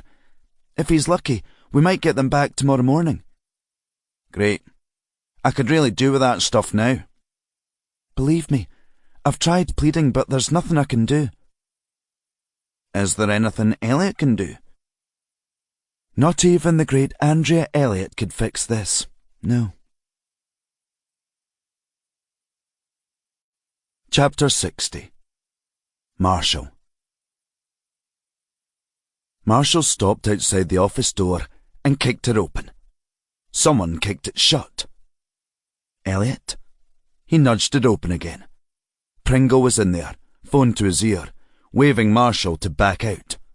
So he left them to it. What was the point in having an office if the boss nicked it from you? Marshall checked his phone, but he had nothing back from HMP Birmingham. Hopefully Jolene would get somewhere. He called Foxton and leaned back against the wall. Trouble with a station this small was every room was occupied, even the cupboards. The area was too small to have an MIT, but Pringle had somehow. Foxton? Sean, it's Rob. How goes it in Haltwhistle? Over county lands like this, mate, it's... Foxton breathed hard down the line. It's an active case. Abbey Crossland. Mother realised she'd gone first thing this morning. Called it in then, and my colleagues in Northumbria have been getting to the bottom of it all day. Looking like the same old sad story of a girl being abused by her stepfather. Any leads on her whereabouts? Working with a D.I. Bruce. Gather you know him. We're both working this case. Ah, cool. We might have a lead on Abbey going to Newcastle. Newcastle? Sister's mate lives there. Student. Have you recovered her phone? Abbey still has it. Are you? Aye. We're tracking it. Got it getting on the bus in Haltwhistle and heading to Newcastle.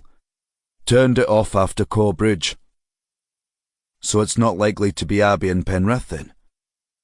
Don't rule it out, mate. Foxton sniffed. Oh, Bruce wants a word. Rob? Bruce sounded out of breath. Good effort on this one, mate, but I'd say this lass isn't the one you're looking for. OK, but keep on digging. Could be nothing in either. Could be someone else, but we should find her if we can. True. Take it Pringle spoke to you, Rob. Aye, we'll need to put our heads together soon to see what's what. Bruce yawned. Tomorrow work. Was thinking now. Mate, we've got a head of steam just now with this lass, so let's keep on this path for now and see where it gets to. Are you still looking into Vickers? That daft sort. Aye. Sounded like Bruce was flicking through his notebook. We've been going through his phone records to pin down his movements. Thing that sticks out is a lot of travel to the lakes, and he won't answer why. Where in the lakes? We need to check. More flicking. Penrith? Nearby, anyway. It's on the way to where he's been going anyway. Marshall grunted. That's interesting. Not as interesting as this. Turns out Vickers was a teenage runaway himself. Abusive uncle. Mum who didn't listen. Found and returned home, but this time she did listen. Things got sorted out. Uncle arrested, charged, topped himself on remand. Vickers sorted himself out, even went to college, where he trained as a cardiorespiratory occupational therapist. Few years in the States, then he came back home. That's interesting. Fits, doesn't it? Marshall let his breath go. It's not incompatible. Anyway, Vickers hated working here. End-of-life stuff. So much death on his watch. But he got into listening to podcasts and thought, sod it. Did one about working in health. Lots of deaths in the hospital he worked at. Did you know that? Then he starts doing this one about Keane. Marshall jotted it all down. Typical Bruce, just dumping information. Still, at least he was structured with it, unlike some. You still there? Aye, I agree. The runaway thing is interesting. It's possible he could see what he's doing as a way to control his own past. Thing is, Bruce sighed down the line. Him jumping to Keane's case is out of the blue. So you think he has a personal connection? Would explain it, wouldn't it? Marshall was starting to see Vickers as a suspect. It all slotted into place. It all fitted the profile. This is good stuff. His family history gets murkier. Uncle was a delivery driver, local door-to-door stuff, but had a team of people, placed near Ponteland by the airport. Get freight shipped in, they packed it up, and bingo, he'd shifted on. That checks out with a cling film, possibly. Firm shut down about 10 years back when the uncle was arrested. Not a normal courtyard exercise and all that. Is the building still there? Still owned by the family? Probably a ruin now. A perfect place to keep a body after you've abducted them. Okay. Is Vickers still in custody? Let him go at lunchtime. You let him go? Not my call, Rob. Marshall glared at the door. Pringle would have known. We need his whereabouts for last night. Why? Suspected abduction. Oh, this one Sean here's working on. One of them, aye. So, see? Vickers wouldn't say where he was. Says we're framing him to stop the truth getting out. Marshall ran his hand down his face. Send me his file over, would you? Will do, Rob. Our buffins have been going through his laptop. Cheeky rascal has deleted some files, which they're recovering, but it's messy. Only going to get partials on them, as they've had some stuff overwritten on top. Looks like audio. More interviews. Hope so. Just our luck it'll be like dummy files or something. Aye, that'd be about right. Absolute brass monkeys here, mate. So I'm heading back to HQ. Catch you later. Cheers, and I hope you find her. But the line was dead. Marshall needed to throw all of that down on the page. He'd been rushing around looking for a victim who might or might not be missing. But Vickers was a suspect. Maybe he should head over to Newcastle and track him down himself. Sod it. He pushed into his office. Pringle was sitting on Elliot's desk, staring at his mobile. I'd apologise for that, Robert, but I don't really care. He laughed. I was just talking to your office mate, D.I. Elliot. He skilled. Complaining about her children and the lack of childcare this evening. He raised a finger. I can sympathise with that situation. Marshall held his gaze. You don't really have any kids, do you? Pringle winked at him. D.I. Elliot's uncomfortable with you, Marshall. She is? You're taking over too many things. That's not my intention. Marshall shrugged off his suit jacket and hung it over the back of his chair. Besides, she's been off sick for 3 months, so you and I have both shouldered a lot of her workload. It's natural for... Haven't we just? Marshall sat behind his desk. Look, I'll speak with D.I. Elliot to make sure it's not an issue. Good man. Pringle smacked him on the arm. Anyway, Elliot spoke to Keen again and got nowhere. I'm not sure what she was expecting, sir. Pringle snorted like he had a cocaine problem. What's your take on him? My take? It doesn't fit. Keen would have been too young back then.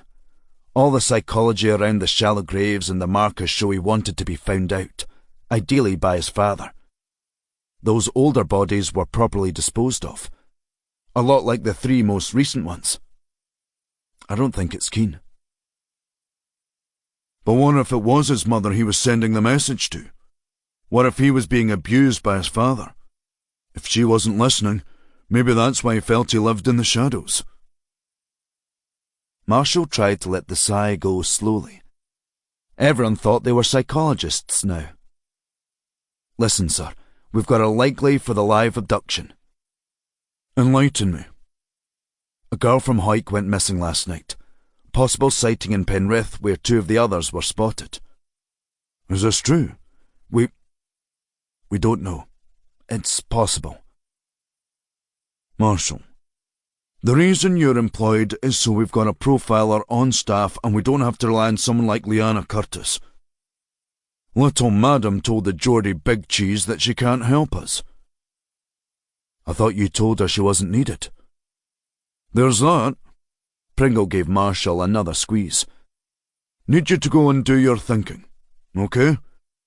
Tell me if it's her we're looking for. Okay, sir. Good. I'll see you in the morning. Pringle rapped the door on his way out for some reason. Marshall slumped back in his chair. The problem was, he couldn't think. He needed something to eat. Absolutely starving. He grabbed his jacket and left the room. He could smell fresh coffee, so he followed it to the forensics lab. He knocked on the door. No answer. He nudged it open. Hello? Kirsten was hunched over her workstation, hands clasped round a coffee mug. She looked over. Rob. Hey, listen. I was just going to get something to eat. Wondered if you... Too busy. Oh. Sorry, just way too much on. Rain check? She smiled. Rain check. Chapter 61.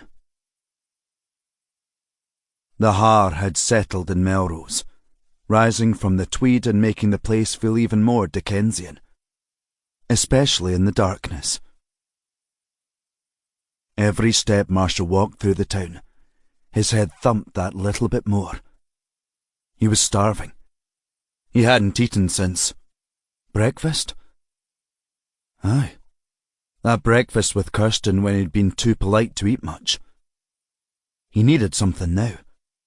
There was that new sushi place in Galashiels, a little corner of metropolitan chic in the Borders, or a few good restaurants here. Sod it. Haggis supper. He walked round the block towards the chip shop and stopped outside. That time of year when it smelled perfect. The hot grease set against the freezing cold air. He went in and smiled at the wee old man behind the counter. Haggis supper. Be 5 minutes, son. No problem. Marshall put a tenner down on the counter. Can of iron brew, too. Cheers. He waddled off to a fryer at the back and stirred something. Champions League football was playing on the telly.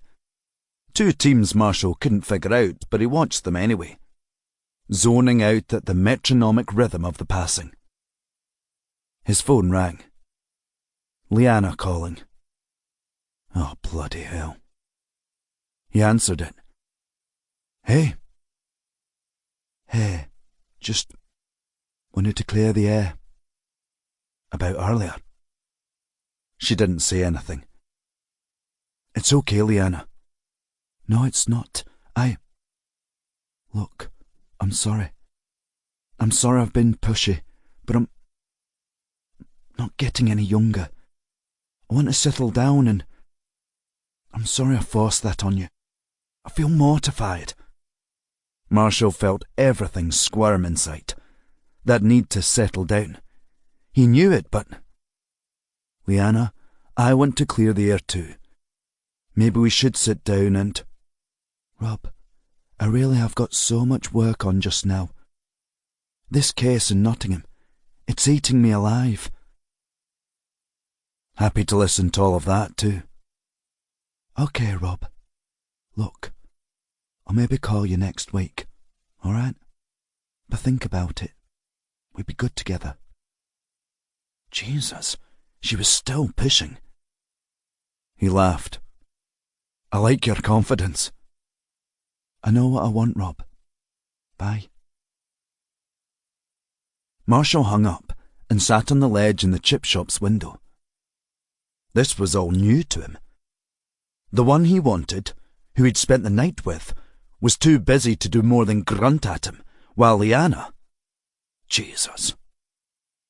Here you go, son. The man behind the counter put his package down next to some change. Thanks. Marshall picked it all up and walked out into the cold. The heat almost burned his hands as he walked up the hill towards Mum's. During the day at work, he felt like an adult. Investigated serial killers for God's sake, but at night, he was like a 17-year-old idiot, trapped in amber. He should stick on some Embrace and Stereophonics when he got back in, or Korn and Slipknot. He unlocked the door and stepped into the kitchen. No sign of Mum or anyone else, so he grabbed a plate and tipped his food onto it. The vinegar stung his eyes. Glorious. He grabbed cutlery from the drawer, then sat down at the kitchen table. As much of a barbarian as he could be at times, Marshall always tried to eat like a civilized human being, even stuff from the chip shop. It'd be nice to have his own space. Bollocks. He'd left his can at the shop. Sod it. He bit the end of the haggis supper and shut his eyes, enjoying the peppery fire and the creamy batter and the harsh salt and... Jesus! Is that your cum face? He opened his eyes. Jen was standing in the doorway, still in her dressing gown. His vision was so blurry from the vinegar and coffee that she looked 17 again. A very, very hungover 17. You look like death cooled down, Jen. Charming. She tugged her dressing gown tight. I feel like it. Mum's out at her therapy group. Thea's with her dad. Where's Latan? Sleeping on Mum's bed. Bless him. Marshall stuffed some chips into his mouth. How are you? Feel like I died last night. She sat next to him, stole a chip, then prodded him with a finger. I'm blaming you for ordering me a prolapse. A decaf one. Eh? That was grape juice and cold coffee and that. Wanker. You were in no fit state to drink a real one. I'll be the judge of that. Not sure you can be, to be honest. She narrowed her eyes at him. Listen, Sally was messaging me earlier, asking what's going on with you and Kirsten. Marshall felt his cheeks burn as hot as a deep fat fryer. What did you tell her? Nothing. She reached over and hugged him. I'm so pleased. You are? Aye. I know how difficult things have been for you. She's great. I don't know if I'm good for her. I'm a bit of a bloody mess. There is that. She stole another chip and ate it. God, these are so good. Go and get your own. He could talk about Leanna and how he found her laser-like focus on him unnerving, but that was a story for another day. I really am so pleased for you, Rob. She's a good person. He was blushing again. How was your meeting with the solicitor?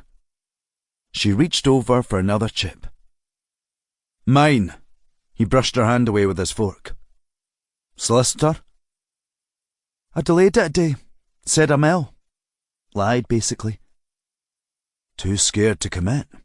Too right. Marshall took his time chewing the mouthful of fiery haggis. Jen, how about I stay in the granny flat? Her mouth hung open. Are you serious? Sure. Marshall took another bite of haggis. I'm doing it for Thea, not for you. She does deserve to see more of you. That's not the same thing as free babysitting. She's not that young. She laughed. What about your flat in London? Renting it to a mate. If you want me in your life, it'd be good. It'd be a bloody lifesaver. She leaned over and kissed his cheek. Though I'm keener on your cat than you.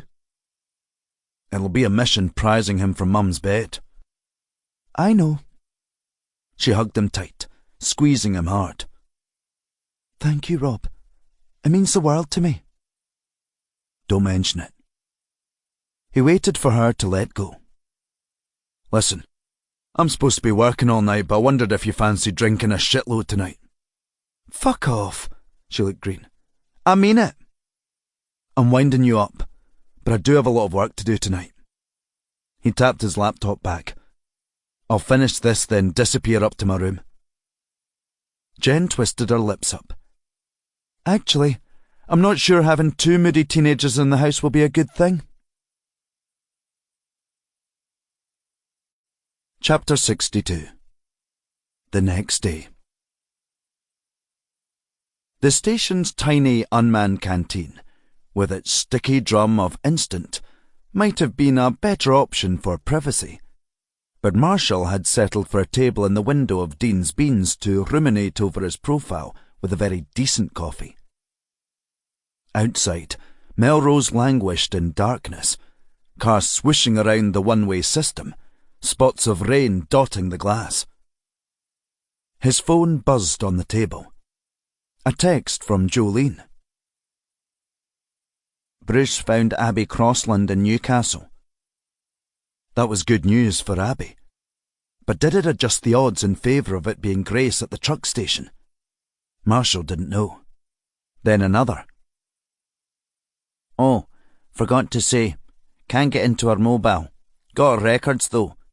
Grace wasn't much of a texter. Typical Zoomer. Never called anyone. Probably all in WhatsApp or Snapchat. Have to get into the phone to get at them. Mum doesn't know the code. Stalled. Saws. Well, that was how he figured it'd play out. Grace Payton was a typical teenager, wedded to the portable pocket computer people called a mobile phone, but more secretive than your average forensics IT officer. Kirsten walked past the window, glanced at him, then looked away. She was avoiding him.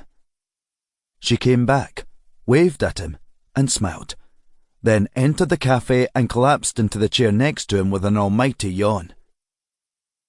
"You okay there?" "Not really." Marshall swore his laptop screen was blinking out of time with reality. Either that, or the machine was buggered. Could be his eyesight, of course. He took another glug of coffee and tried to smile at her, but he couldn't. Must have looked like part of his brain had stopped working. She was a mirror of him, just with her dyed silver hair and without his 2-day stubble. While her long face was a different shape to his, her eye bags were just as bad. They were a pair of idiots who put their jobs before their own well-being. "Tell me you've got something else I can use, Kirsten. Some hard science." She let out a deep sigh. "I wish." Marshall took another sip of coffee. "You okay there?" "I'm just fine, Rob. Fine and dandy. Because who doesn't want to spend all night helping Elliot with technology?" "That isn't your job, is it?" "Nope. She doesn't see it that way. Keeps playing all these cards. Oh, my scars. Oh, the case. Oh, my childcare. Hard to say no." "Heard she had a bit of bother with her kids last night." "Aye. Her husband got caught at a meeting up in Edinburgh, so she had to stay at home a bit later to cover the school run. And I was just leaving the station when she came back. Good thing is, she doesn't know about the illicit still." "The what?" She tapped her nose. "We've got a sneaky coffee pot in our room. If you're a good boy, you can share it with us." "And if I'm a bad one, I can grasp Elliot now you've told me?" "Ah." She waved over at the counter. "Dean, get us a long black, would you?" "On it!" A wall of beer turned away to work at the espresso machine. "Nothing like a fresh one from here in the morning, though. Small pleasures, eh?" She rested on her arms. "So, Rob, who are you waiting on?" "Nobody. Why do you think I'm waiting on someone?" "Sitting in the window like that, putting yourself on show. Most of our colleagues walk past or get a coffee from in here." "I'm a less appealing window display than a butcher's that's been shut for 2 weeks." Marshall waved a hand at his laptop. "Working on my profile." She let Dean place her coffee in front of her. "Cheers." But her stare sent the message to her cousin that they didn't want to be interrupted. She waited until he tamped down the espresso maker again before leaning forward again. "Thought that was Leanna Thingy's job." "Long story, but she's not doing it. Pringle expects me to. I'm out of practice, but Pringle doesn't see it that way." Marshall took a sip of still-burning coffee. "I've been up most of the night working on it and it's shite." "I very much doubt that," she laughed. "You've done all this before, so you can do it all again. Even if it's not perfect, It might have all the steps we need to walk on the way. He could sort of see her logic, but that emptiness gnawed away at his stomach. The hollow left by not yet finding the killer or rescuing Grace Payton, if she even needed rescuing. She brushed her hand down the side of his laptop screen. Talk me through it. Okay. So, where do I start? Summary level. Right. Bottom line is we're looking for someone who is probably a loner, but I need more data to confirm that. Someone who spends a lot of time on their own. Sounds a lot like you. He smiled for the first time that morning and actually meant it. Our killer's solitude means he spends a lot of time in his head. There's nobody to argue back against him, so he's learnt to justify what he does. He raised his hands, which does sound like me. It does. Where does it differ, though? She paused, holding her coffee in front of her mouth. Does it differ? Another involuntary smile. I'm not that bad. I do talk to people. Like now.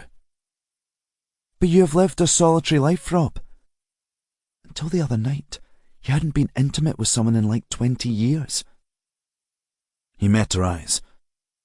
She held his gaze for a few long seconds.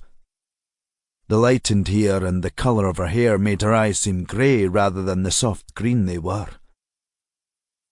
Marshall glanced away, back to his laptop, but the screen was swimming again. Given the victimology, it's possible we're looking for someone who ran away from home himself, who is obsessed about the possibility of being kidnapped himself. Back in the day. Maybe he was, and this is his way of controlling it. Inflicting his worst fears on others shows he can get away with it now. Shows there's nobody he can't overpower. He needs to also show that his escape back then was an inevitability for the same reasons. Kirsten nodded. The laptop screen came into sharp focus. Then there's the offender behaviour. He overpowers and immobilizes, and he controls everything. Narcissistic, psychopathic, no guilt, no remorse. High functioning too. Why do you think that? This isn't some on-site murder like Keane.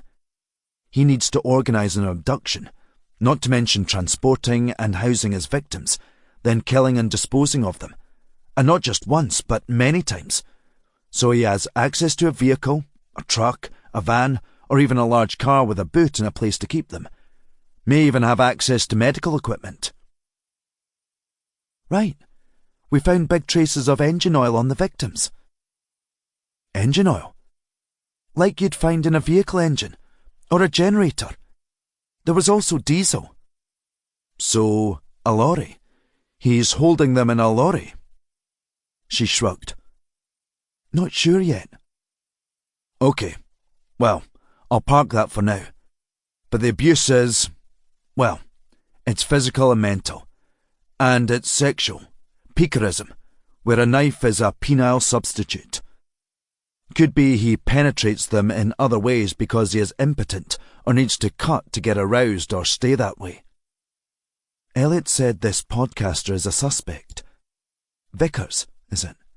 Right. He sort of fits the profile. What he does now is a lonely profession. Sure, he's interviewing people, but most of it is editing stuff together, listening to hours and hours of murderers talking about their crimes, to bereave families going through their losses and traumas all over again. Which would twist anyone's melon. Exactly. But I can't figure out if I'm trying to match him to the profile or it to him.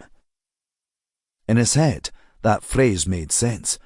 But the thing is, I know that missing girl has been taken. Grace Payton. You know it, do you?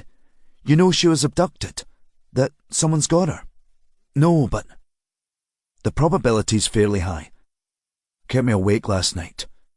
Every time I shut my eyes, I pictured her in a grave, dead or covered in cling film, wishing death upon herself. Buried, like Marshall's emotions. It's not you killing her, is it? Marshall laughed. Would make solving it easier. Do you need a damsel in distress to solve this? No, but the stress of thinking there could be someone out there. Rob, that girl you saw getting into a truck could be entirely fine. Grace could be meeting her dad in prison today. That girl could be someone else who could also be fine. And she could be dead, or dying. True. She took a long drink of her coffee. I'm saying this as your friend, but Grace Payton isn't Anna. That hit him like a double-decker bus. As much as he tried to kid himself that his therapy was fixing him, he was getting deeper into his own obsession. I've been obsessed with the past. I know I can't let go of things, but... Nor can he, Rob. She leaned over. Maybe he's obsessed too. All that stuff you said about him controlling his narrative about his past. He's burying his feelings as much as the body's. Marshall woke up his sleeping laptop. The reason he's burying them with the masks on. He didn't feel like he could breathe as a kid. He felt suffocated, couldn't breathe, so, like me, he's buried his emotions. Has Vickers done that? I'll need to get Bruce looking into that, assuming we can track him down. He's missing. Marshall nodded. Let him go yesterday, and he's gone to ground. Wow. She was staring at him.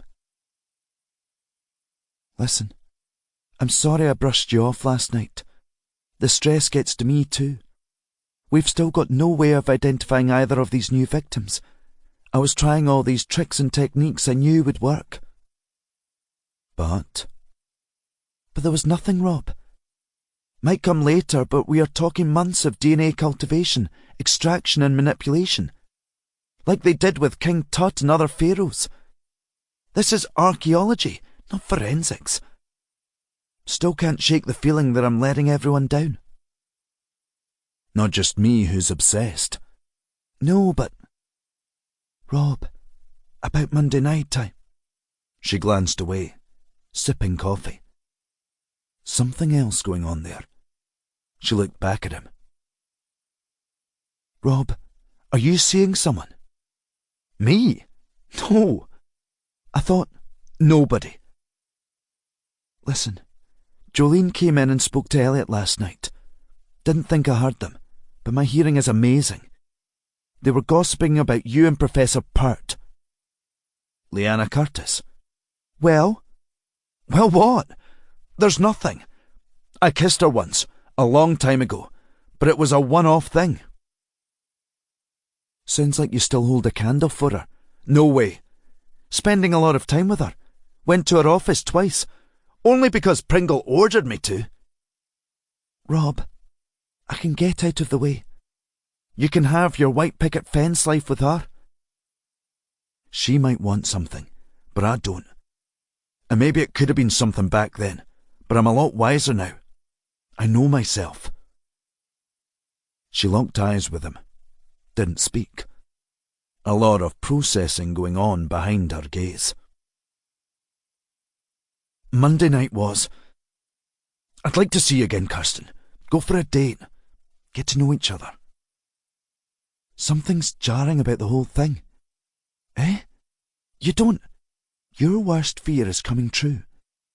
A live victim, all the while most of the team are looking into Elliot's attempt at glory with old bones. A change of subject, and not a very subtle one at that. Does Elliot have a suspect?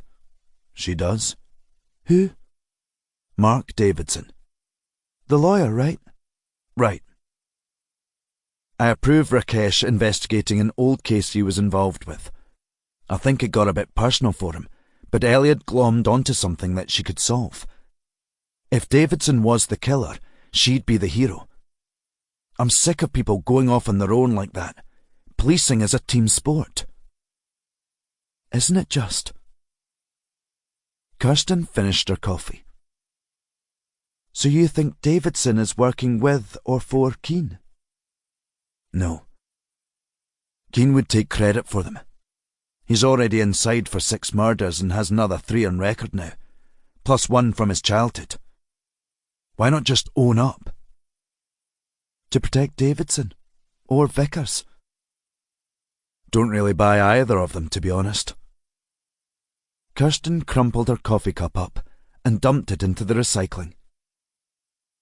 I'm worried about Rakesh. Me too. He got himself a bit obsessed over that case. Thinks he can somehow spring her from immigration detention. Marshall shook his head. Should I say something? Maybe. He was in until after midnight, working on stuff about Mark Davidson. I told him to leave. Then he was back in at 4:30. You were in all that time? She shrugged. I've got good coffee. Kirsten, you can't do all-nighters. I can. I'm good at it. But he's not. Would you have a word with him? Pringle made it quite clear he's not my officer. But your officers are always your officers. I'll have a word with him. She scraped her chair back and got up. Thanks, Rob. What has Elliot got him doing that means he's in all that time? Everything. But specifically? I sent him that video from Edinburgh. What video? Chapter 63. Sayal. Sayal sat up to give his eyes a rest, but they got worse, if anything. A pulsing wave of heat ran across his face. He was struggling with this laptop. It had one angle where the screen didn't warp and the low sun didn't blind him. Both external monitors in the office didn't recognize the machine either. That or it was the other way round, and the laptop was the culprit. Pretty stressful working like that, and his eyes were bearing the brunt of it. Worse, he was getting nowhere. Or certainly not where he needed to get to so Elliot would be off his case. Coffee. Another cup would help. Focus on the task at hand. He checked his phone, but Kirsten hadn't replied to his last message. Too soon to chase. After all, it was her team's coffee maker, and he only got it when she was there. Another 10 minutes, then he'd brave Dean's beans. He assumed the position where the laptop was playing ball and hit play again. The sound filled his ears through his headphones. The sound of nothing. Martin Keane, sitting in a room, thinking. The background hum of electricity. The drone of chatter in another room. Mark Davidson perched next to him like a vulture. In all of the hours of video he'd watched, Sayal still hadn't seen any signs of notes or messages passing between them. The extremely remote possibility of some Morse code shit going on haunted him. The tapping of a pen, maybe. The clicking of shoe heels off the chair. Toe caps on the tiled floor. Absolutely insane to even consider it. All the same, Sayal knew he'd be reviewing the video again at Elliot's instruction to search for exactly that. A hand grabbed his shoulder and he jolted upright, tearing off his headphones and getting ready to fight. Marshall was standing there, frowning at him. "You okay there, Rakesh?" "Sorry, just got a bit lost in this task." Marshall looked at the screen. "CCTV." "Right." Sayal paused the video and rubbed at his eyes. They felt like someone had scoured them with sea salt. So tired. Don't push yourself too hard, Rakesh. A police investigation is a marathon, not a sprint. Aye, I get it, but it doesn't help when Jolene tells Elliot about this missing girl down in Hawick and Elliot starts piling the pressure on me to find her.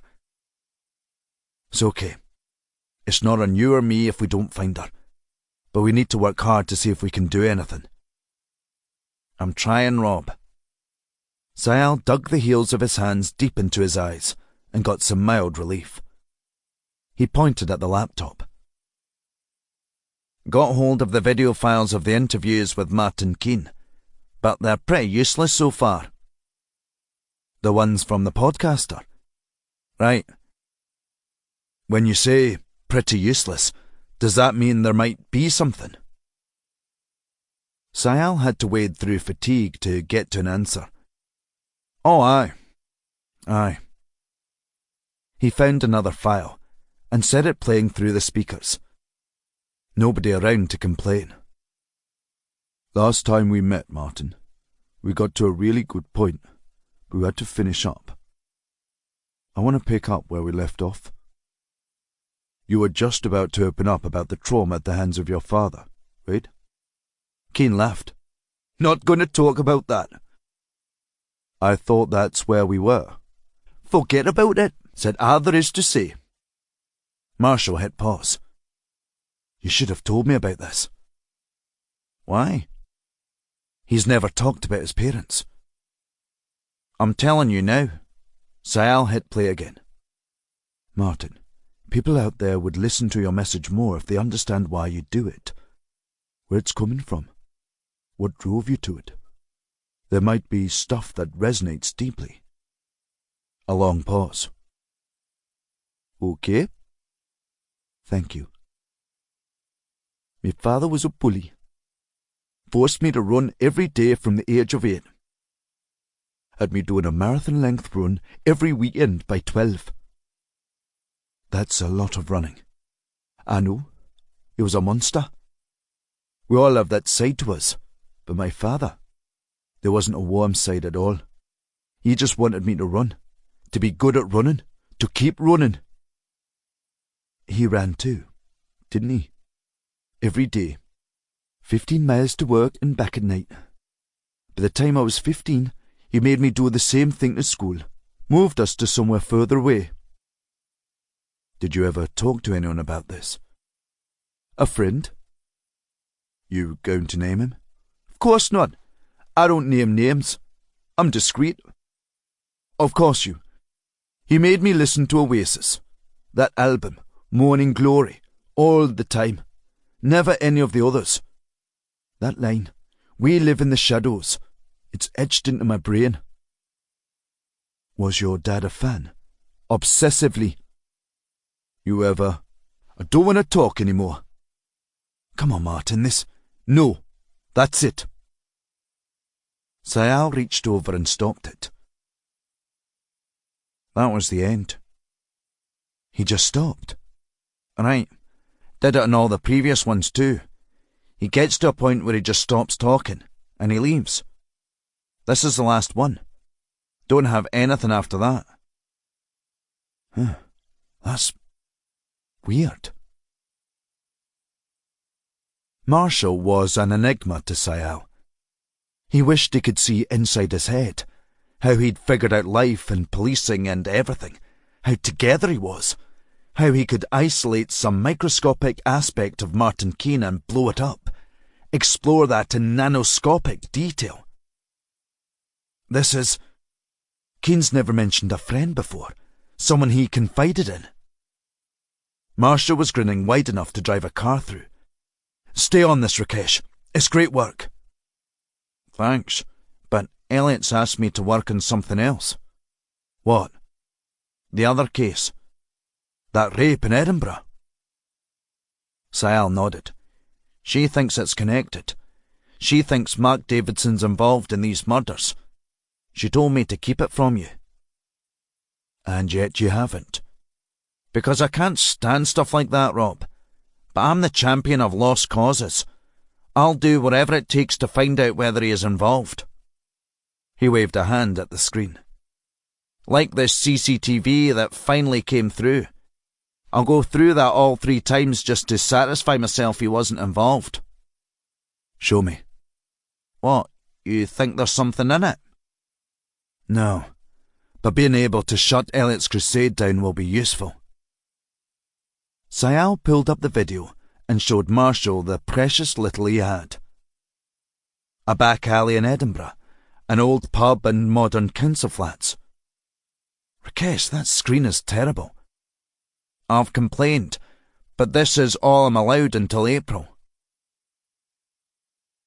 Marshall crouched even lower to get a better angle at it, the only passable one. A woman left the pub's back door and sparked up a cigarette, staring into space and easing off her aching back. Afri. Minutes passed. The cigarette became a stub. She hadn't known she was pregnant until she miscarried. A masked man grabbed her from behind and took Afri inside the basement. That's it. Sayal couldn't look at Marshall. All that hassle and that's it. Can't even see him. Okay. Marshall crouched next to him. Show me just the abduction. Slowly. Right. Sayal wound it back. Afri sucked on her cigarette again. A man stepped behind her. Stop. Marshall rocked forward, screwing his eyes together. Where does he come from? I don't know. You don't know? No, he just appears. He doesn't come down the lane, so it's either of those two doors. Sayal felt a trickle of sweat run down his back. He bundles her into the basement one. He played the video to prove it. Didn't seem to pacify Marshall any, judging by the way he was breathing. But does he come from there? I don't know. Marshall stood up. You don't know? Rob, don't get arsey with me. I'm not. Believe me, I'm not. It's frustrating, that's all. It is what it is. I hate it when people say that. Marshall waved at the laptop again. Does anyone go inside the basement before? Not on the video I've got. Sayal tapped at his notebook. There's a list of people walking up there. Could canvass the flats and see. Okay, that's interesting. How long have you got? Been through 18 hours. Yourself? Nobody else around, is there? Jesus, Rakesh, you need to learn to delegate. I tried to, but Elliot's taken McIntyre with her. Marshall snorted. Forget that. Do you have anything of her getting away? Okay. The timer shuffled 3 hours later, and Afri ran out of the door leading down to the basement, then along the street and away. Sayal sat back. Happy now? Have you got anything from the front? Sayal nodded. Have a look. He played the corresponding file from the same timestamp. Afri appeared at the bottom, slipping around the frame. 3 seconds, then she was gone. That's it. Okay. Marshall stood back up. You've got the front door there, though. What do you mean? Right. Here's what I'm thinking. You've got 18 hours of nobody going into the basement, so it's fair to assume that whoever took her came from the upstairs door. You've got 18 hours of nobody going in that door either, so we can assume whoever took her went in the front door. Therefore, you can see who goes in before she was taken and who leaves after. That'll give you a population to... Shite. Sayal slouched back in his seat, face burning. See? I'm just not cut out for this job. What? What are you talking about? I'm serious. I've never done this work before. It's all second nature to you. Rakesh, I've been a cop 10 years longer than you. That's all. Remember that Jim McIntyre or Jolene Archer wouldn't damage their eyesight by spending all night reviewing 18 hours of video. Just start going through it all with that in mind. You'll maybe get something. Sayal put the video back to the start and let it play. Don't tell Elliot. Marshall laughed. She's the last person I'd mention this to. Right. Good. Sayal stared at the screen with aching eyes. 3 hours until the abduction. Thank you for listening, Rob. I appreciate it all. Don't mention it. Sayal caught something. He stopped it and wound the video back. 2 men went inside the bar. One had his head bowed, and Sayal couldn't make out his face. The other one, though. He recognised him. Chapter 64. Marshall. Marshall stepped into what passed for an observation suite in the station. A cupboard with an ancient telly and enough room for two to comfortably stand or one to sit, incredibly uncomfortably. The screen woke up and showed an empty interview room. He brought up the menu and took a few seconds to... There it was. Zoom. Took a bit longer to enter his credentials, but it went straight into the meeting. And sure enough, there they were. Bruce and Williamson were interviewing Martin Keane. Again. Looked like Keane was stonewalling them. Still. Martin? D.I. Rob Marshall is dialing into this. Bruce waved at a camera.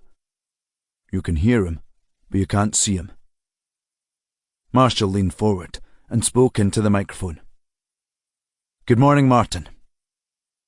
Keane shook his head, as if he was marvelling at the wonder of modern technology. If I was you, Martin, I'd be talking to my colleague. Bruce was on his feet now. But then, I realised what you've got to lose. Nothing. You've got life sentences stacked up like other people would have pints in a bar. They're going to take you back to prison anyway. So why help us? You don't care what happens out there, do you? Answered your own question there. Davidson smoothed his hand down his face. My client has no reason to help you. Marshall cracked his knuckles, took a deep breath, and leaned into the mic. He focused on Keane and cracked his knuckles again. Sore. Martin. Sorry you haven't decided to work with us, but, like my colleague said, you don't really stand to benefit from us solving the crimes, or from them being committed. I mean, you claim not to know anything about these additional murders and... It's not a claim. Davidson gave a slow blink. If that's true, Martin, then it diminishes your fame, your notoriety, your reputation. No reaction, just the same wall of steel. He dug into the other thumbnail, the one that had escaped chewing. Let's talk about truth, shall we? Cast your mind back to the night of the 15th of August 2021, Mark. Davidson looked up at the camera. Excuse me? 15th of August 2021. Is that date supposed to mean something to me? You were in a bar in Edinburgh, yourself and a friend. Strangely enough, a woman was attacked that night. Afri Shamsuddin, abducted from the lane at the back of the bar and taken down into the basement, where she was raped and held for a few hours until she escaped. This is preposterous! Davidson laughed, but his inverted eyebrows betrayed how rattled he was. You can't accuse me like this in front of a client. The reason I'm asking you this in front of your client is I want to know the truth about your relationship with him. Mr. Davidson, you were raping for him, weren't you? Rape? Keane raised his hands. I never raped anybody. Bruce smiled at him. Okay, so murder is fine, but rape isn't okay. I don't rape. That's not me. Are you on the level here? If he's... Keane turned towards his lawyer, and Marshall saw the full fury of a killer, long since dormant and buried beneath a cool exterior. Nothing had got to him since his arrest until now. The knowledge his long-term advisor was a rapist. I don't rape. Davidson had to angle his body, never mind his head, to look at him. Martin, this is... You're sacked. Get out of here before I fucking kill you. I can tell you did it, you lying raping bastard. If I see you again, I will cut you into little pieces. Marshall's blood was pumping hard now. He could feel it in his throat. Only now did he notice that Sayah was in the room with him.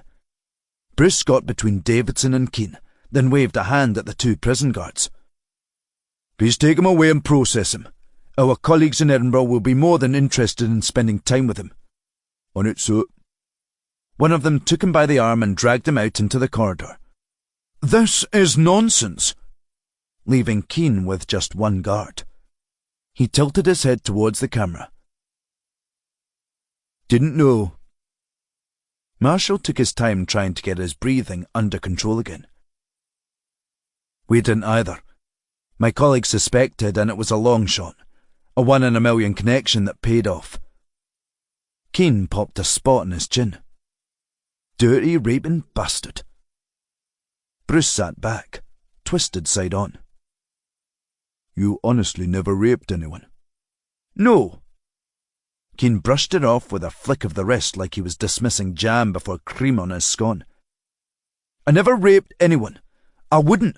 I couldn't. A lot of people who kill escalate from rape to murder. I didn't. Keane stared at Bruce, a spider considering a fly. I kill people. That's it. I do it quick. I don't like touching people or having them touch me.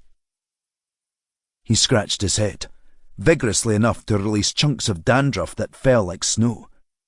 He crossed his legs, turned away and hugged his arms close to his body. Marshall waited a few seconds.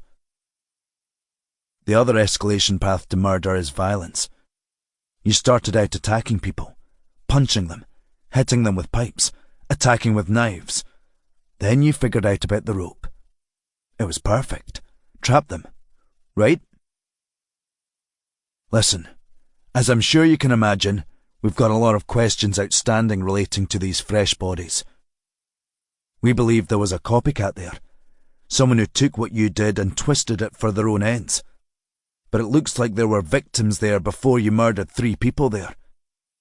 Do you think it could be Mark Davidson? Keane rested his fingers on the edge of the desk.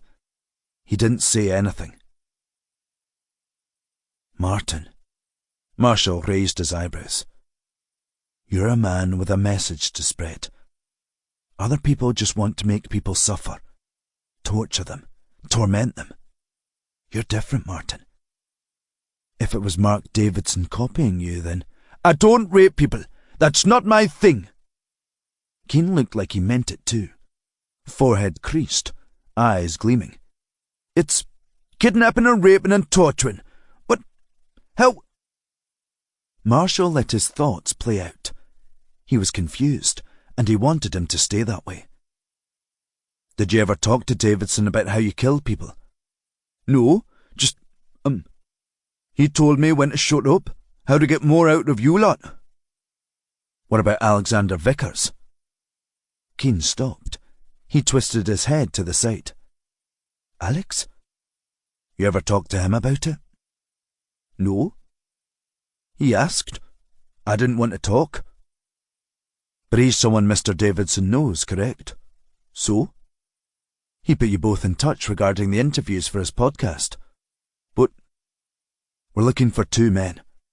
We suspect Mr. Davidson is one of them. The other's still a mystery. You think Alex was raping with Mark? It fits. And it's not just that sexual assault. The 3 bodies we found subsequent to yours, whoever did those, they were abducting men and women, holding them somewhere, torturing them, sexually assaulting them, then burying them where you killed your last 3 victims. That seems like a big coincidence to me, Martin. Someone who knew where... I never told anyone where they were. That's what kept me important. That was my weapon. Keane leaned back on his chair and sniffed. I didn't tell Alex where. Didn't tell my lawyer. First time was with you lot. He snarled. You should have told me they'd been raped. We didn't know when I spoke to you last. That woman knew. Elliot. She knew. Marshall could see something in Keane. Not an innocence, but a naivety. Like a part of him hadn't fully matured. He'd been young when he killed those people, immature in so many ways. Martin, we found another 2 other bodies there last night. They were buried there at the same time as you were active, buried together, intertwined. The blood drained from Keane's face. his eyes wide. Not me? But you know who it was, don't you? The way he looked away, with a knowing expression and a hesitancy. He knew. He fucking knew! We've been going through the interview recordings of the chats you had with Alexander Vickers. Not what was broadcast, but the raw interviews, unabridged. One of the things Vickers asked you about was your father, about how he made you run. I thought I killed him. Your father? It was my fault. Keane dug into his nose and yanked out a hair or three. He set them on the table and arranged them end to end. I killed him. You denied it at the time, when you were interviewed on remand. I did it. It was me. He died when you were in prison. Coma? Never woke up? Keane looked up at the ceiling. He forced me to run. Pushed me? Pushed me too hard. I couldn't take it any more. The colour returned to his cheeks as the rage rose again. The eyes of a killer returned. I let him go by me, and I pushed him back even harder. He fell. Hands didn't even go out. Head hit the curb. Blood. Lots of blood. He looked around the camera, not at it, but through it, remembering. I fucking panicked. I ran. He deserved it, but I ran. He looked at the camera with the eyes of a teenager. The first time in years he'd felt something. Those feelings he'd buried, they were coming out now. I understand. Marshall wished he'd been in the room to acknowledge the bridge they'd crossed together, or just to stand on Bruce's foot to stop him interrupting. But all he had was a microphone and speakers, and words. You told us it was your friend, Martin. But it was your father. It was. A tear fell down Keane's cheek, but he made no effort to move it.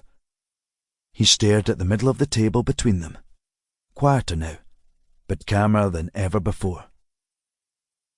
Thought I'd make it to London, but only got as far as a service station near Penrith. Oh, shite.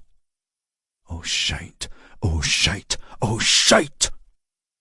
Marshall felt everything clench and tighten. Truck pulled up.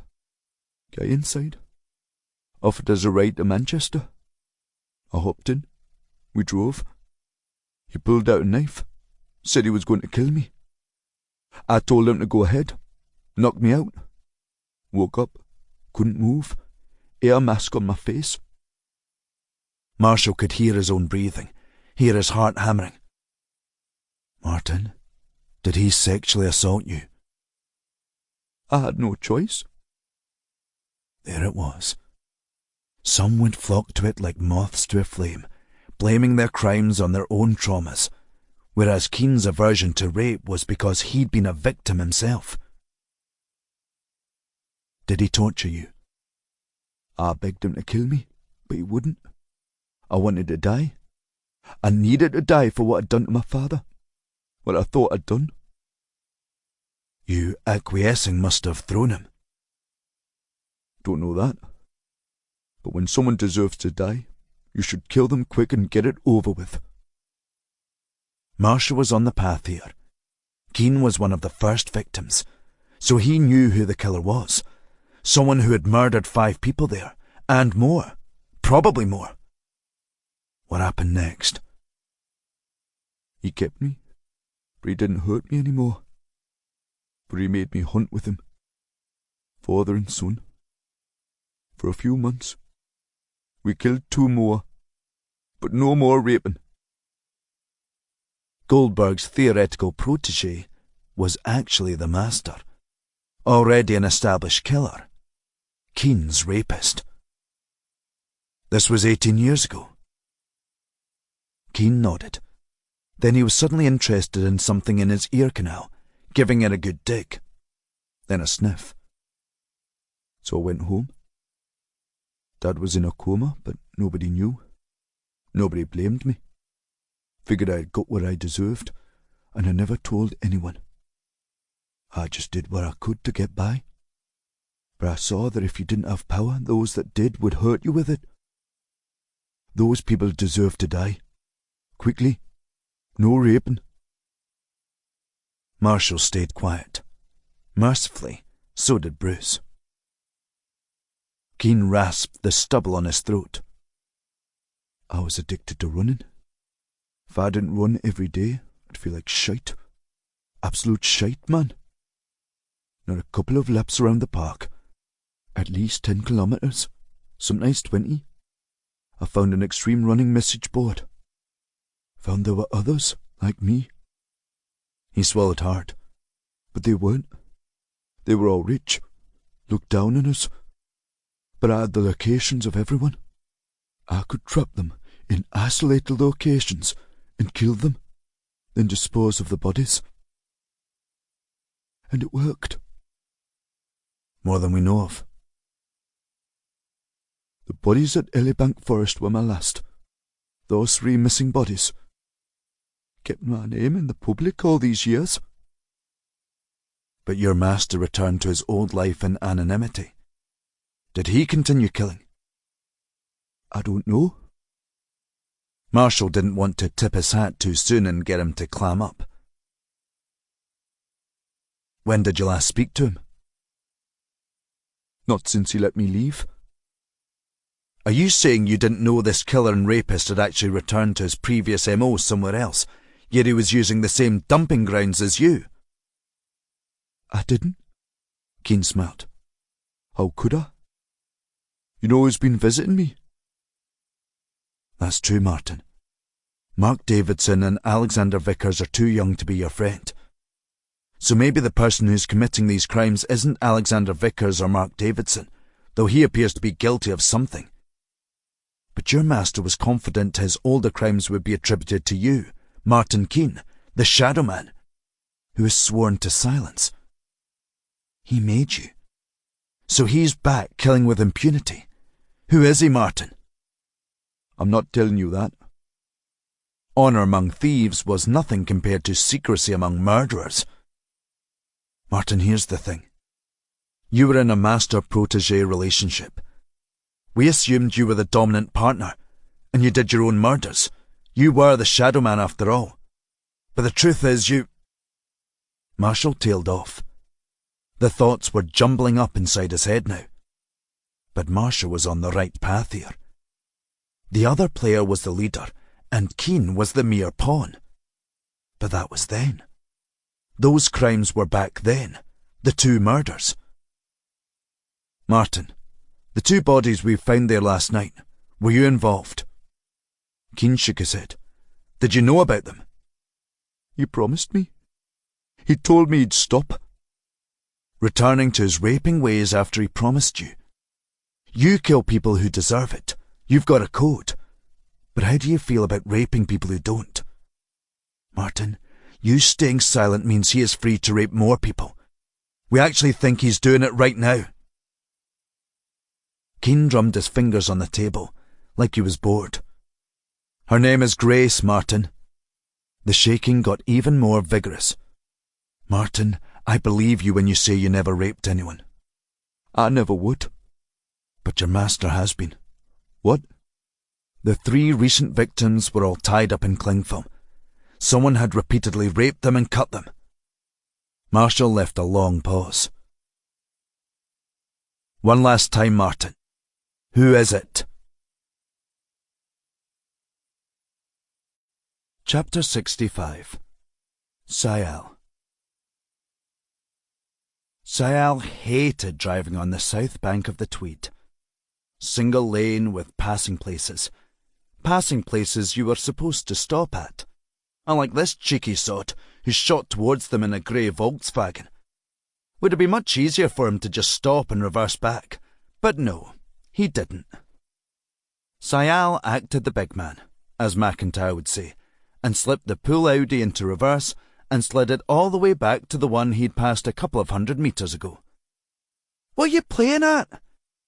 Elliot was in the passenger seat, arms folded and scowling like he'd crapped in her sandwich. Force him back! This is easier. Sayal stopped and let the red-faced man past, getting a very polite wave for his trouble.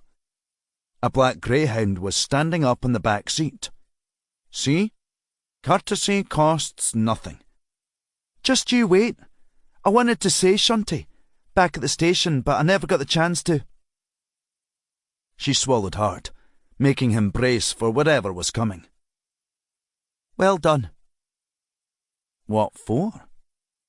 For catching that dodgy lawyer. There's a lot of work left to do on it.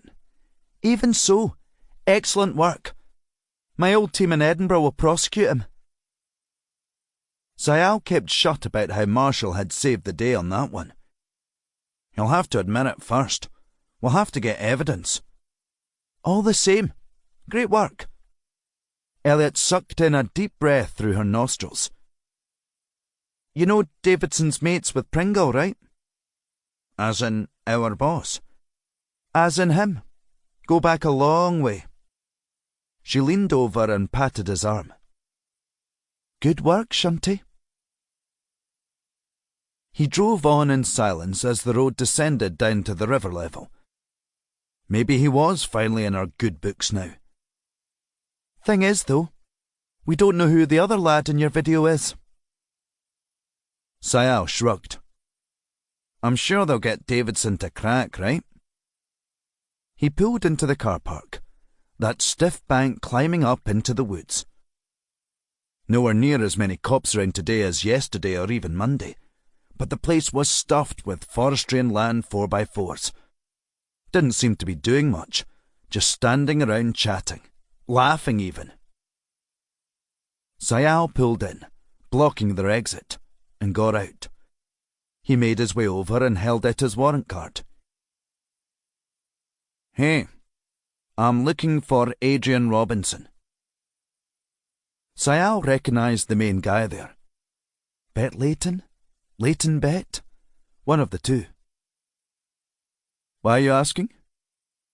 Because he's a serial murderer. Sayal got a bit of a thrill from the realisation he wouldn't have done this when he started just a few months ago. We just need a word with him, that's all.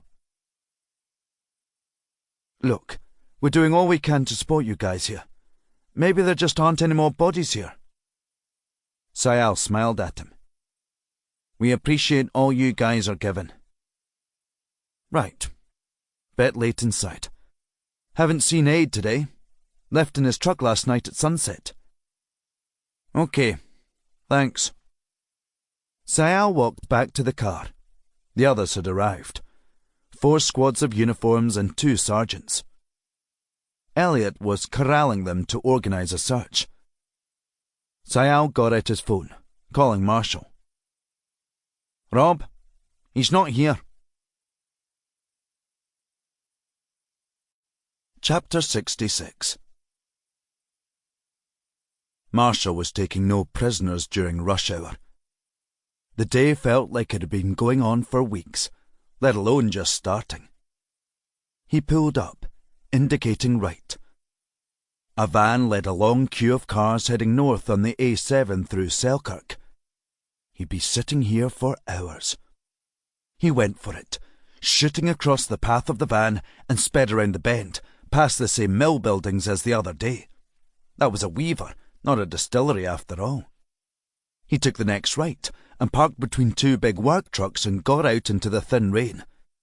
He set off over to the office building, a 6-storey mill that seemed to have a ton of tenants, still marked with the Forestry Commission signage. The same styling as at Elibank a few miles northwest over those brutal hills.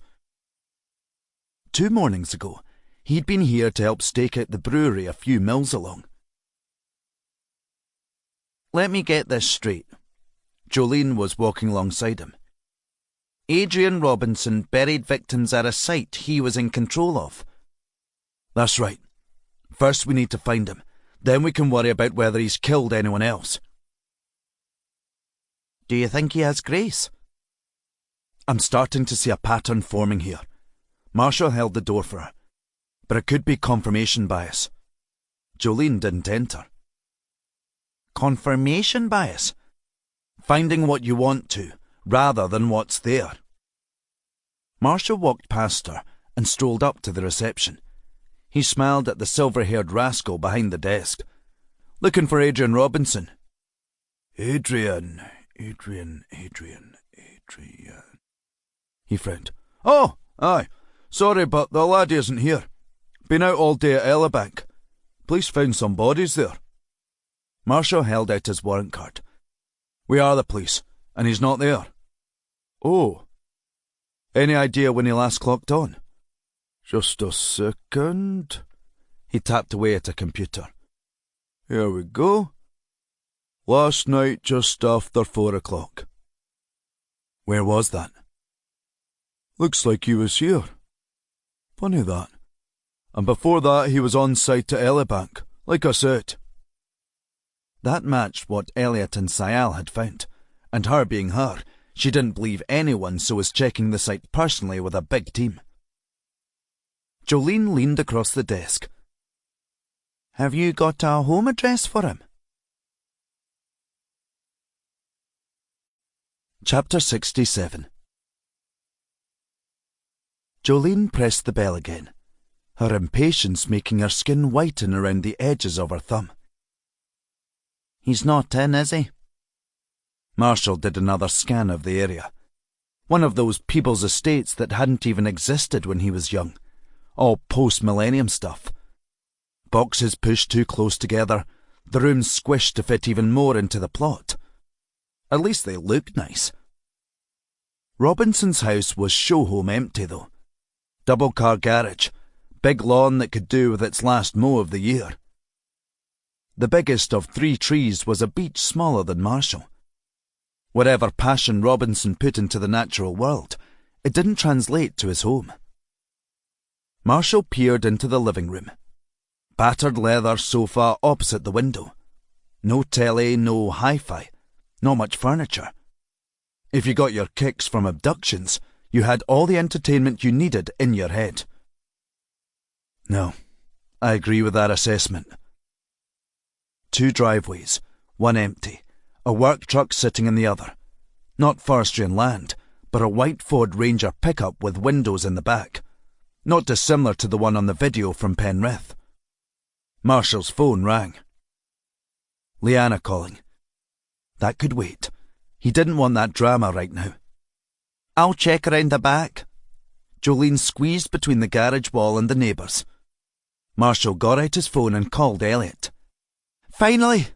Elliot was panting down the line. Decided to call me back, eh? What are you talking about? Been trying for the last 10 minutes, Marshall. Well, my phone hasn't rung.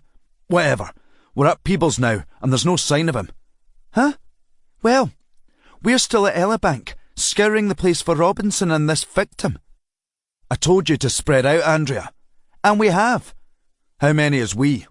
40. Fuck's sake. Andrea, we need to... Tell a lie. 43. Andrea, you need to get people out going door to door all across the borders, especially around here. Me and Jolene doing all of the legwork isn't going to cut it. So you don't think he's here? At Elibank?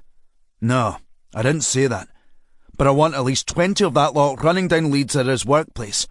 Get Rakesh to build a strategic framework around this. A long pause, filled with the sound of Elliot licking her lips. You think you can give me orders? Marshall didn't have time for this. Andrea, I'm helping you do your job, which is catching a serial killer. I'll send a few of them over to you, but I'm putting my money on him being here. A few? I need at least 20. She laughed. Are you winding me up? Aye, of course I am, you daft bugger. That's what you get for not picking up. They're on their way already. It didn't ring. Marshall's heart was thudding. He needed to stop letting her get at him like that. I've got 20 out running down Leeds and Selkirk. A ton at Elibank with all of his lads, just in case he is actually there. I'll send the others to you. Shunty's running his telephony now with Weirdo. Fine. We're at his home just now. I'll report back. Marshall killed the call and pocketed the phone. He hated being played like that, walking into a trap. The master psychologist wound up by someone who did crosswords in crayon. Either way, it didn't look like Adrian Robinson was home, so he crossed onto the neighbour's drive and knocked on the door. Just a second. The door opened, and a big black dog's face loomed out, all slobbers and kisses and sniffs. Get back! The dog disappeared inside and was replaced by a guy in his 50s, belly and long dark hair. What's up, pal?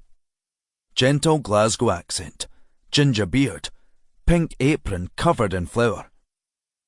Sorry to bother you so early, sir. Marshall showed his warrant card. Looking for your neighbour. Adrian, aye. Adrian Robinson. Marshall put his ID away. You know him? Not well, no.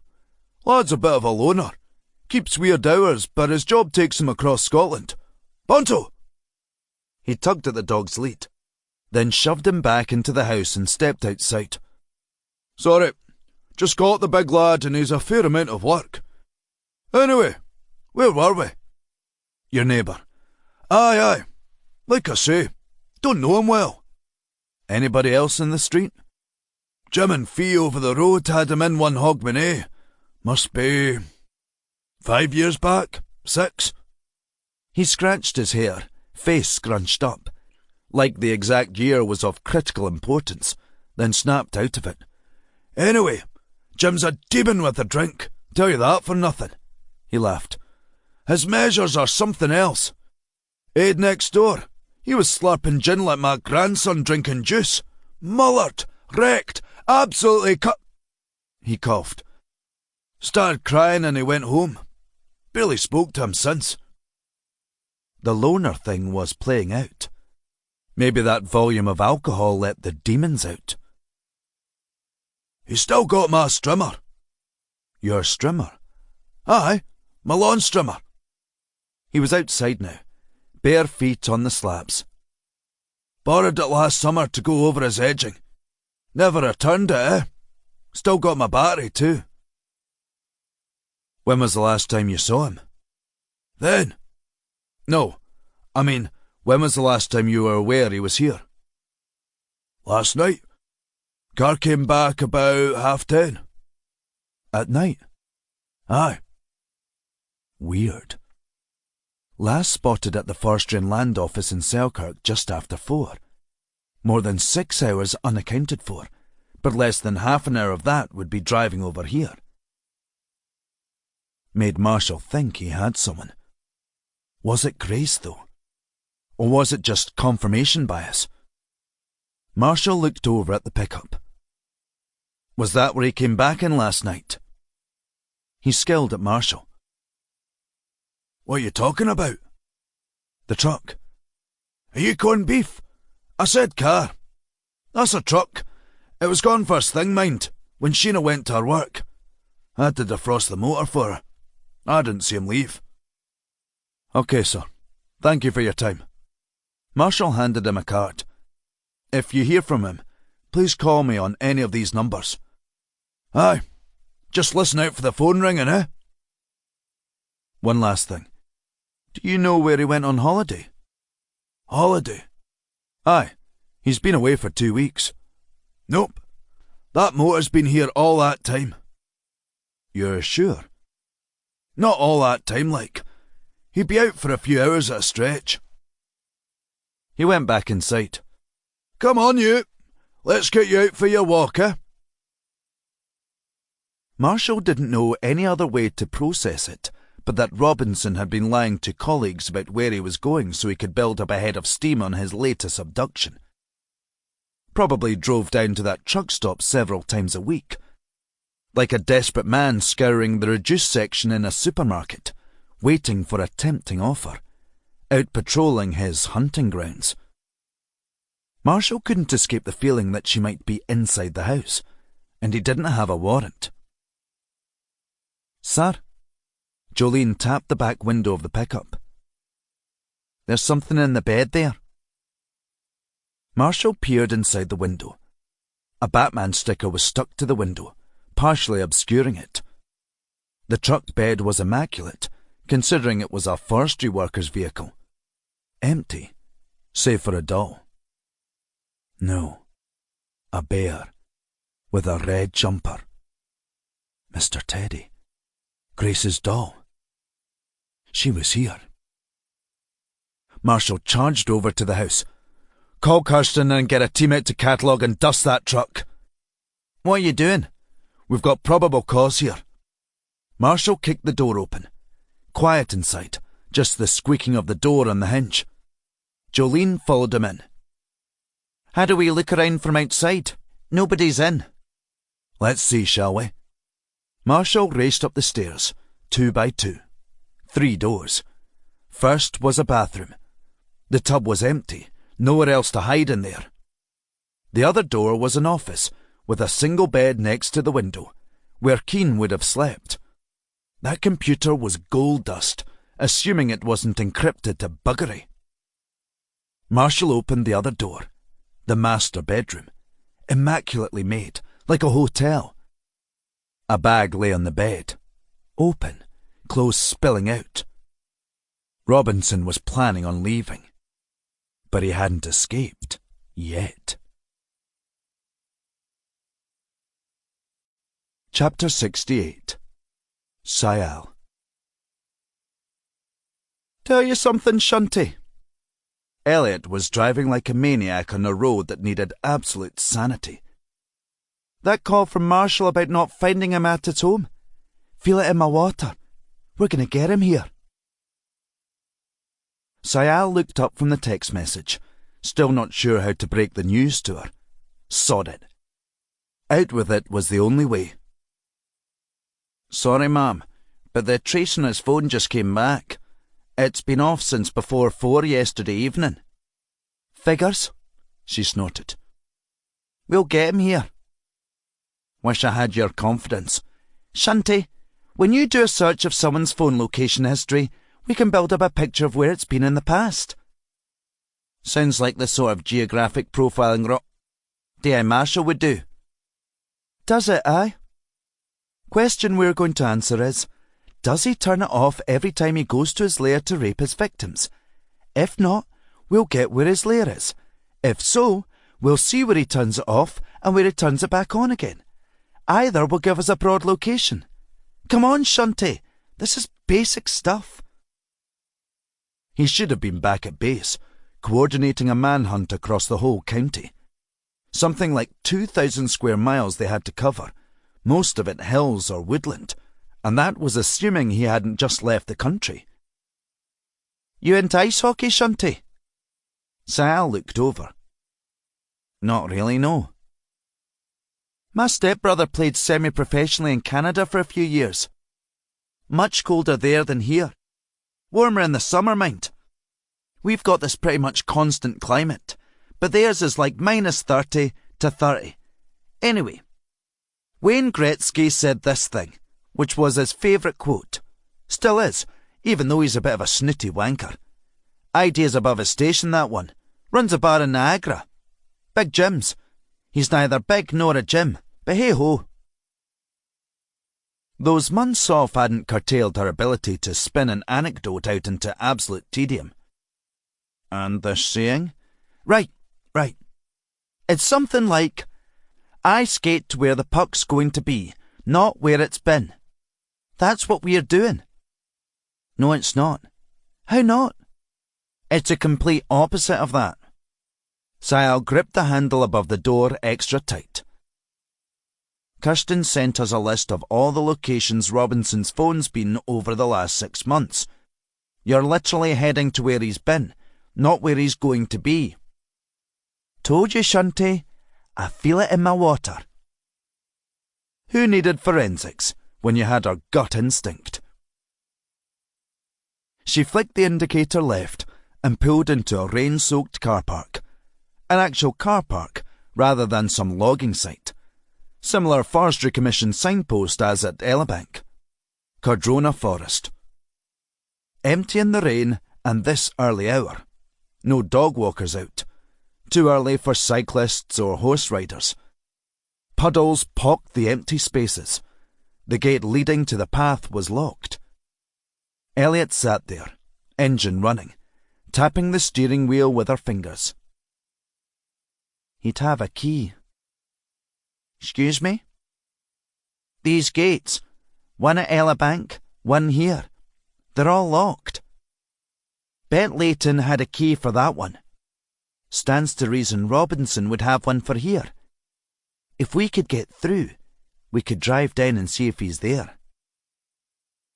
Mom, there's no evidence he's here Or we could get out and walk. She ducked around to look outside. Don't fancy it much, but he's here. I just know he is. Seriously, I think we need to get back to base. Devise a strategy around this. Rally the troops, Fuck that! She reached over to the cradle and snatched her phone off with a sharp crack. This is how you do it. She hit a number and put her phone to her ear. We're fucking about here, Shunty. Marshall and Pringle are pussyfooting around with warrants and DNA and search strategies, so I'm going to... Hello, Adrian. Sayal swivelled around. What the hell are you doing? She was clicking her fingers at Sayal, mouthing, Trace it. He texted Kirsten. Trace Robinson number now. Elliot on call with now. She turned away from him. I don't think it's daft, Adrian. Just you and me chatting. She laughed. D.I. Andrea Elliot. You might remember me from such crime scenes as Elibank, where you killed and buried 3 people in the last 9 months. Talk about shitting where you eat. She sniffed. Let's have a wee word about Grace Payton, shall we? She reached over and turned the stereo on. I know you've got her. She laughed again. Because you left her teddy in your truck, you fud. She'll die. Robinson's deep voice boomed out of the speakers. No matter what you do, she will die because I'll never tell you where she is. Listen here, dickhead. We know it's you. We are coming after you. Subtle as a bag of hammers. We know where you are right now. The way she could lie just like that. We have a team of armed officers on their way there right now. Your only way out of this, Mr. Robinson, is to give us Grace, alive. The line went quiet. Sayal's phone was ringing on silent. Kirsten calling. He got out into the rain, nudging the door shut, and put it to his ear. Hi. It's Kirsten. I've got a trace on that number, but he's moving. On the A7 south of Hoyk, heading towards Carlisle. Thanks. Keep on it. She's still on with him. He hung up and called Marshall. Rob, it's Rakesh. Elliot's on the phone to Robinson just... She's what? Kirsten's got a live trace. He's on the A7 heading to Carlisle from Hoyk. On it. Sounded like Marshall was running. Keep me updated. Click, and he was gone. Sayal got back in the car. The deal is no sentence for Grace's life. Robinson's voice was ice-cold, eerily calm. I want your boss at the station when I get there with a deal already inked. You and I both know how difficult that's going to be, Adrian. Elliot looked around at Sayal, shifting her thumb between up and down, then back again. He gave her the thumbs up. Here we go, Adrian. One last push. The only offer I can make. Grace's life in exchange for a 15-year sentence. The line clicked and crackled. Adrian, that's a really good deal. You won't get any better. Guarantee that now. You're going to have to live with the fact a tasty little girl died because of you. Don't be an idiot, Adrian. When we catch you, you're going to rot in His Majesty's prison for the rest of your life. Will you be able to live with the fact your tasty little girl died because of you? The line went silent. Sayal had to check it hadn't died. And you can still save her. Come on, Adrian. You seem like a good guy. You're 46 now. You'll be out before you retire. Maybe earlier if you're a good boy. What's it to be? Chapter 69. Marshall.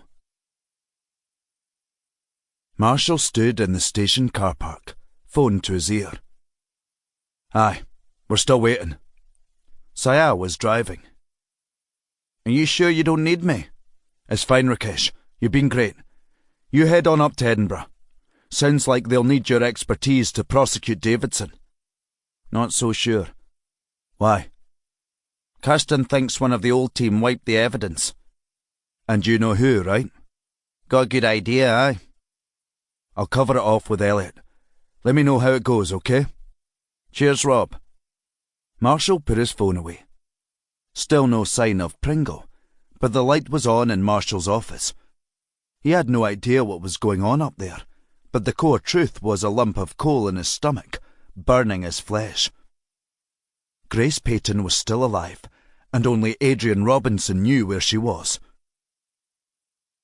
He spotted the lights on the main street leading into Melrose, a presidential motorcade for a serial killer. 2 squad cars wrapped around Adrian Robinson's Mitsubishi. The first slowed and blocked the entrance at an angle, lights flashing. Robinson pulled in and parked just meters from Marshall. Engine off. He got out and sank to his knees. 4 armed cops trained their weapons on him. Even in provincial Scotland, guns were a necessity when dealing with someone like him. A serial killer. Not the first Marshall had encountered, but possibly the worst. Probably. 5 victims they knew of. 3 decomposing bodies. 2 bundles of bones, years apart. So who knew how many there were between? Keane had given them an idea there were none. Marshall didn't believe it. Grace Payton was out there, alive, waiting. Probably.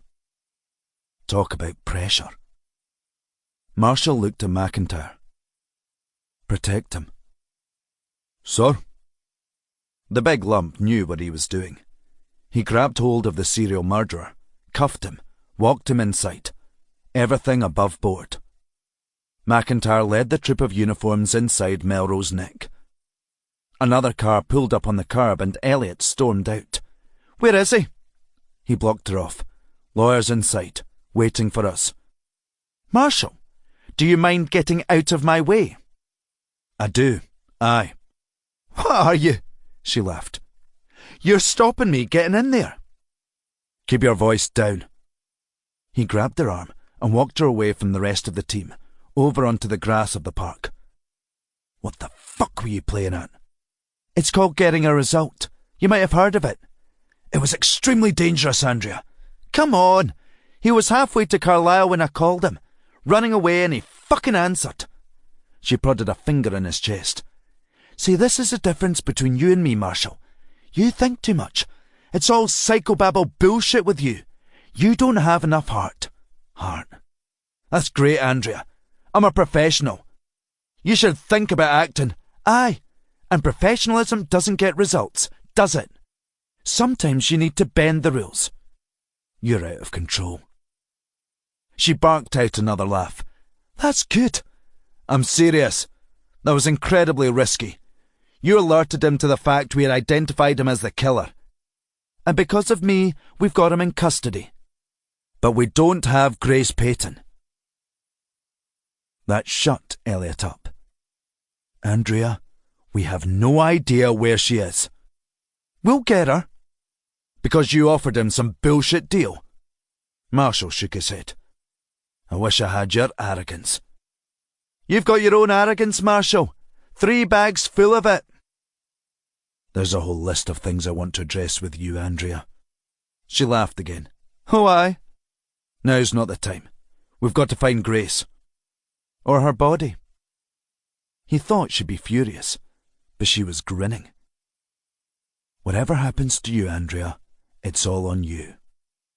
I hope you can deal with that.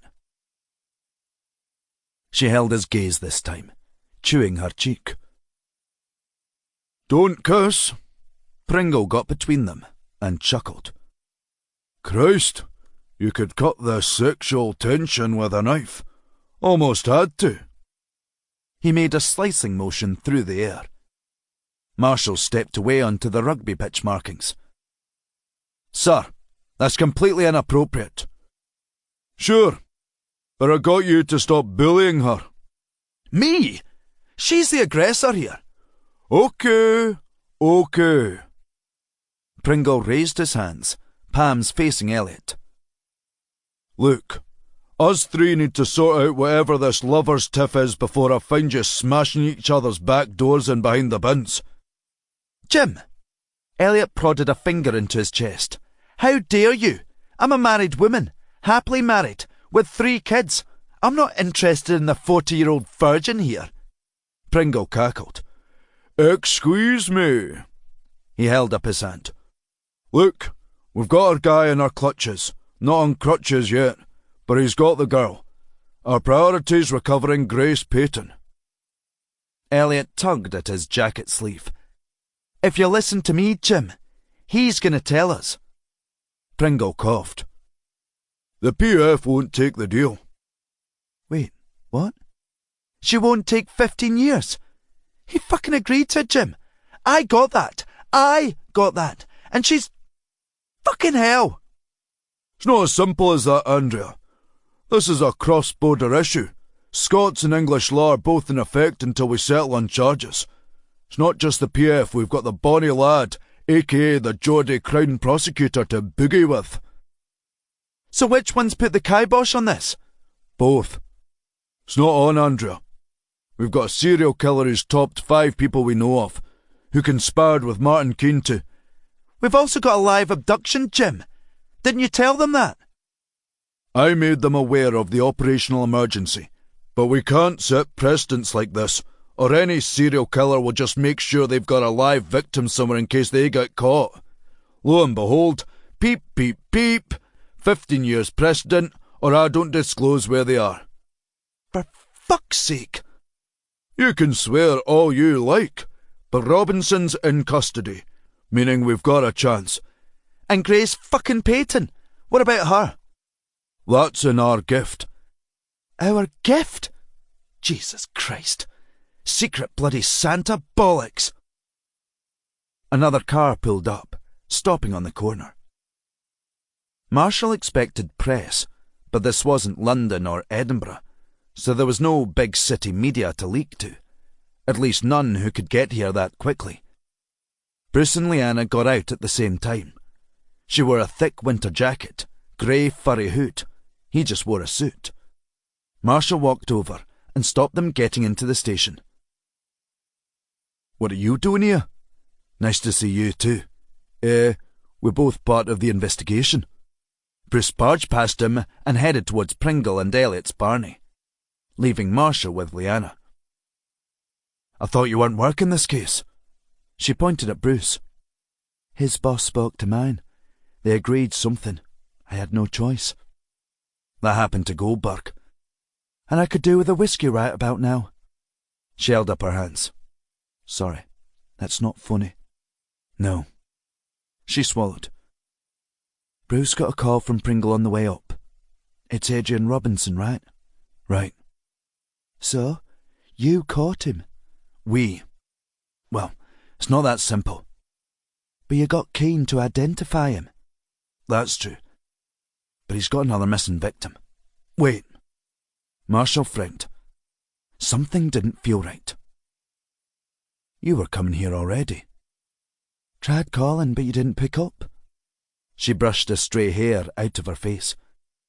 We had him down as a suspect. Robinson? Right. I was with Bruce's guys, going through the laptop they recovered. Robinson had been interviewed for the podcast. That didn't make any sense. Why? Because he manages the site where the last killings happened. We didn't know about Elibank then. No, killed a forest. He was in charge of an operation to protect the red squirrels there. Half of England's surviving population are there. He gave background on the area, local colour. But those were the files that were deleted. Why delete some seemingly innocuous files about squirrels?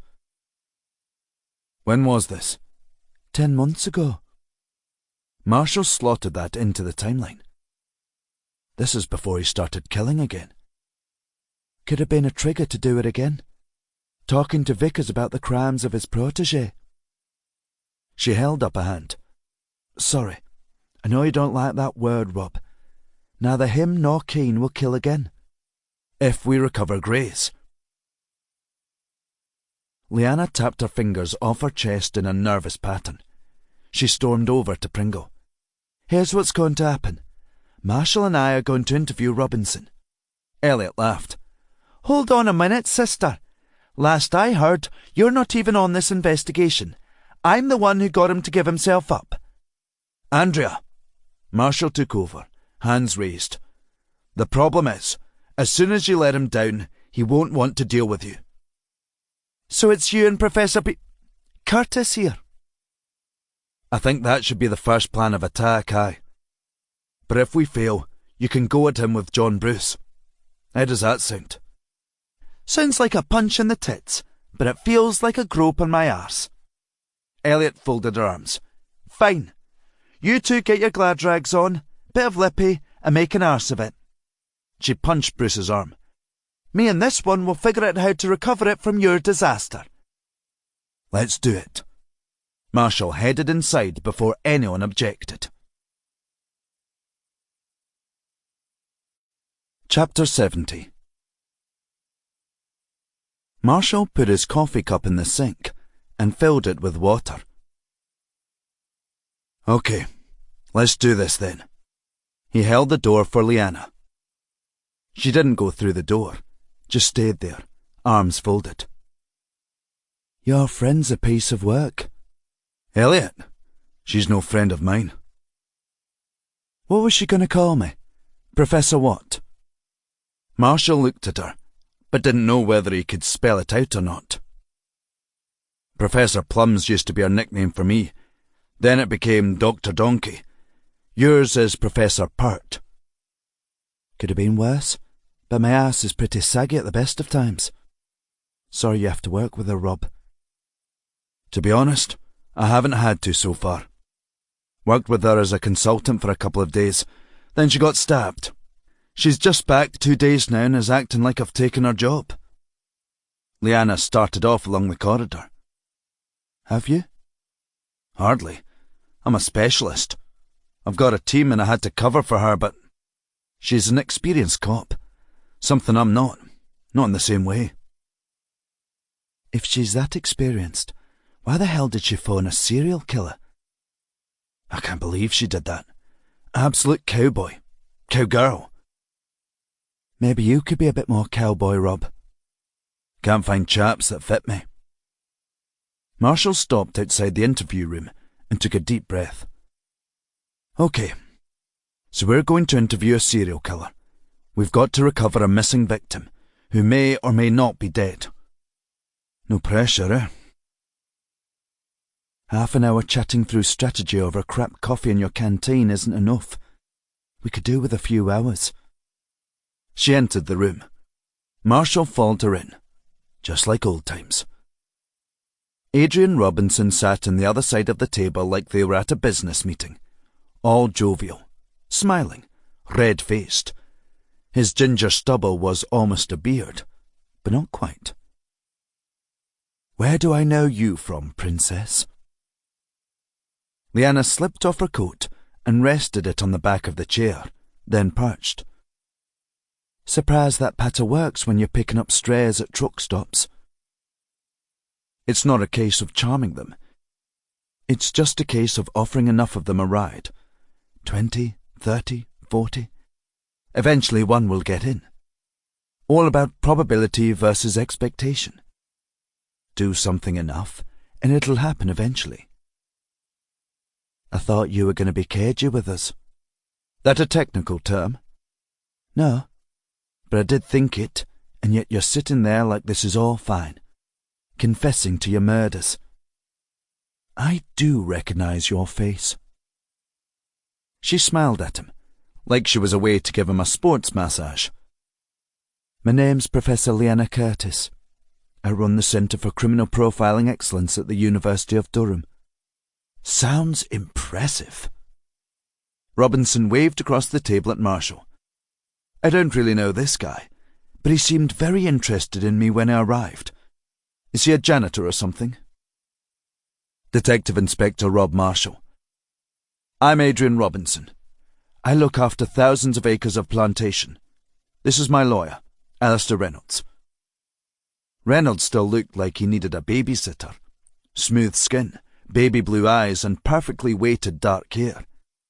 Yet here he was defending a serial killer.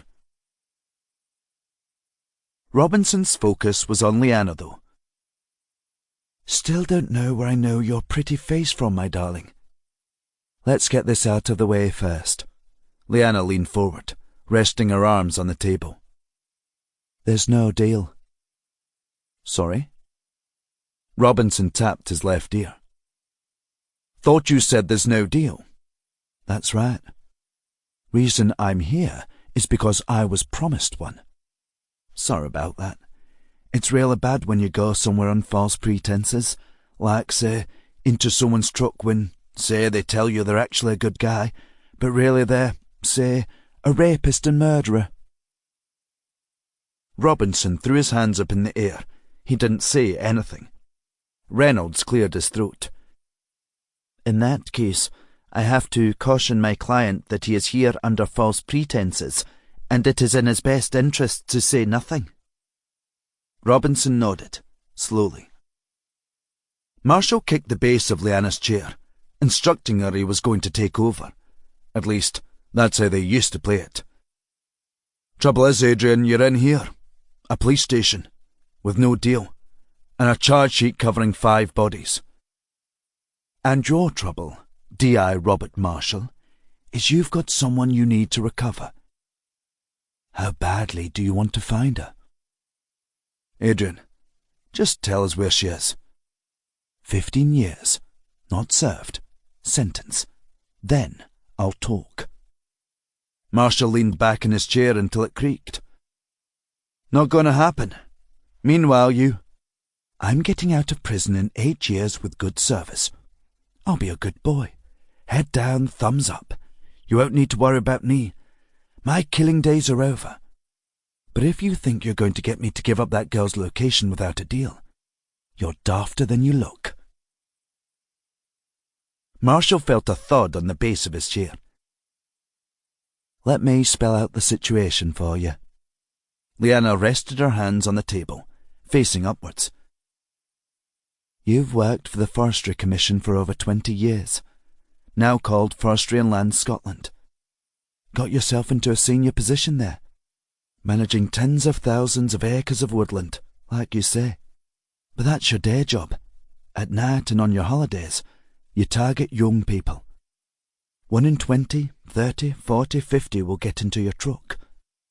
You abduct them, then rape and kill them. You bury them with virtual impunity as you are in charge of all that land.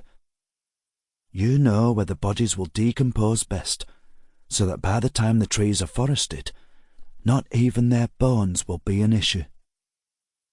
She leaned forward, smiling. But it's the reason we're interested in. Why are you doing it, Adrian?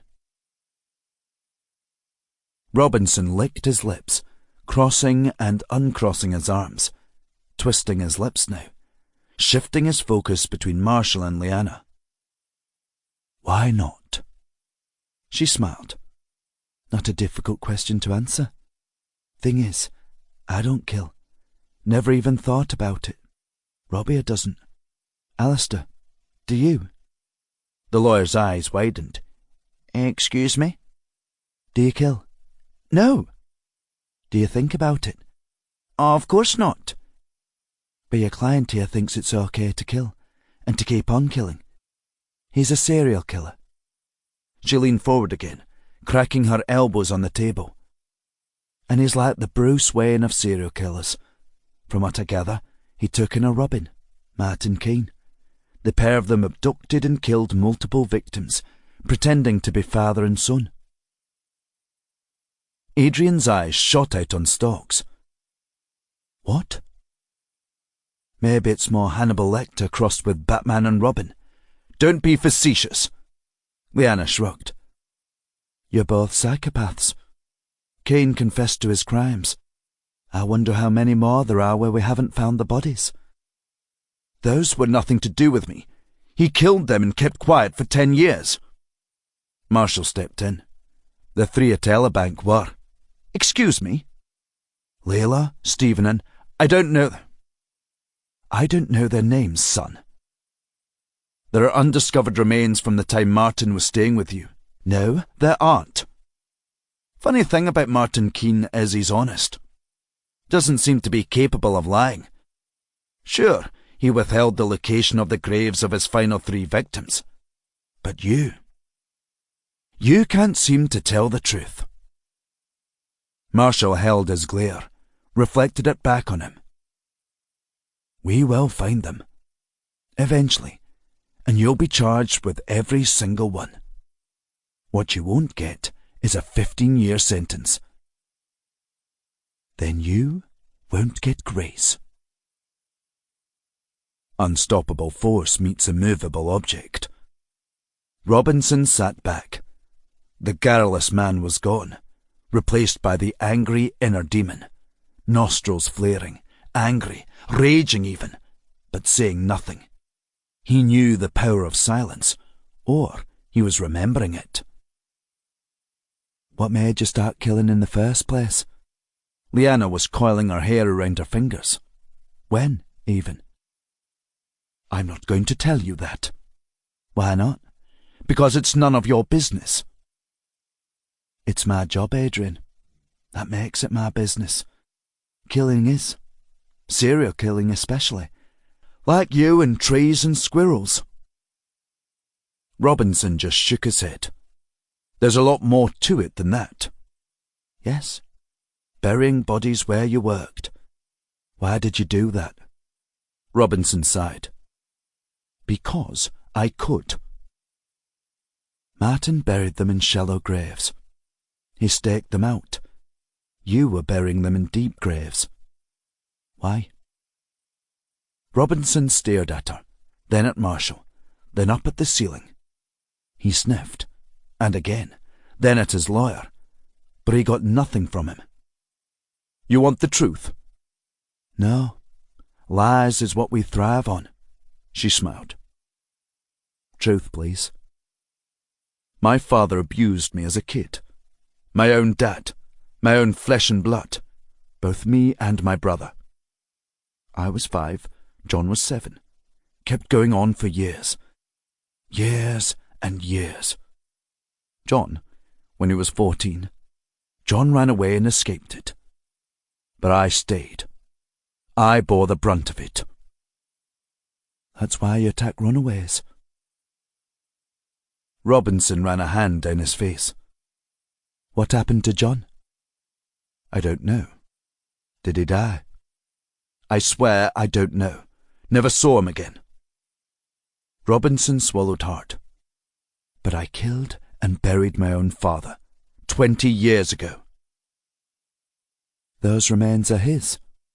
Robinson nodded. And the other? No idea of his name. The one before I took Martin. Found him in Carlisle. Walking where he shouldn't.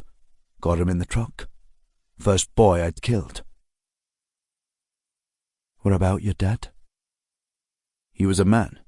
This one was a boy. 16, 17. Marshall could see it. He had closure on his father's fate, but not on his brother's. Women were easier to get in the truck, strangely enough. How many did you kill? 6. Where are they buried? Galloway Forest, Tweed Valley, Kielder Forest. Can't remember where else. Your first victims, and you can't remember where you buried them? That's correct. Why did you switch from women to men? Marshall raised his hand. Sorry, girls to boys. Because I wanted to see if I could. That first one fought me off, bit me. They all tried. The girls would scratch and spit. But he punched. I hit him hard, but he kept on fighting, so I smashed his head in with a hammer. He didn't fight back then, which was a disappointment. Marshall remembered his chat with Owusu. He was a big lad, right? Bigger than you, aye. Was he really the one before Martin? No. Robinson smirked. There were others. I know why you switched, Adrian. Why you stopped killing girls and started targeting boys. You think I'm gay, right? No. Your crimes have a sexual nature to them, but they weren't sexually motivated. You were looking for closure on your own trauma. When you killed your dad, you thought that would be it. Like Bruce Wayne stopping the man who shot and killed his parents. But it didn't end, did it? Because you needed to know what happened to your brother. I started staking out places where runaways would go. I saw lots of girls but fewer boys. That's when I took him, to see if John would have been able to fight off an attacker. Jesus. Look, I liked killing. Having power over these people.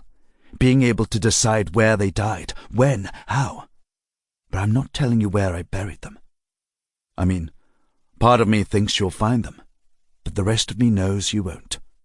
So much land to search, and these will be extremely decomposed by now. He was right, but they would look. Some would never stop. Robinson was talking, opening up about why he did what he did, those vicious crimes, and Marshall had to keep him talking. Let's talk about Grace. Marshall put her photo on the table. You recognize her? Robinson stared at the photo. I'm not giving you anything. All this will be inadmissible due to the lies I was told. Reynolds pinched his nose. Adrian, that's not true. Eh? The police can use any trickery they like to obtain a confession. The only thing they can't really do is deprive you of counsel. You should have shut up when I told you, and kept your mouth closed.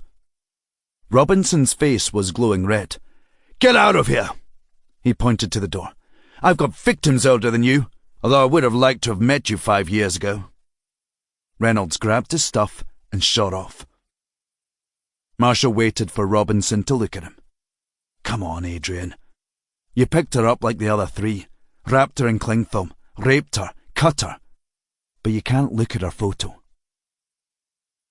Robinson shook his head. I spoke to her mother, Adrian. Name's Alexandra. She told me Grace is a good girl. Dad's in jail for armed robbery, Mum doing her best. You know how it is. Grace got into trouble, ran away from home, difficult background. But you prey on that, right? Exploit weaknesses in the desperate. Fine, I did it. I took a girl. Grace? Maybe. Didn't really know her name. Had some idea with that on. Told me she was called Faith. Besides, they fucking lie to your face about everything. Your victims aren't important to you, are they? Why would they be? Martin Keene killed specific people. But you, it's not about them. It's about your fantasy. Marshall nodded along with it. But these victims, 2 bodies from the old days, then 3 now, plus Grace. There's a big gap there. Why did you start again? Since you took that deal away, why should I cooperate? I mean, I've taken her, sure, but I will die before I tell you where I've hidden her. Now you get the head lawyer or head cop in here, co-sign a deal with me, and we both win. Grace gets to live.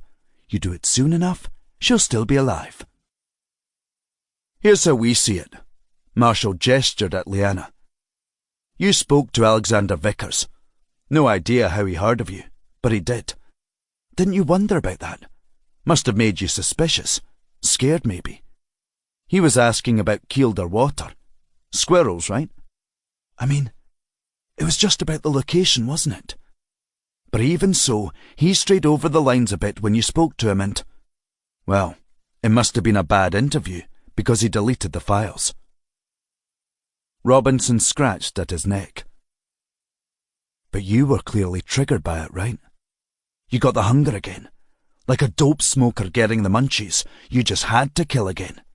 Layla McMenemy, Stephen Cork, Chris Beardsmore, Grace Payton. Thing was, this time when you raped them, you couldn't get it up. So you cut them, and that helped. The boys were difficult, right? So much shame there, so you cut off their penises. Did you wish they were girls? Or were you secretly glad they were boys? Fuck you! Marshall had him, like a boxer against the ropes. When I spoke to Martin Keane earlier, there was no messing about. He told us your name. The room was deadly silent. As soon as I mentioned the raping and the cling film, I barely got your name written down quickly enough for his liking. See, Martin was disgusted by the reversion in your MO between then and now. To him, it was all about the purity of the kill, murder as message. When he learned about how you raped them, that's when he gave you up. Of course, you raped Martin, didn't you? And after you killed together, you promised you wouldn't rape again. Keane saw killing those that deserve it as acceptable. It's quick. Robin turning on Batman. Ironic, eh? Robinson couldn't look at him.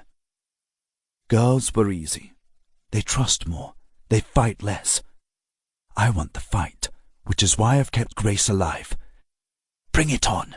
Oh, that was a good cut. Fucking got me with that one, you bastard. It's exhilarating.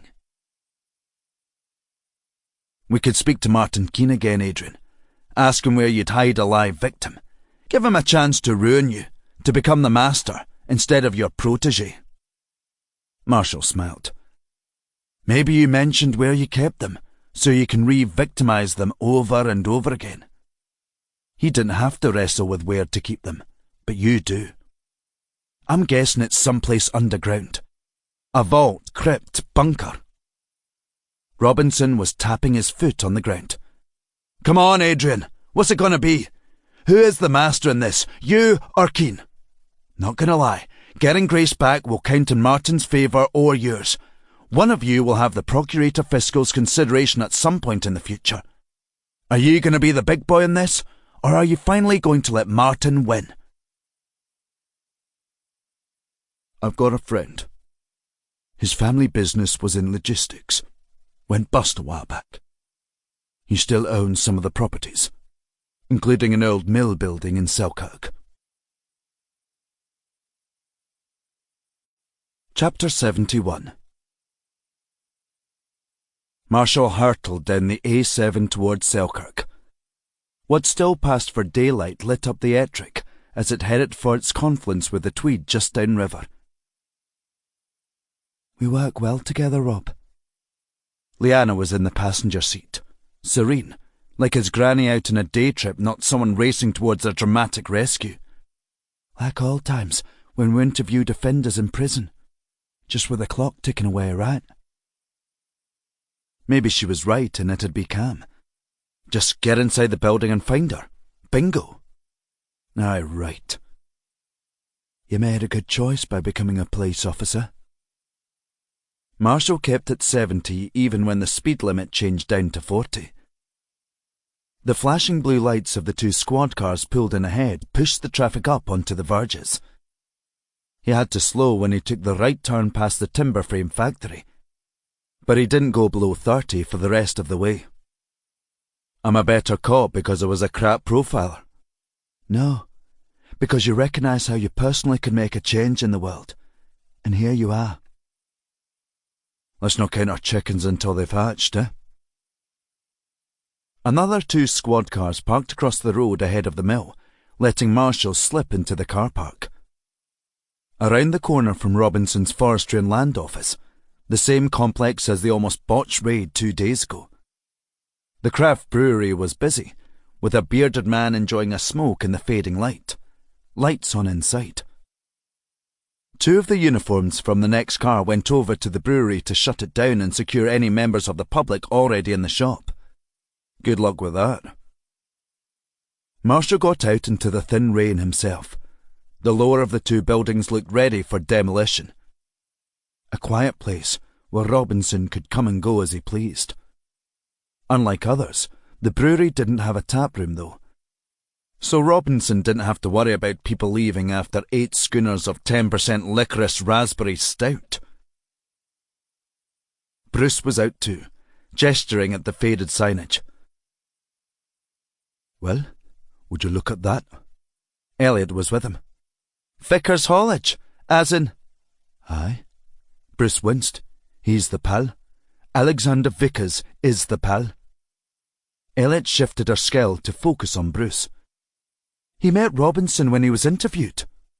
Bruce shrugged. We'll find out. Don't you worry. He's in custody, talking to my lads. We'll get a result. Maybe they knew each other beforehand. Aye, but this goes a lot deeper than interviewing someone about red squirrels. Marshall walked over to the building. 2 massive roller doors, each big enough to drive a lorry through. Easy to bring his victims here undetected. Roll up, drive in, and nobody would be any the wiser. Marshall walked up the steps to a side door straight out of a late 80s double glazing catalogue. Bare aluminium. He tried it. Locked. He looked around the industrial courtyard. The old, faded parking bays splashed with paint. 20 officers there, and the ambulance. Ready. The door didn't put up much resistance from his right foot, and tumbled in, hauling the screws right out of the wall. Marshall motioned for 2 of the uniforms to secure it. Last thing he needed was someone losing an eye on the rusty old screws sticking out of the wall. The lights worked. Robinson must have been stealing power from the brewery over the courtyard. The room was huge, with the far end dominated by a giant machine. Marshall hadn't really considered how big a device you'd need to entirely wrap someone in industrial cling film, but it was colossal. Big as a bin lorry, and as grimy. Feed in a pallet loaded with something heavy and cover it in layers of strong film, ready for transporting. Or wrap a human being wearing an oxygen mask. Marshall peered inside the jaws of the machine, but there was no sign of grace in there. He ran his hand through the mechanism, and it was empty inside. Clear! Over here? Bruce was at the back of the room, next to an office. Wire-glass windows, desk, chair, ancient computer, filing cabinet, but paperwork everywhere. He opened a double door to reveal a ramp leading down to another pair of doors. Perfect place to store a body, right? Marshall didn't want to think about it. He seraphed down. A storage room. Right. Most distribution firms need a lot of storage. Perfect place for it, eh? Bruce seemed to shiver as he twisted a handle, then opened the doors wide and stepped through. A loud rattle. Something launched down from the ceiling. Marshall pushed Bruce out of the way into the darkness. There was a wet sound, like chopping meat. Dull clanging. A thud. Help! Marshall flicked on his phone torch and shone it into the gloom. Bruce should have been just in front of him, but he was gone. Jesus Christ, what happened? He swung his torch around and found the swaying remains of Robinson's trap, like an industrial version of something from Indiana Jones. Not sharp spikes, but pipes with filed-off ends, hung from the ceiling, ropes connected to the door. There must have been a safe way through for Robinson. Robinson had set this up. Robinson hadn't told them about this. Robinson knew this would take one of them out. Marshall couldn't see any more triggers, so he crept through the darkness past the trap to where he thought Bruce was. There, a bloody mess lying on the floor, deadly still. A massive gouge was taken out of his shoulder. Jesus Christ. Marshall felt his neck. Still alive. Just. I need help! He swung the torch again. A long corridor, leading deep into the bowels of the building. Footsteps behind him. 2 uniformed officers with the paramedics, their torchlight bouncing off the walls in the darkness. We've got him! Get a light down here and watch for other traps. Marshall would have stayed to help, but he needed to push on. He managed to squeeze his way through into the vault beyond. Another long corridor with subdivided rooms partitioned off. The place smelled of oil and the bitter fug of diesel. Each one he tried was locked. Shite. Had they been played? Had Robinson done this to get one final murder? Were there other traps? What was that? Marshall walked along the corridor, heading deeper into the gloom and towards the sound. It came from a door at the end. He raced towards it. Unlike the others, this one opened. A 10-foot metal shipping container filled most of the room. Marshall scoured the room for... There, a crowbar. He gouged it into the door catch and flipped it open. A young woman lay inside, naked, wrapped in cling film, sliced in a few places where her skin was a riot of reds of all shades. But those eyes were alive. Grace. Chapter 72. Sayal. Sayal opened the door and there it was, the hallowed St. Leonard's observation suite. So many times he'd been on the other side of the video feed, helping his clients, while two senior cops sat in this room and watched, occasionally feeding information to the interviewers in the room, some little nugget that would undermine his clients' cases and destroy their worlds. Now, though, Jason Cragen and Michael St. John were in there, talking to another two cops. The smaller of the two wore a sharp suit. His moustache and soul patch didn't look as cool as he thought in that shade of red. Pretty guy, and he acted like he knew it. Sayal took him to be a DI. His mate was taller, built like a bear, the kind of guy who needed to shave again at lunchtime. Sayal didn't want to ask their names. In a room like that, you acted like you owned it, that you didn't need to know people's names, or you already did. Moustache grinned at him. Ah, the famous Shunty, isn't it? He had the slowest accent Sayal had ever heard, like he was half asleep. Infamous, more like. Sayal smiled at him. He didn't know where to put his paperwork, so just kept it in his hands. Bit early for Movember, isn't it? The man smoothed down the tash. Cheeky bugger. St. John looked up at Sayal. All right, Rakesh. Good work in identifying Davidson. Sayal shrugged. I'm only interested in his mate on that video. Objective number 1 in there. Moustache clapped Cragen and St. John on the backs. OK, lads. Get in there and see what's what. They left the room. Sayal blocked the entrance. I want in on this. That got a stern look from Bearman. I like the cut of your jib. He was from the borders, or his accent was. This is a professional standards job. I'm taking it. This case has significance for me, and after all, I unearthed the evidence. Moustache laughed. OK then. That's got me persuaded. The best interviews of people running vendettas against the suspect. The big man's leading sergeant. So Moustache was a DI. Who do you want? St. John or Cragen? Bearman looked down his nose at Sayal. What do you recommend? Not really a choice. That saying, keep your friends close and your enemies closer. Sayal stood up tall. I'd take Cragen. Why him? Because I think Cragen is the man with Davidson. Bearman's eyebrows shot up. You got any evidence? Not really, but I'm pretty sure it is.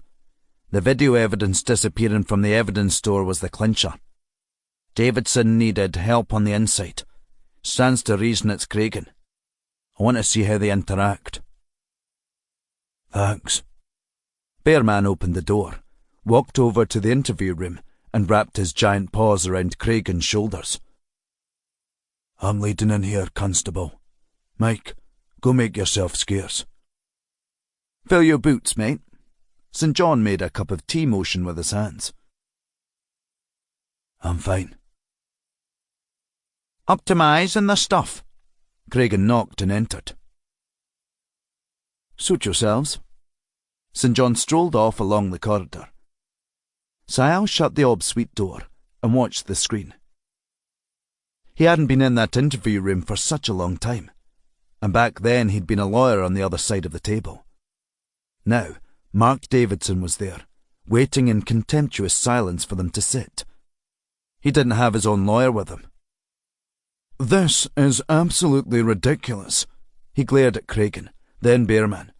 Not only did your boss interrupt an interview to spread scurrilous allegations against me, I've been driven up from County sodding Durham to bloody Edinburgh to... You don't want any legal advice, right? Cregan arched an eyebrow. I'm one of the foremost legal minds in Scotland. Of course I don't need any legal advice. Cool. Cregan leaned back. Sarge? Bearman reached into his wallet and placed a piece of paper on the table, face up. This is a CCTV still from outside the Debonair pub on the night of the 15th of August 2021. This is you, Mr. Davidson. So please don't give us any more denials. Davidson inspected them with a sarcastic sigh. So, I went to a bar. Who cares?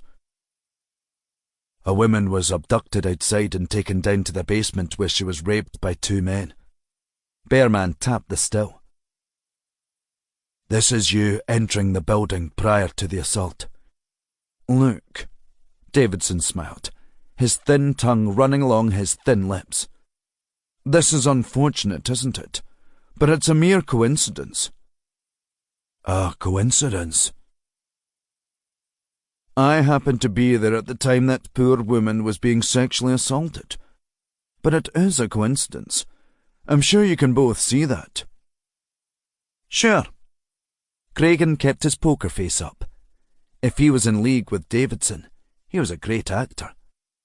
But then he'd have to be to do what he'd done. My colleagues have been through everyone who was in the bar at that time. Bearman tapped the page. You and your companion here are the only ones unaccounted for. In the whole bar? Quiet night. Aside from the victim, we've identified 7 people in there.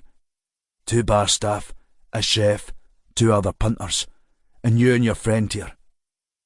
As it stands, we don't have an account of your movements. Obviously, we'll check that against the other patrons of the bar. And you think that'll stand up in court? Bearman shrugged.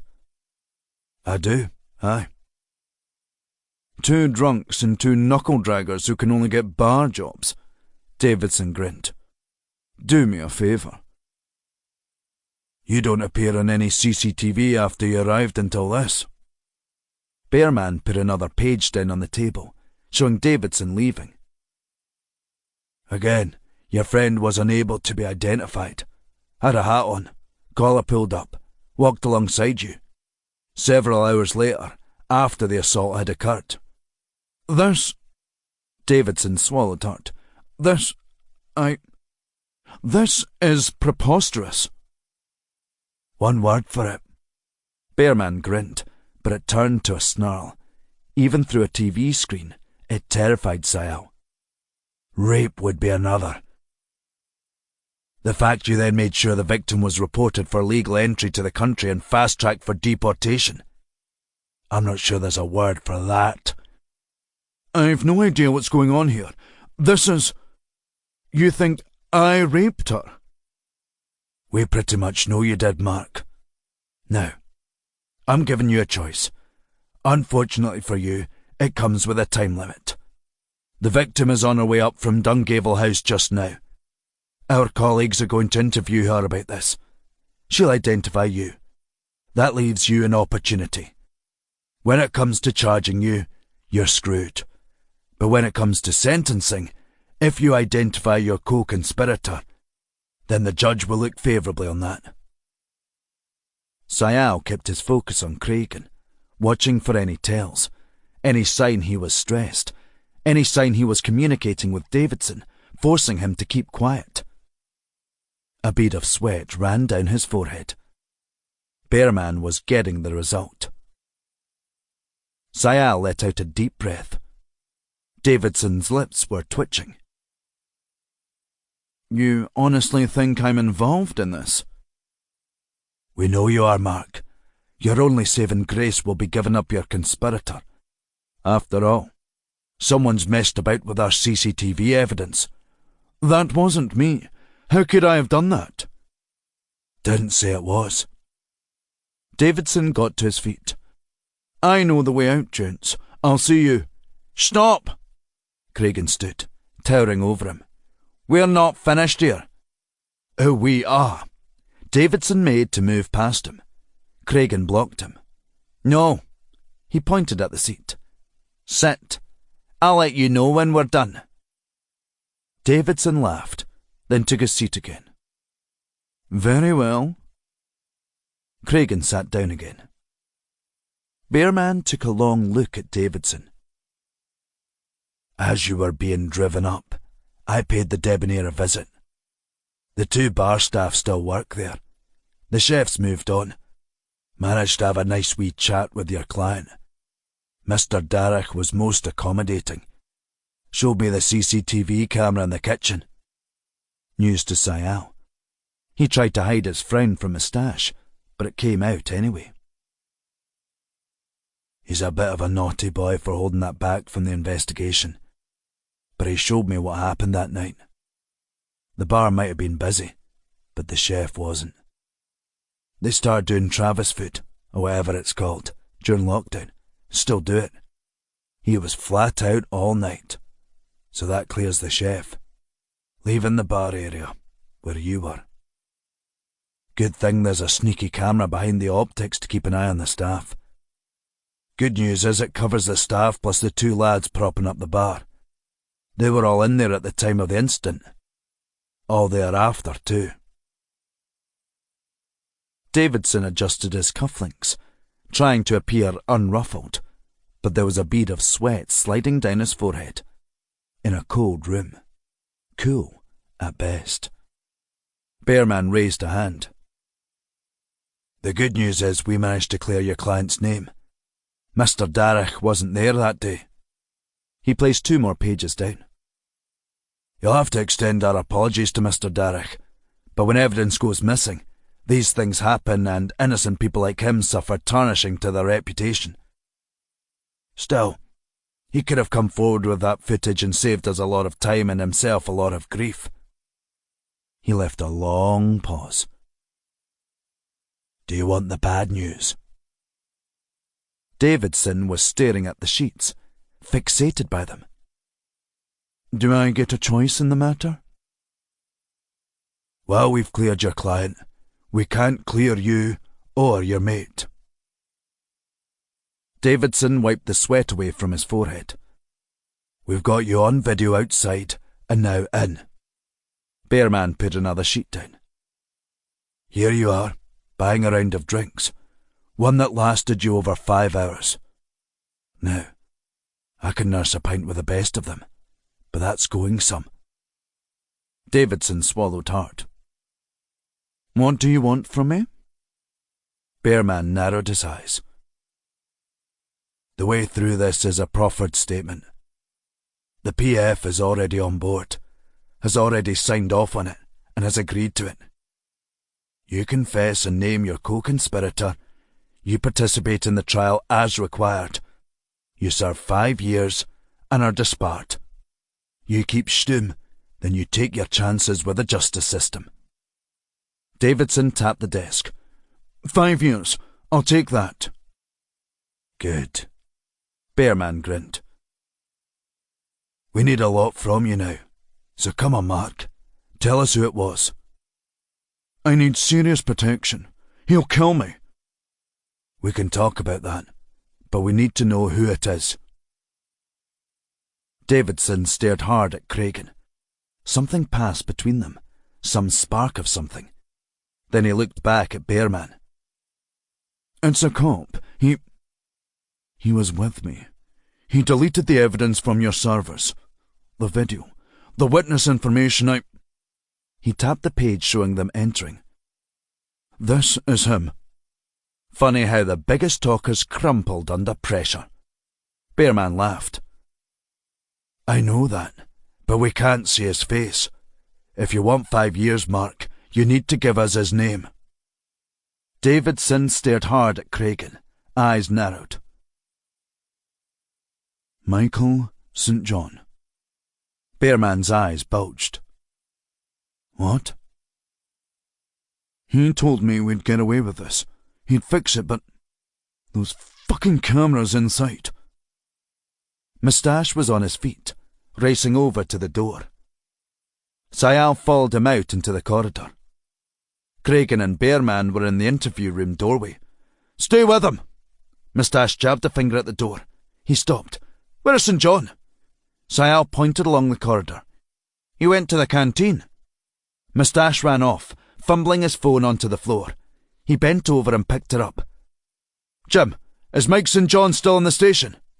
He held the door for Sayal, phone to his ear. Okay, hold him there. Cheers. He put his phone away and bombed it along the corridor. He's just leaving now. Sayal was struggling to keep up with his pace. He knew it was coming and he scarpered. Moustache charged through the door and hurtled along the corridor, then hammered the door release button and tore it open. The security guard lay on the floor, his face a wash of red. Sayal charged through after Moustache into the cold afternoon. St. John was over by his car, tugging at the handle. Their feet slapped off the wet tarmac. Moustache leapt through the air and crashed his shoulder into St. John's side. St. John tumbled over, but landed on Moustache. He clawed at his face. Sayal snapped out his baton and lashed at St. John's thigh. He screamed and rolled over onto the tarmac. Sayal braced the baton between St. John's bicep and forearm, leveraging it upwards.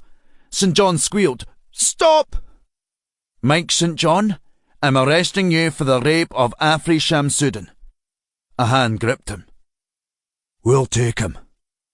Bearman, flanked by 2 uniforms. Sayal let him go and stood up, dropped the baton at his feet, sucked in a deep breath. His pulse thudded in his ears. Everything was super sharp. Moustache was on his feet. Cheers, Sunty. Well done. Pair of you. Bearman smiled at them, then led St. John back towards the station. Sayal tried to get his breathing back under control, but was struggling. Moustache was fine. Cool. Calm. Not like someone who'd just leapt through the air and rolled across a car park and ripped his suit's knees. Pretty impressed by your work there, Shunty. Thanks. Sayal leaned back against the car. He was sweating in the freezing air. Didn't think it was St. John who... I did. He's a sleazy bastard. Cragen was shaking his head. Sayal hadn't seen him come outside. Sleazy bastard. Sayal held his gaze, and something passed between them. Some understanding. Some shared disgust of St. John and of Mark Davidson. To be honest, Jason, the reason I wanted you in there was I suspected you. I don't hold it against you. Really? Rather, everyone was suspected than nobody was. A car pulled up, and a tall man got out the driver's side. Owen Greening, his thinning hair all slicked back. He waved at Sayal. Long time no see, Rakesh. Can't seem to escape you. No, sir. Old habits died hard. Why are you... Afri got out of the back seat and looked around like she was in the most wondrous place in the world rather than in a police station car park in the cold. Her eyes bulged when she saw Sayal coming towards her. Rakesh. She wrapped him in a big hug. Thank you. What for? She broke away from the hug. For catching the man who did this to me. Men. Cragen joined them. We've caught both of them. Afri's hand went to her mouth. Greening joined them. I've taken up her case. She's been released into my custody, on condition of employment. Employment? I've given her a job, Rakesh. Most migrants aren't as fortunate, but she'll get trained in British law and help others less fortunate. She smiled at Sayal. Thank you, Rakesh, for all you've done for me. I just wish it had been a year ago, and you hadn't had to go through all of that. I'm glad to be away from that place now. Thank you. Chapter 73.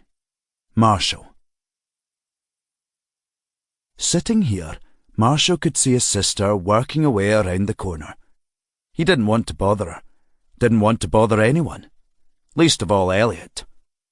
Standing out in the corridor, glued to her phone, face like she'd murdered 20 people and been caught red-handed.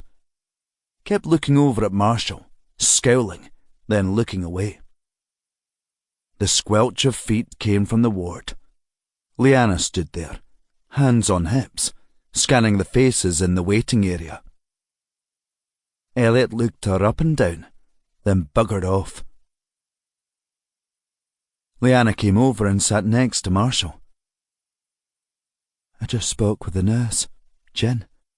She seems to know you. She's my twin sister. Oh, right. She put a hand to his arm. Bruce didn't make it. You pushed him out of the way, but the blades caught his throat, nicked the carotid and ripped open the jugular vein. He'd bled out before the paramedics got to him. Didn't stand a chance. Marshall nodded, slowly. He had expected as much.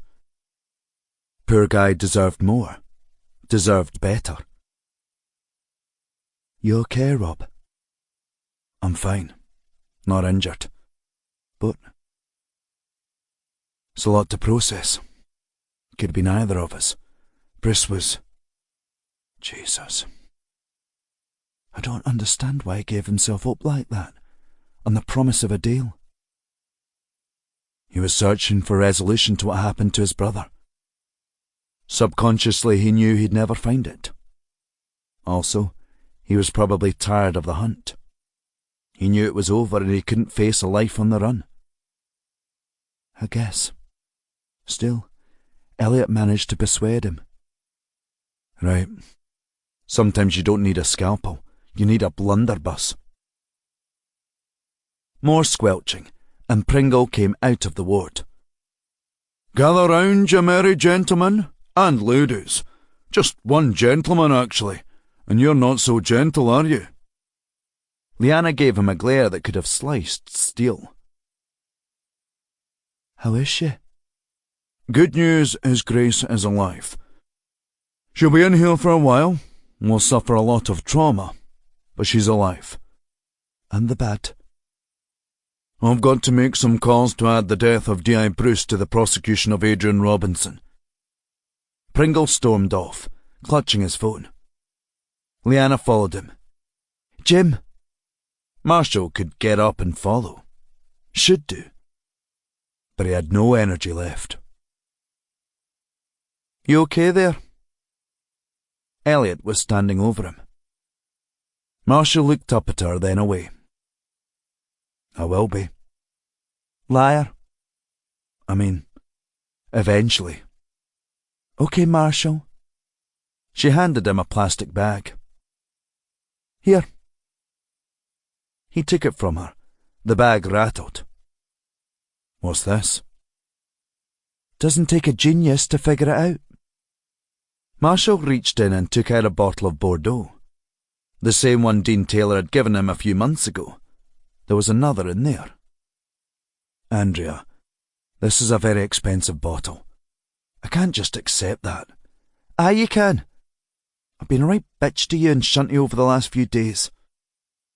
She let out a deep breath. Truth is, I've not handled coming back to work after my injury so well. You're right. Me calling Robinson up was risky.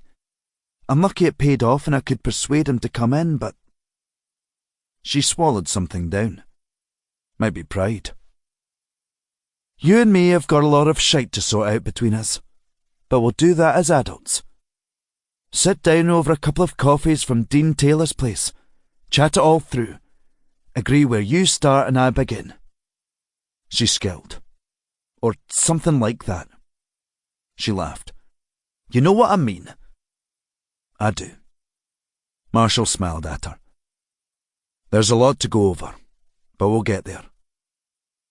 It's good to work a case with you where I don't get my guts sliced open. Thank you for the wine. It's very kind. I was going to bake you a cake, seeing as how I missed your birthday. She patted his arm. I'm going back to base to sort out the children. See you around. Thanks, Andrea. I mean it. Thank you. She walked off, tapping away at her phone. Marshall sat there, shaking his head. She had been a nightmare. But there was a nugget of a good person underneath that. She'd had to endure a lot as a cop and developed a steel shell to cope. The enormity of it all hit him, but there were no tears. He felt nothing. Too many competing emotions. Relief, sadness, regret, even hope. Grief came out in strange ways, and he'd do some thinking about it all in another day. He'd figure out how he felt and why. Shove it in a box with a label on the front, then store it at the back of a cupboard. A mental cupboard, in his mental garage. No wonder most psychologists were head cases themselves. But he was a cop, and cops were even worse. Those unresolved deaths had lingered for over 10 years. 10 tumultuous years. Now the families had closure to them, but so did he. That time with Goldberg and Leanna held no part of him now. He could close off the chapter Martin Keane had opened, that Adrian Robinson had been the narrator of. Hey. Someone grabbed him in a hug. Kirsten's sweet perfume enveloped him. She clung on for dear life, hugging him tightly. Hey. She broke off and dabbed at her cheeks. Sorry, just... This whole thing, it's... Bruce. I was scared. It could just as easily have been you. She stared at him, eyes twinkling. Listen, I'm sorry I was a bit weird last night. I was jealous of Professor Pert. What? Leanna? Right. Saw her and Pringle arguing about something in the corridor on the way in. I'm nothing compared to her. I don't have your history. Rob, I'm jealous of her, and I've never been jealous of anyone. Hey, that's... Kirsten. I'm not interested in her. But she offers you that white picket fence life. I could never do that. Why not? So you do want it? No, he snorted. But I don't know what I want. I just want to take things with you one step at a time. See what we are. Okay. She was nodding, but it was like it was to herself as much as to him. Listen, I've made that decision. She locked eyes with him. I'm going to take that job in Edinburgh. Oh. It's not just you who needs to process stuff, Rob. I need to sort out how I feel about this too. About you and I. Marshall thought he'd have more time to influence her decision. But it was hers. He gave her a smile. Congratulations on the promotion. Not quite a promotion. She smacked him on the arm. And if you're ever up in the big city, let's meet up, aye? I'll be there, Kirsten. Chapter 74. Adrian Robinson. 3 weeks later. Adrian Robinson slipped his towel off and hung it up, then stepped into the cubicle and hit the silver button. like at the swimming baths, but this water was glorious, fizzing down onto his scalp. Hot. So hot. He grabbed the soap bar and started building up a lather on his skin. 1 Mississippi, 2 Mississippi, 3 Mississippi. He hated this place. He was used to wide-open vistas or the solitude of a forest that went on for miles. Not a prison shower, where he had to go in alone and sneak a minute of blissful hot water. 9 Mississippi, 10 Mississippi. Remanded in HMP Franklin. He needed to decide on his plea. He'd killed them all without a thought. He should just say he was guilty and take what was coming. That was the right thing to do. 18 Mississippi, 19 Mississippi. Then again, at a trial he'd get to see the families of his victims. He'd get to see Grace again. He'd be able to torment them all. 29 Mississippi, 30 Mississippi. Halfway. He hit the button again and washed the lather off his body, then picked up the bar of soap again. Yes. Stand in court and stare at Grace. Make her experience it all over again. 40 Mississippi, 41 Mississippi. Almost done. He'd remember the cascading water and cling to it when he went to sleep at night. Thump. What was that? Was someone there? Robinson stepped out of the water and grabbed his towel, giving himself a loose dry before wrapping it around his waist. Heart pounding, he peered out into the corridor. Nobody. Just his imagination stealing a few seconds of hot water from. Something bit into his calf and he went down, sprawling onto the matting. A sock swung through the air and landed on his arm, pounding like a fist. Another and another. He balled himself up as the violence rained down on him, hard and sharp. Then it stopped. Just the sound of his shower, still going. 3 men stood over him, faces hidden by rags. They each held a pair of socks containing soap bars. They walked off without a word. He lay there. His whole body ached. Blood seeped out of his wounds. He couldn't get up, couldn't crawl, much less stand. There you are. Martin Keene walked towards him, hands in pockets. Sorry I haven't come to see you before now. You little shit. Robinson gripped the front edge of the shower cubicle and tried to use that as support. He collapsed back down. Keene crouched next to him. That looks like it hurts. I know, you blabbed.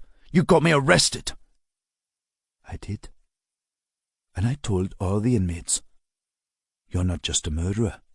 You're a serial rapist. What's your goal here? To get me to kill myself? That, or just torment you? Never. I'll never top myself. I'll survive this and get stronger every day. You should enjoy this moment while you can. Keene grabbed his hair and hauled him up to standing. Took everything Robinson had not to go down again. Adrian, you know how I never enjoyed the long game? Keene reached into his pocket and pulled out a sharpened toothbrush. My specialty was overkill. Still is. The end. That was Where the Bodies Lie by